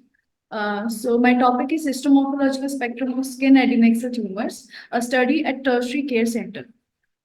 Guide, Dr. Manju Purohit ma'am, and co-author is Dr. Shalini Gupta. Introduction. The skin adnexa is made up of variety of cells that can lead to the variety of cancers. Sebaceous gland, eccrines, and apocrine sweat glands and hair follicles are among all. Ascites are most typically found in the head and neck, trunk, and extremities. Solitary or numerous popular nodular or cystic lesions are possible. Multiple tumors are used as a sign of internal visceral cancers, although most ascites are benign tumors that are locally aggressive, can mimic primary cutaneous neoplasm. Malignant ascites are, on the other hand, are uncommon and must to be distinguished from the cutaneous metastasis. Cotton D referred to adnexal skin tumor as troublesome tumor, and they pose a significant diagnostic challenge for both surgeons and pathologists because they are encompass a wide range of skin epithelial tumors, including hematoma, hyperplasia, benign, and malignant tumors that arises from the differentiate towards adnexal epithelial structure. Multiple tumors are generally associated with the inherited disease, such as multiple trichomoniasis and Cowden syndromes and sebaceous adenomas in Muir-Torre syndrome. Malignant skin adnexal tumors are uncommon, locally aggressive, and can lead to nodal involvement and distant metastasis, all of which have a bad prognosis. As a result, establishing a cancer diagnosis in a set is critical for both therapeutic and prognosis consideration. Skin ATs are infrequently found in fine needle aspiration cytology because most doctors prefer to diagnose suspected skin ATs by excisional biopsies because they are easily accessible. However, FNACs can be very useful in distinguishing them from the metastatic carcinomas and sarcomas, which is almost always included in the differential diagnosis on FNACs, recognizing that the skin lesion is cutaneous ATs, and if possible, subtyping is enabled for proper patient management and follow-up. The spectrum ranges from the benign adnexal tumor that is cured with excision of the malignant counterpart that is locally aggressive and has a potential for the distal metastasis. These adnexal tumors arise from the pluripotent stem cells differentiate along one or more primary adnexal tumors, including eccrine, follicular, apocrine, and sebaceous glands, or may be differentiate along multiple cell types. Although the sites and distribution of these lesions provide small clue to the diagnosis, histopathology indispensable in the diagnosis of the STs. Material and method. Study type, hospital-based observational study. Study duration, January 23 to December 23. Study place, Department of Pathology, RD Medical College, Suarsa, Ujjain MP. Sample size, 40 biopsies of the skin adnexal tumors. Methodology. Patients who were diagnosed with the skin adnexal tumor were invited to take part in the studies. This study was done on them, was explained in details to them, and informed consent are obtained. Patients fulfilling the inclusion criteria were listed. Statistically, analysis is done. Inclusion criteria: all skin biopsy diagnosed as a skin adnexal tumor. Exclusion criteria: inflammatory condition, inadequate biopsy, cyst, and tumor-like lesions. Statistically, analysis is done. Result: total of 40 cases of the skin adnexal tumor in the present study. This study includes the cases of the January 23 to December 23, totally 12 months duration. All cases belong to the Department of the Pathology, RD Medical College. Table of there is a table which appreciates the difference between malignant and benign tumors. In this, we can see the benign cases were 90%, while the malignant case were only 10%. In our total study of 40, there were 36 benign and 4 were malignant. This picture of the nodular hydranoma located in the head and neck limbs, cross-secondary and well circumscribed dermal nodule, lobulated cystic mass. This image polygonal eccrine carcinoma. Here is another table which actually describes cases of the adnexal tumors. So we can see that mostly in the age of 31 and 40, we can see there is an increased number of cases. There are 25% of the involvement, while in the age difference between 11 to 30, there is 20% of cases. Distribution of the skin head and neck cell tumor according to the histomorphological patterns. Cases, there are 30 cases were of the solid pattern, while solid and cystic were 6, and only cystics were 4 in number. Distribution of the tumor. Here we had differentiated them in between eccrine, pillar, and sebaceous. Here we can see the pillar tumor categories were more than eccrine and sebaceous, following by eccrine, and then very less with the sebaceous. Here, pilomatrix carcinoma, 6, 8, 20% cases, nodular hydrangeum, 30% cases, eccrine 15%, trichoepithelioma 10%, eccrine porocarcinoma 10%, trichoblastoma 5%, trichofolliculoma 5%, eccrine spiroadenoma 5%. Distribution of the skin head and neck cell tumors according to cellular morphology. Based on this, we can appreciate that basaloid pattern have 40% of cases, following with basaloid and clear cell pattern, which is 30%, following with basaloid and squamoid pattern, which are 10%, and very less with clear cell pattern and squamoid and clear cell pattern carcinomas. Here we can appreciate two majors of one. First is poronoma, which is monomorphic small cuboidal with basophilic round nuclei. Inconspicuous nuclei we can see here, and compact eosinophilic cytoplasm is also seen here. Second one is pilomatrixoma, which is they contain round to ovoid deeply basophilic nuclei with most showing prominent nuclei. Conclusion. We conclude that the skin head and neck cell tumors are relatively rare. Most common range of the age was 31 to 40 years. There is a slight female preponderance. Head and necks are a frequent site for occurrence of these tumors, among which space is the commonest site. Majority of the head and neck cell tumors were solid. Nodular hydrangeum is the most frequently encountered tumor among all the skin head and neck cell tumors. Skin head and neck cell tumors cannot be diagnosed on clinical ground only, and in histological diagnosis play a major role in the diagnosis of these tumors. References. Thank you so much. Okay, I have a few questions. So I'll go ahead with these questions. Aarti, so is this your study a part of your thesis? Yes, no, ma'am. No? Okay. Yes, ma'am. And you told malignant cases were also there. So what was the malignant diagnosis? I have seen, well, I was looking for the slides. I have seen atypical malignant cell in the malignant tumors. No, what is you told? You have showed a table that these were benign, majority were benign, and few were malignant. So what was the percentage of malignant cases you got? Out of 40, how many were malignant? And what was their 36 diagnosis? were malignant. Ma'am, 36 were malignant, and most probably they were hydradenomas. What are you saying, Aarti? You told 36 were benign and 4 were malignant. Exactly. Yes, ma'am, sorry. 36 were benign and 4 were malignant. So I'm asking the diagnosis of those 4 cases. That 4 cases, yes, ma'am.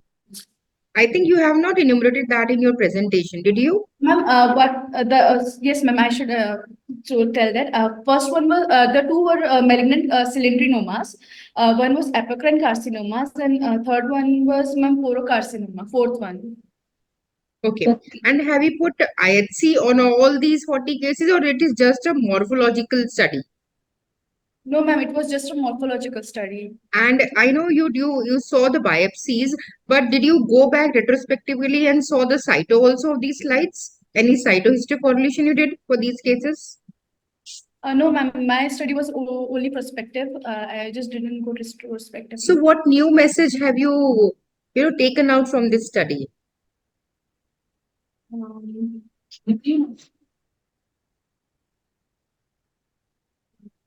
Anything new conclusion you could come out with this study? Ma'am, mainly that the thing which I studied from this study is there is mainly female preponderance, and due to in which mostly there are benign cases comparatively, and the age group which mainly affected it's 31 to 40 years of age. Female preponderance rates. So I don't have any further questions. Dr. Preeti would like to ask something. Aarti, what was the rationale behind doing this study? Yeah. Sorry, can you please repeat? What was the rationale behind this study? Ma'am is asking, why did you do this study? What did you have in mind when you were planning this study?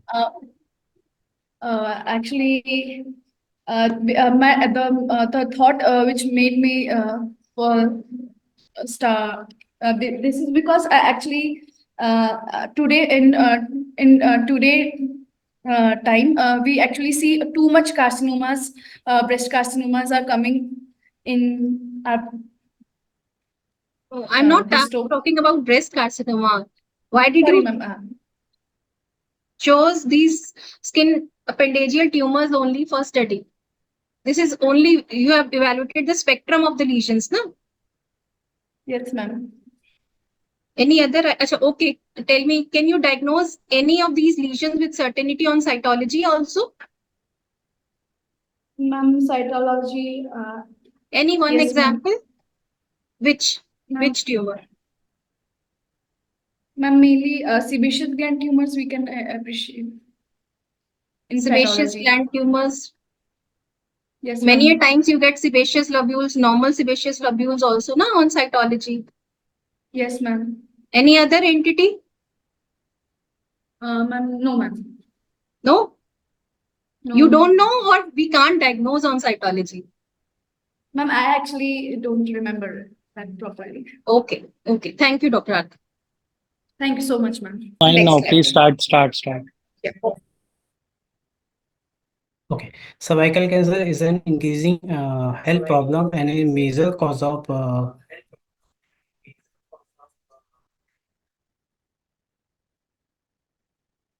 with incidence rising in world.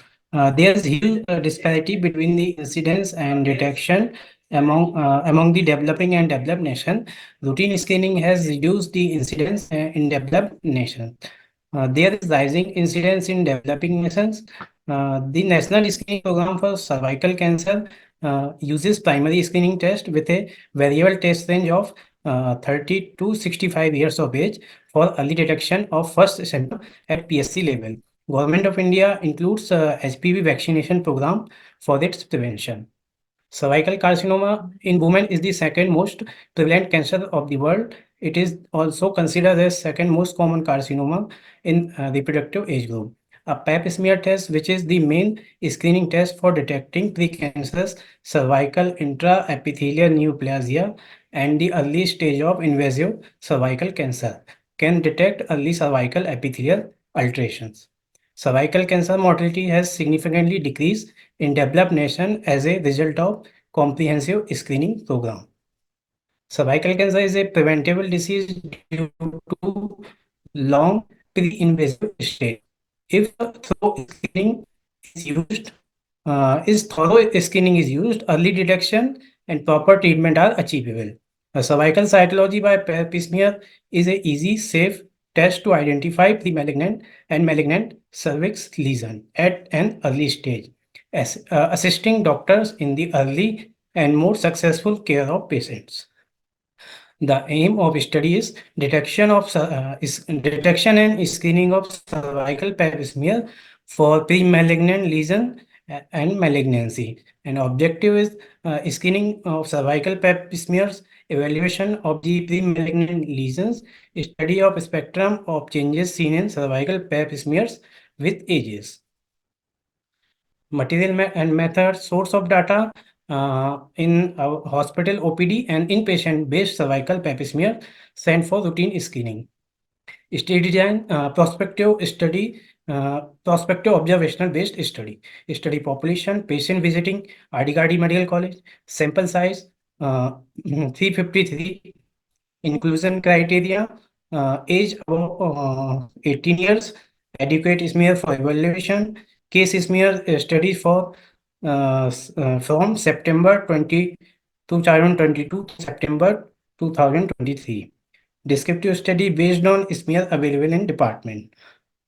Exclusion criteria: inadequate, unsatisfactory smear, age below the 18 year. Methodology: the routine or suspected cervical PAP procedure is done in Ops Gynae department.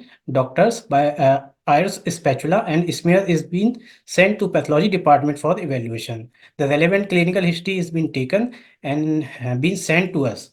The conventional smear will be made and be evaluated by pathologist for screening of it.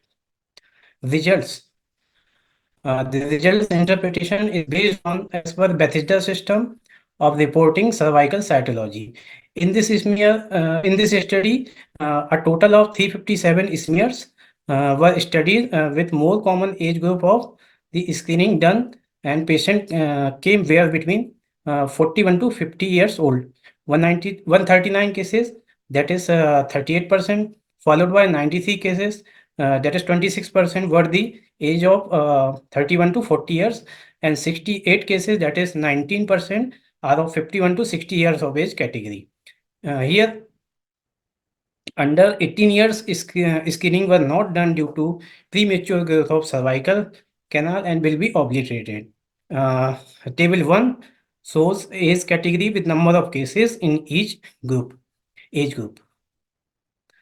This is the table based on age group distribution based on cases. In our result, main number of cases, majority of cases is between the age of 41 to 50 years. 41 to 50 years of age, that is 38%. The second most common is 31 to between 31 to 40 years, that is 26%. Total 357 cases we are taken.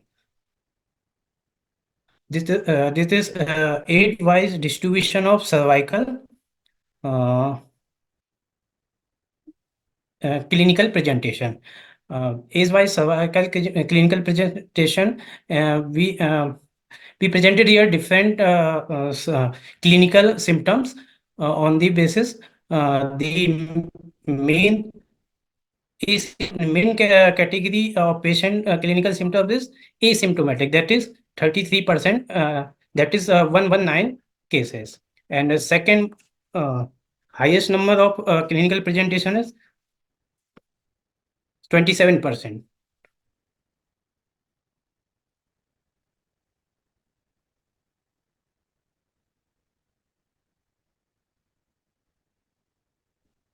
Then second most common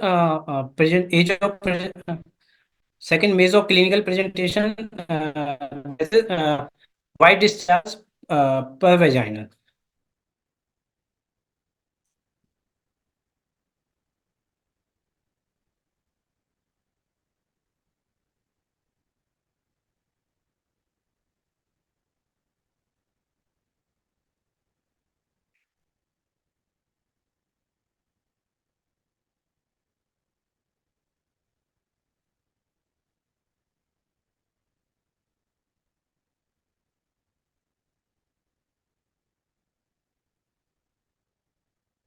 Sorry, due to disturbance of light and net issue. In discussion, cervical cancer is the one of the major public health problem in the India, and especially in rural setting. Pap smear is the most widely used screening tool to detect cervical precancerous lesion, which do not present and with obvious signs and symptom, and also the detect cervical carcinoma at an early stage. The incidence and death of cervical cancer is successfully lowered due to cervical cancer screening. When the ACS guideline for the early detection of cervical cancer were last reviewed and updated in 2002, human papilloma virus DNA testing was included for the first time in those guidelines. High quality screening with cytology, that is pap test, which detects 80 to 90% of cervical malignancy, has significantly decreased mortality from squamous cell cervical cancer. In our study, majority were of 41 to 50 years of age with 139 cases, that is 38%. Age-wide distribution of clinical symptom. shows that out of total 357 cases, majority of patients came with the complaints of asymptomatic or routine screening, that is 119 cases, that is 33%. Most common presenting symptom in our study were of white discharge per vagina with 57 cases and with 57 cases, that is 16%. Second most common presenting symptom was of pain in abdomen, that is 33 cases, 99%. The result shows 234 cases of non-inflammatory lesion of malignancy, that is 65%. Inflammation associated changes are of 63 cases with 17%. Conclusion: after analyzing and reviewing all the results, we can conclude the pre-malignant and malignant lesion is uncommon in our institute. However, earlier screening of the cases of ASCUS, give us a lead of the earlier diagnosis and treatment of it. Pap smear testing is a very useful, simple, economical, and safe tool for detecting precancerous cervical epithelial lesions. It should be established as a routine screening procedure to reduce the treatment burden, morbidity, and mortality. A single negative report of HPV testing is alone associated with low risk of developing SIN3 in next 5 years as an assurance to it. Risk-based management principles are intended to concentrate attention on individuals with elevated risk while minimizing needless operation in low-risk patients. The primary action to lower the frequency of invasive cervical cancer are increasing test participation, stabilizing adequate follow-up, and using risk-based strategies. That is the basis, and thank you. Okay, Dr. Dhirendra. Am I audible, Dr. Dhirendra? Yes, ma'am. Okay. Yes, ma'am. You use conventional cytology smears. What are the other type of Yes, ma'am. pap smears which you can use? Then liquid-based cytological smears. How many types of liquid-based cytology smears you know? Two types. Yes. That is centrifuge-based liquid cytology, and There are specific systems na, for that. Sioth path and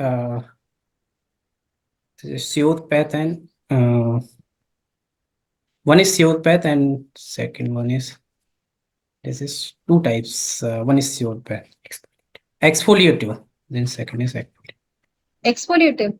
Now tell me the literal meaning of exfoliative cytology if you are telling me that that is exfoliative cytology. Conventional smear is not exfoliative cytology. Yes, ma'am. That is exfoliative, but only one Okay, never mind. Only one. That is Sioth path. Okay. Okay. You find NILM as the majority percentage of cases, then followed by? Yes, ma'am. Then followed by? Then followed by NILM, then asymptomatic. No. Then and followed by ASCUS. Okay. Okay. Just 6 tell me, cases. you talked about HPV vaccine also, no? In your presentation? Yes, ma'am. HPV vaccine. Yes, ma'am. Can you name few HPV vaccines? That is Gardasil and Which strains are covered under Gardasil? HPV 16 and 18. Only two? Or something else also? 34, 4, actually included 4, 16, 18, and Yes.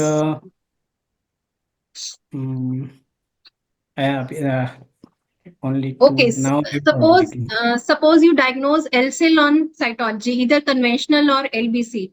Then what will you advise, or what is the follow-up of those patients who are diagnosed with then LCL? Then for further endometrial biopsy or Endometrial biopsy? You are diagnosing LCL veg and you biopsy. take... Then veg biopsy. Veg biopsy? Recommendation. Recommendation is veg biopsy for LCL. Dr. Reena, you can take over. You can ask. Okay. Okay. Thank you.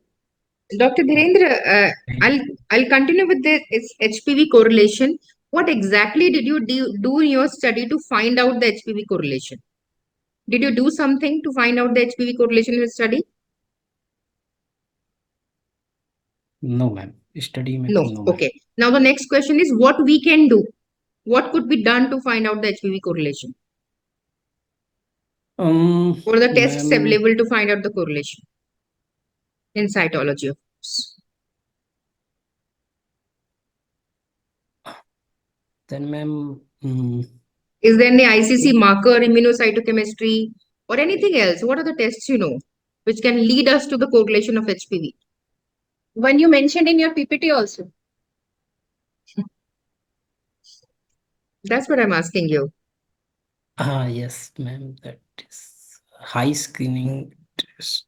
High screening. DNA HPV, testing. HPV DNA testing. Okay. Yes. And any immunocytochemistry or immunohistochemistry on cell block or immunohistochemistry on cell block?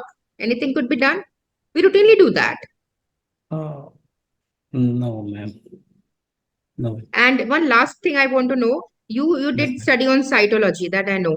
How did you confirm your diagnosis? Did you confirm it with biopsy received in your department? The same cases, did you confirm it? Yes, ma'am. That how many ASCUS turn into what, or how many AGUS turn into what, or LC turn into what? Did you do any cytohisto correlation, I mean? Ma'am, we follow up patient for more, but sometime not completed follow up means. So whatever the cases you followed, what is the conclusion of those cases? No, ma'am. We not completed, ma'am. Fine. Follow Okay. up not. I don't have any questions further. Okay. Thank you. Thank We you. will Thank move you, on ma'am. to the next presenter.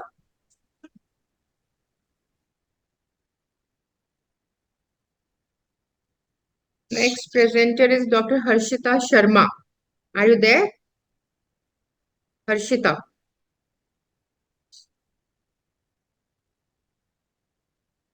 If Harshita is not there, then Pooja Singh. Whosoever is available, please start.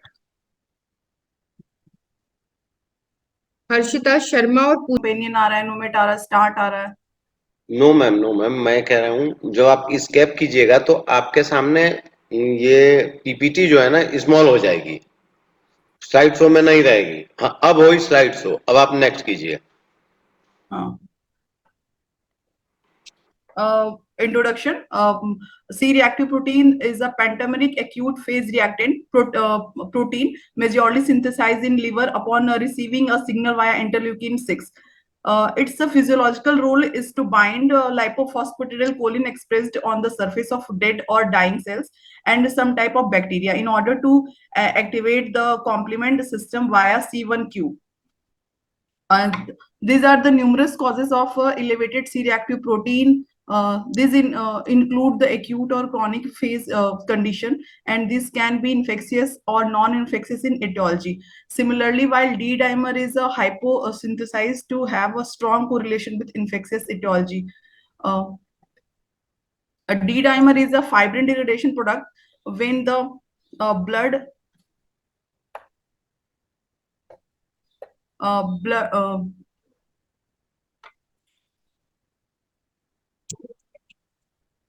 D-dimer is a fibrin degradation product when blood clots are degraded by fibrolysis. D-dimer protein fragments is left behind. Higher D-dimer level are indicative of the activation of coagulation and and following fibrolytic process. This study is intended to demonstrate importance and the clinical usefulness of the CRP and D-dimer as a screening test for the infectious etiology. Understanding its the correlation with the nature of disease can aid in effective management and the prevention of complication. Aim and objective. To assess the correlation of C-reactive protein and D-dimer in infectious disease. Objectives are three: to assess the level of CRP and D-dimer in patient with infectious etiology, to assess the level of CRP and D-dimer in patient with the non-infectious etiology, to compare and find the level of CRP and D-dimer are associated with infectious etiology individually and combined. Methodology. The study designs are the cross-sectional study. Study duration are 10 January to 10 March 2024, and the study center are the District Hospital Mansoor, area pathology laboratory of the District Hospital Mansoor. Sampling. The sampling are taken from the quanta sampling. The study population comprised of all patients who had confirmed differential diagnosis were divided to infectious and non-infectious group and enrolled until the required sample size is achieved. Sample size is the 240 patient where we are admitted in hospital with the various etiology, were enrolled into the study 120 within a diagnosed infectious pathology and 120 with non-infectious pathology matching for the age and gender. Inclusion and exclusion criteria. In inclusion criteria, patient admitted to the male medicine ward between the 10 to 4 of 24th March with a confirmed infectious and non-infectious diagnosis and give their informed volunteer consent. In exclusion criteria, patient on long-term anti-inflammatory drug, patient with multiple etiology and cannot be categorized as a purely infectious and non-infectious group. Procedure. Informed volunteer consent from the patient was taken. Basic demographic detail of patient were taken. Their clinical diagnosis and treatment details were confirmed from patient records. Patient were divided to the infection disease group and non-infectious group. Serum C-reactive and the D-dimer level were measured for all patients. Serum CR was measured using biosystem BA400 analyzer. D-dimer was measured using Stago-Stellate Max hemostasis analyzer. Measurement were compared between the IgD and non-ID group using pair test. Normally, the of continuous variable were determined by the Kolmogorov Simroff test. ROC curve analysis was done to determine sensitivity and specificity of the combined CRP and D-dimer as a screening test for the infectious etiology. These are the images for BA400 analyzer and Stago satellite max results. The levels of CRP and D-dimer in the infection pathology group was significantly higher than the same in the non-infectious pathology group. P-value less than 0.001 for each, with the D-dimer showing stronger correlation. Univariate analyze confirmed the same result. The sensitivity and the specificity of the combined detection of the two markers were 85.4% and 100% respectively, using multiple logistic regression probability models and drawing the ROC curve. The AUC of the CRP was 0.953, 95% confidence interval, and 0.992 to 0.977, and the dimer was 0.85. The combined diagnosis of CRP and D-dimer was 0.987. In additional, D-dimer positively correlation with leukocytes count, more specifically percentage of neutrophils and a high sensitive C-reactive reaction result. We can see the result CRP, D-dimer, and both in area under the ROC curve. If the value we capture the 9.53 percentage classical interval is 0.93 and standard error is equal to 0.4014 and cutoff value is the 7.43, sensitivity 92.5 and specificity 84.1, and D-dimer is the same for 0.854 and CL value is 0.972 0.91, SE is equal to is 0.03 and cutoff 493.4, sensitivity 67.2 and specificity 96.2. Both values are for AOC curve 0.9687 and the CL value percentage are the 0.970 and 2.99, and SE is equal to 0.007 and 0.27 cutoff, and sensitivity 80.24 and specificity for 100. Discussion: bacterial meningitis. Bacteria from the both the study, bacterial meningitis had activated coagulation function, and the detection rate of D dimer is more than 500 nanogram per ml was 88% at the time of admission. In a similar fashion, our study also discovered a very strong correlation of D dimer with infectious pathology. The combination of CRP and D dimer had a sensitivity of 85.4% for the infectious pathology, which is highly lower than the finding value of Lu, at which gave the sensitivity of 86.3%. The difference in the sensitivity of the pathology might explain the difference. The specificity of the combination was comparable in both the study. Conclusion: in D dimer and C reactive was the significant association with the infectious nature of the pathology. The sensitivity and the specificity of the combination can allow for the classification of the underlying etiology early in the clinical management. Nevertheless, CRP and D dimer test lack diagnostic specificity, so that the diagnosis should be based on the clinical characteristic of and other rest test results from each patient. Limitations: pre-treatment levels of CRP and D dimers were not available. Subgroups analysis of etiology in the infectious disease group to analyze variation in CRP and D dimer level could not be done due to lack of significant number of analyses and a larger and a randomized sample to increase the generalizability of the study result. Follow-up and Kaplan-Meier survival analysis based on the CRP D dimer level is another area of research worth exploring. These are my references. Thank you. Okay, Thank you Pooja. so much, ma'am. Thanks a lot. And sorry for my delay. Preeti, can I ask a few questions? Yeah, Dr. Veena. Okay. So, Pooja, I want to ask you, you divided your study into infectious and non-infectious groups. Yes, ma'am. So, what are the diagnosis of those infectious groups and non-infectious groups? कौन-कौन सी diseases लिए हैं आपने? Ma'am, firstly, we take mainly from the male medicine wards of bacterial meningitis positive cases, and most of the the abdominal pain.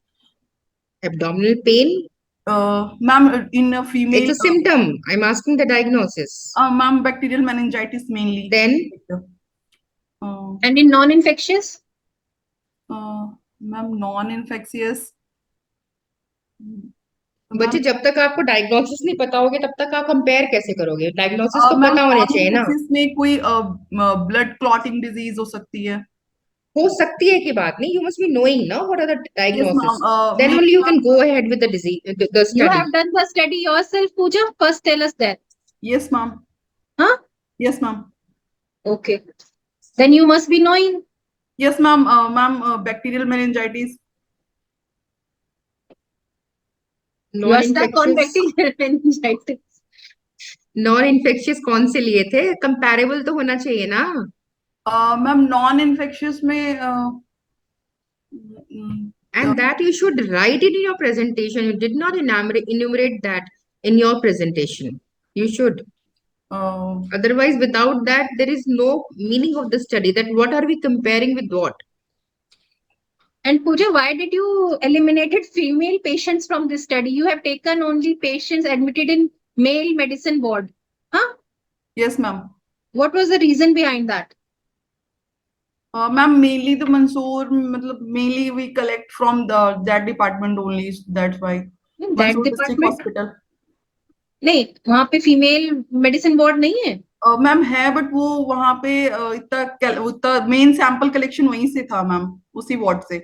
Okay, can you tell me how did you collected the sample for this testing? In which vacutainer you collected the sample? Ma'am, and what was the anticoagulant? Ma'am, plain vial. Plain vial? Yes, Are you sure? Plain blue color vial, citrate vial also. Plain blue color citrate vial also. No, Give me one sorry. answer. I'll consider Citrate that vial, only. citrate vial, sodium citrate vial. And what was the ratio in that? Blood S to anticoagulant. What is the blood S to anticoagulant ratio when we use that?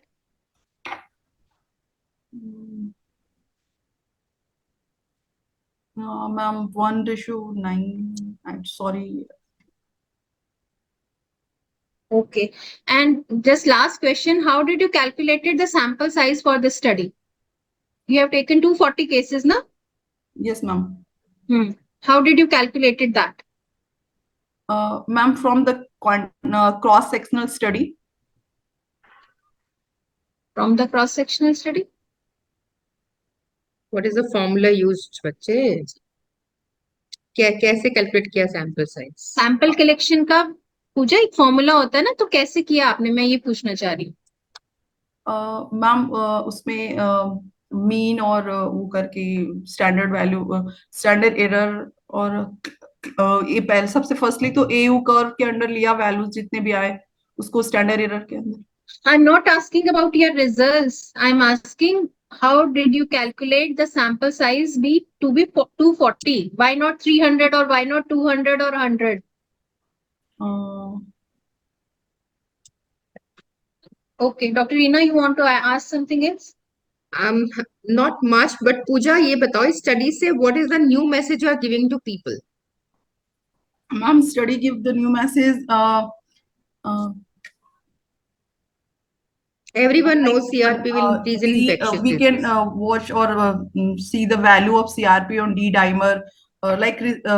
Ma'am, before we can mainly see the COVID patients. We only watch the COVID patient. Positive basis में ये CRP D dimer values बहुत ज्यादा बढ़े आते थे।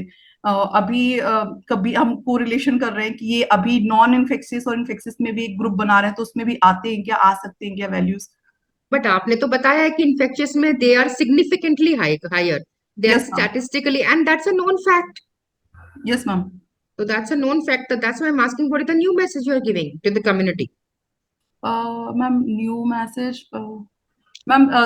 Ma'am, they are the mainly acute phase reactant, acute phase elevated reactant values. If you infected with any inflammation, you have any inflammation, the value of CRP and D-dimer most of the time we had increases. Okay, fine. Thank you so much, Pooja. Thank you so much, ma'am. Thanks a lot. And I think participants should keep the video on while answering the questions. Yes. Okay. So I think Dr. Harshita Sharma skipped the presentation. Is she around? Harshita, are you there? No. If Harshita. Yeah, first slide. Yeah.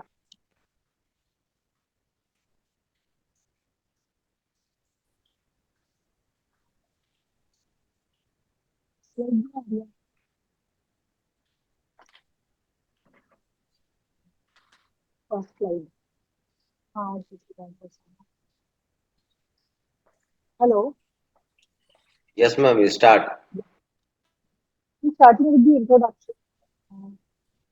My topic is prevalence of anemia of chronic disease in patients with hemoglobin levels below 10 grams per deciliter. Introduction: anemia is a condition which is marked by insufficient healthy red blood cells to carry Dr. oxygen. Richa, can you be a little louder? Yeah. Anemia is a condition marked by insufficient healthy red blood cells to carry oxygen to the body tissues. It is a significant global health concern. Among its various types, iron deficiency anemia and anemia of chronic disease are particularly prevalent. Iron deficiency anemia also, it is often caused by mainly inadequate dietary intake, malabsorption, or blood loss. Then two publications I have taken. The Bhubaneswar Manifesto call for collective action. It cited a data which showed in the National Family Health Survey that anemia is exists in 25% of females, in 25% of males, then 57% of women in the age group 15 to 49 years, and 31.9% in adolescent boys between the age of 15 to 19 years, and 59% in adolescent girls, 52% in pregnant women between the age of 15 to 45 years. Then, mainly in the tribal communities, the prevalence of anemia is common from 40 to 90%. Not only the middle-aged population, even the elderly also, it is common from 30 to 96%. Then the another study which conducted Institute of Health Metrics and Evaluation in Seattle, it showed the prevalence between the range of 35 to 75% and the average of 56% in India. Then blood cancers like leukemia, lymphoma, and myeloma, it also leads to anemia. About 80,000 new blood cancers are detected each year in India. On the other hand, this was all discussion about the iron deficiency anemia data. Then ACD, anemia of inflammation, it arises from illnesses like infection, autoimmune diseases, and malignancy. Then these two forms I'll be discussing. Then the difference, then the parameters which I had taken between, to differentiate between the ACD and IDA. Iron, it is less in both the iron is decreased in both the parameters.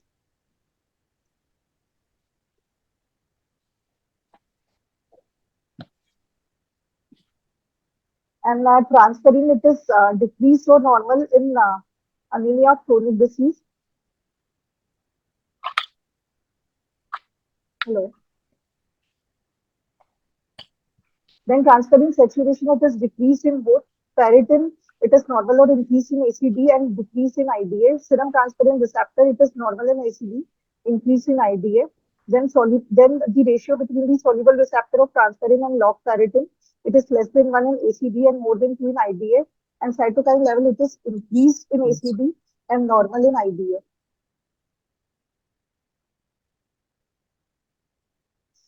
Then rational. Then rational. The rationale for this emerging trend, it is mainly to provide the accurate diagnosis when the patient comes to us and the management of the patient so that their disease burden is being less. Then the aims and objectives of my study.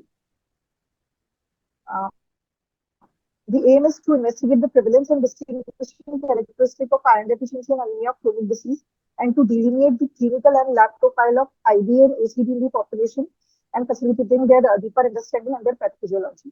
Then mainly, my study design was cross-sectional study. I did simple random sampling.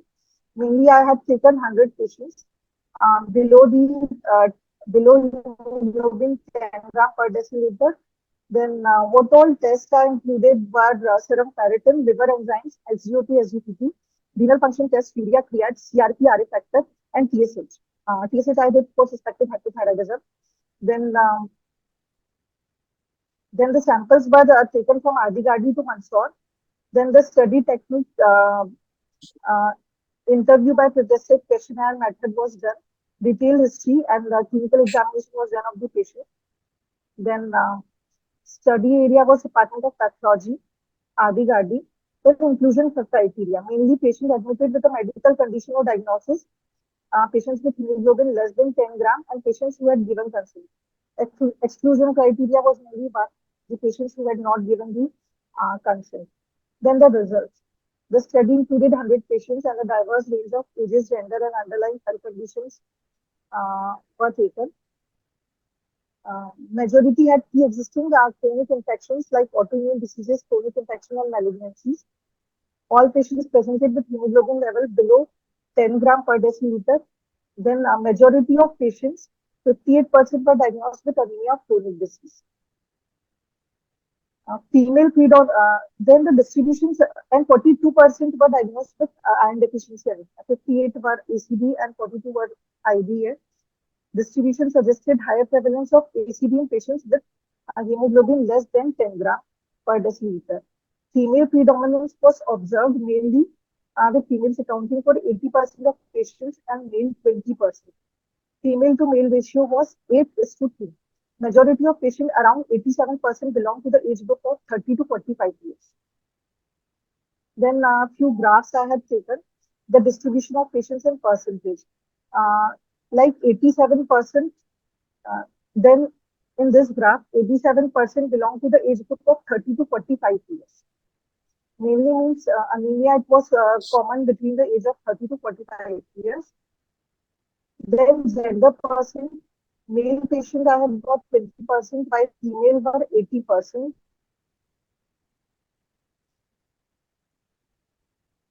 Then prevalence of anemia. ACD, I got around 58% of the patients and 42% in the female. Then one more pie diagram, pie chart. It showed 40% anemia of chronic infection, anemia of cancer were 28%, then anemia of autoimmune disease were 10%, and anemia of chronic kidney disease were 7%, 15% were anemia of chronic conditions.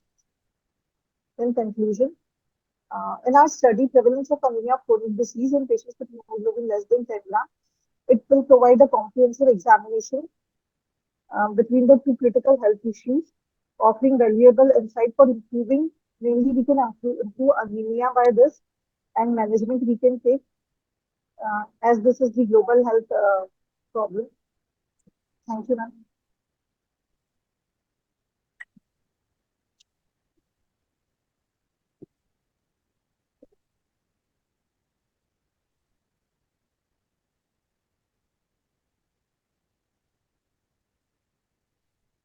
Just switch on your camera, please.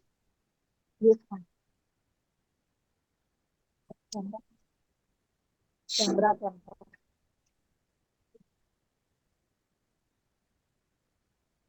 Richa, are you there? Yes, ma'am. Just a second, ma'am. Okay. I'm switching on my camera. Richa, in your conclusion slide, will provide, you have mentioned will provide. Conclusion is ever in will? No, Or ma'am, you it is providing. know? It is providing This a you are not comprehensive proposing. examination. This is your Yes, conclusion. No? Okay. Good afternoon. Okay. So what do you derive from your results? What is the significance of identifying this anemia of chronic disease, and what was the proportion of cases below 10% hemoglobin? And actually, as iron deficiency anemia, it is the most common. Now it is the changing, the trend is changing towards the anemia of chronic disease patients. Richa, your voice is not clear. Then mainly I wanted to show that as iron deficiency anemia, it is more common. Now in my cases, the trend was changing towards the anemia of chronic disease patients. Those Okay. patients were suffering from some chronic illnesses when I took their samples. In your study, anemia of chronic disease is more common as compared to iron deficiency anemia. Okay. What was the cutoff you have taken for percentage transfer in saturation for diagnosing iron deficiency anemia? Ma'am, less than 10 gram per deciliter. No. I am asking what was the cutoff value for percentage transfer in saturation which you have taken for diagnosing iron deficiency anemia? Less than 1 and more than. Yeah, I am asking the value of percentage transfer in saturation. Okay. Then I directly put the formula and derive the value from that. मतलब values आप देखते हो ना, interpret करते हो, तभी तो आप लेबल करते हो whether this is iron deficiency और अनीमिया ऑफ क्रोनिक डिजीज. तो कुछ वैल्यू के कट ऑफ होंगे ना. And less than 1 it was coming in anemia of chronic disease. I'm asking for diagnosing iron deficiency anemia, what is the cutoff? If you don't know, it's okay. Dr. Reena, you want to ask something? I don't have any questions. Okay. Then we can go on to the next one. Thank you, Richa. Okay.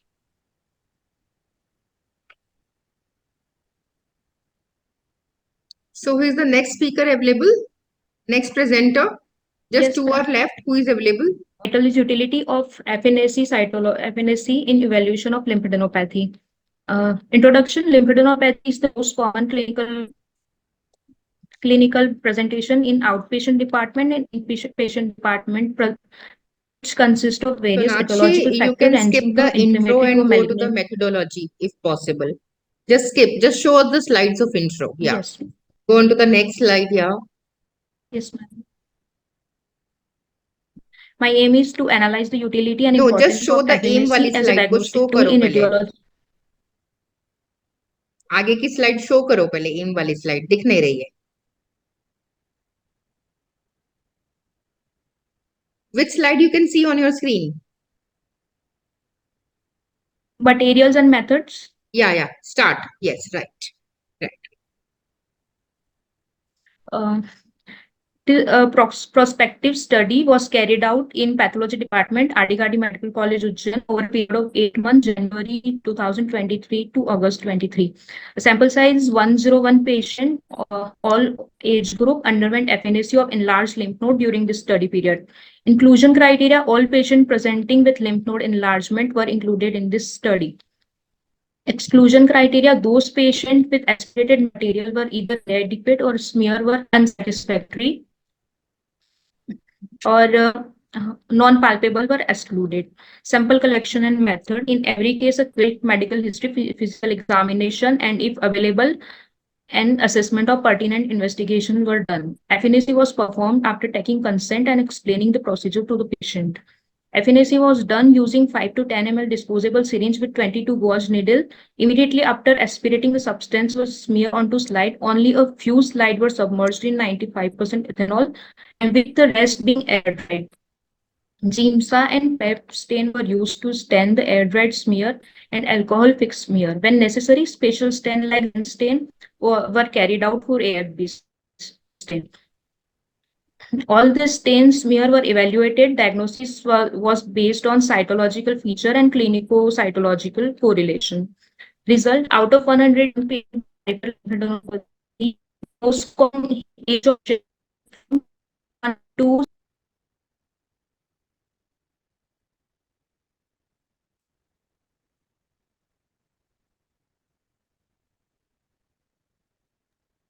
What happened, Sinakshi? Ma'am log out हो गई, network issue. Oh, Ma'am, I think let's conclude for the day. okay. Let's see. Tomorrow, if you do present again. Okay, fine. Yes. So, okay, thank you so much, Saurabh. Thank you, Yeah. Dr. Preeti. Okay. So we are concluding for the day, ma'am. Yeah. Thank you, everyone. Okay. Thank you. Thank you.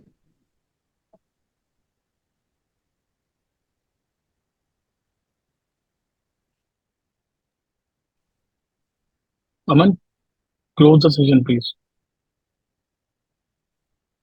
Most common diagnosis on FNAC is reactive lymphadenitis with 39 cases, followed by metastatic Sonakshi, lymphadenitis, please give your 22 cases, presentation tomorrow. granulomatous. Sonakshi, actually, the doctors are left now, so please join tomorrow and give a presentation again, okay? We have concluded for the day. What? We have concluded for the day. You just come tomorrow and give it a presentation again. Okay, sir. Okay, thank you.